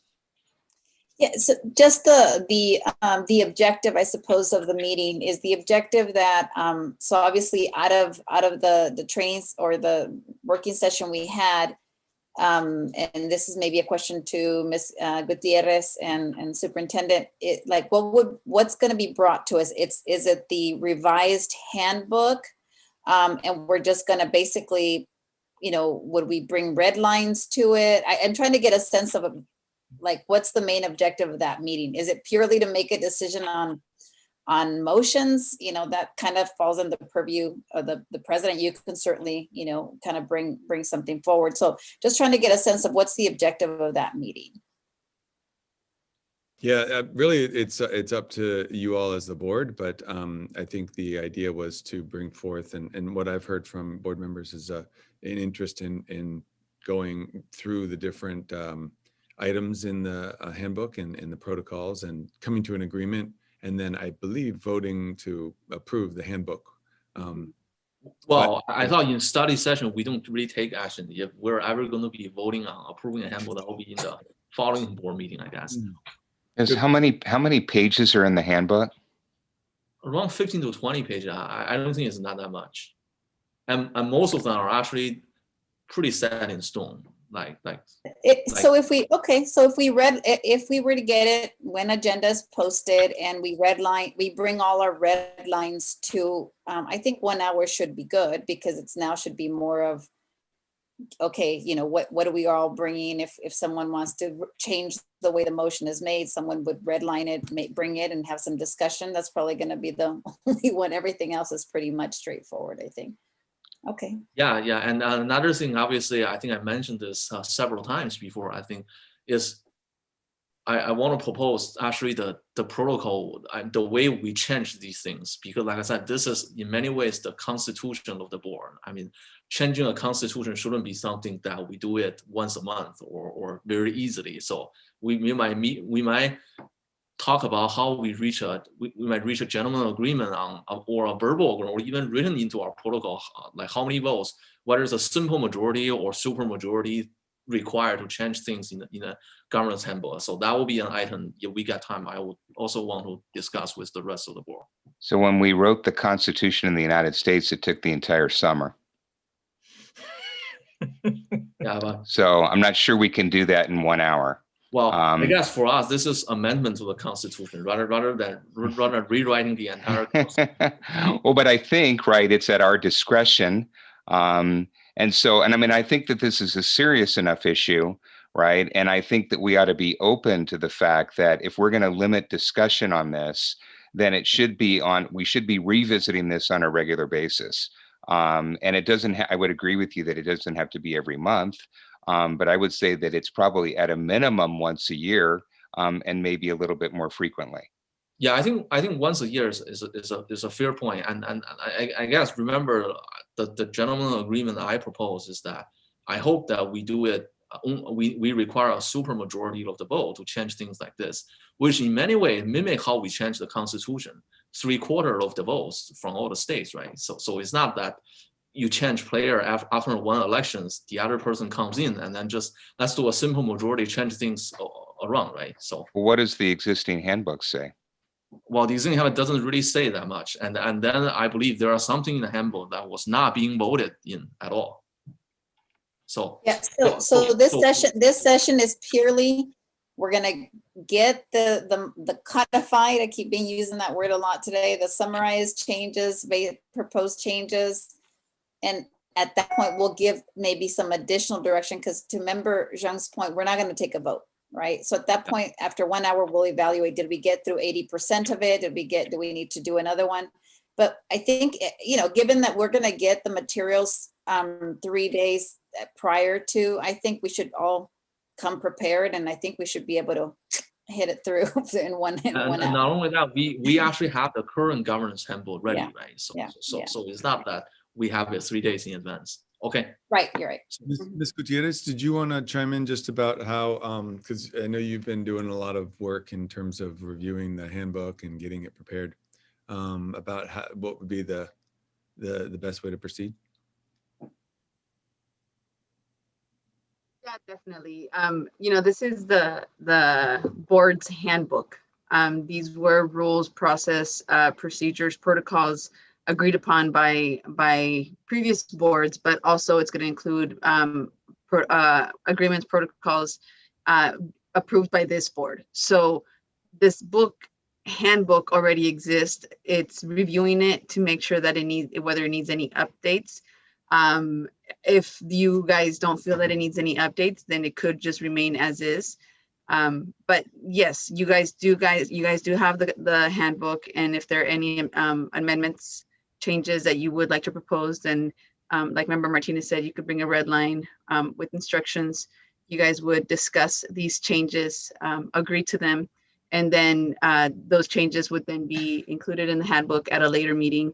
And if kind of like you guys do with the policies, if it looks good within the first reading, then you approve. If not, it comes back with additional changes. If the discussion that you guys are having seems like it merits another meeting, then that also can be decided then. Okay. Moving on to the next item, Board of Education recognition and announcements. Student member Salemi. I would just like to thank all the hardworking teachers, staff, and students, and everyone here for all their hard work. And I apologize for my camera. I'm having a little bit of a shaky connection tonight.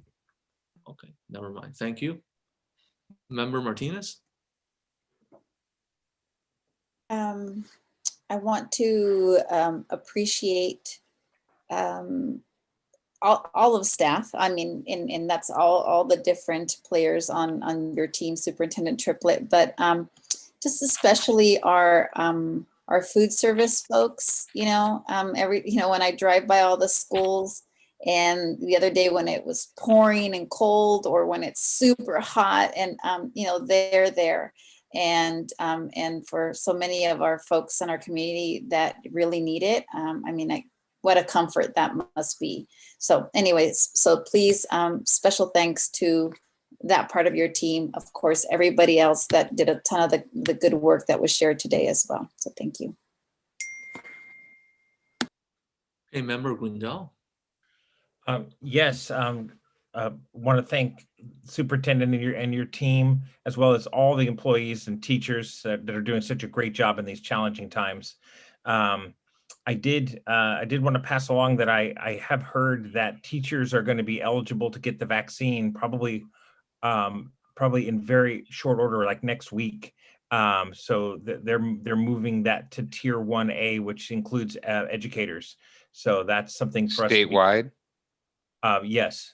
But well, actually, Alameda County is a rule, but that's what I read today. So that's encouraging for teachers who want to get vaccinations. They're going to be prioritized. Okay, Member Hill. Yeah, I mentioned it before, but yeah, I just want to thank everybody for the good study session today, and I really appreciated learning about the master scheduling process in more detail, and I feel much more confident as I listen to Mr. Rodriguez, who seems like he's a new hire, but has a significant amount of experience, and I think he's a really good addition. And so I think it seems like that process is going to be getting back on track. So thank you for that. Member Nguyen. Member Nguyen. I'm sorry, I'm having a little trouble with my mute button. I just want to say thank you and appreciate staff for all their hard work. I know that it's a new year and there's been a lot of stuff going on, and everybody's been really diligent about following through with a lot of our requests, and so that is much appreciated. And then also just wanted to give a shout out to O'Sullivan's and the Robin Hood Project. They have been feeding students in our district pretty on a weekly basis on Wednesday nights from 5 to 7.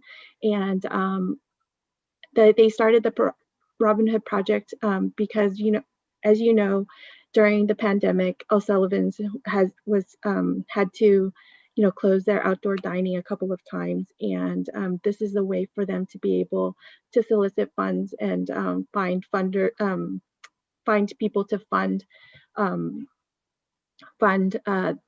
the meals that they've been passing out to our families, our students, and our seniors in the district. So I just wanted to appreciate them for their generosity and helping feed our families here in our community. And and also 新年快乐, Happy Chinese Lunar New Year. And we also, this is definitely, Black History Month. And I know that our students in the elementary school, they're getting ready for their Black History projects and picking out, especially in the sixth grade classes. I know that they are researching Black leaders and will be presenting them in their classes. And so I'm excited for my daughter to be working on that project. And that's it. Have a great rest of the evening. Thank you. Thank you. So I also want to thank Superintendent and your staff, particularly those that are doing the food drive at Shielding Elementary, because I've seen that very often, feeding and supporting our needy students, their family in a really, really challenging time. So thank you for the hard work. And obviously, I wish those roughly 20% of our residents that celebrate the Lunar New Year happy the Year of Ox. I would like to call it a Year of Bull, and wishing everything is bullish for you in the new year. Okay. Oh, actually, I have one more because I forgot to practice my Vietnamese. So to my Vietnamese community, chúc mừng năm mới. Actually, yours is a bit worse than my Vietnamese. I can say that better than you. Okay. Yes, okay. You can say it better than me, probably. Okay. Superintendent Triplett, is your conclusion remark. Thank you, board. Thank you, President Jean. Just want to appreciate the board for all of your hard work, because really thoroughly investigating all of these documents, really taking the time to do the homework is a lot. We pile a lot of stuff on you all to read. So I just want to appreciate how meticulous you are, how you really push us. And you really want to make sure that we are providing the very best for our kids, and that means a lot. And really appreciate the partnership. And to Member Martinez's point, just want to remind all our families that we have free lunch every day at all our schools, and please come out and take advantage of it. Okay. Thank you, Superintendent. May I get a motion to adjourn the meeting? I move to adjourn the meeting. Moved by Student Member Salemi. I will second it. I will call a voice vote. All in favor say aye. Aye. Aye. Aye. Opposed say no. Motion carries unanimously. Meeting adjourned at 10:22 p.m. Thank you, everyone. Have a great rest of the day. Thank you. Bye-bye. Thank you.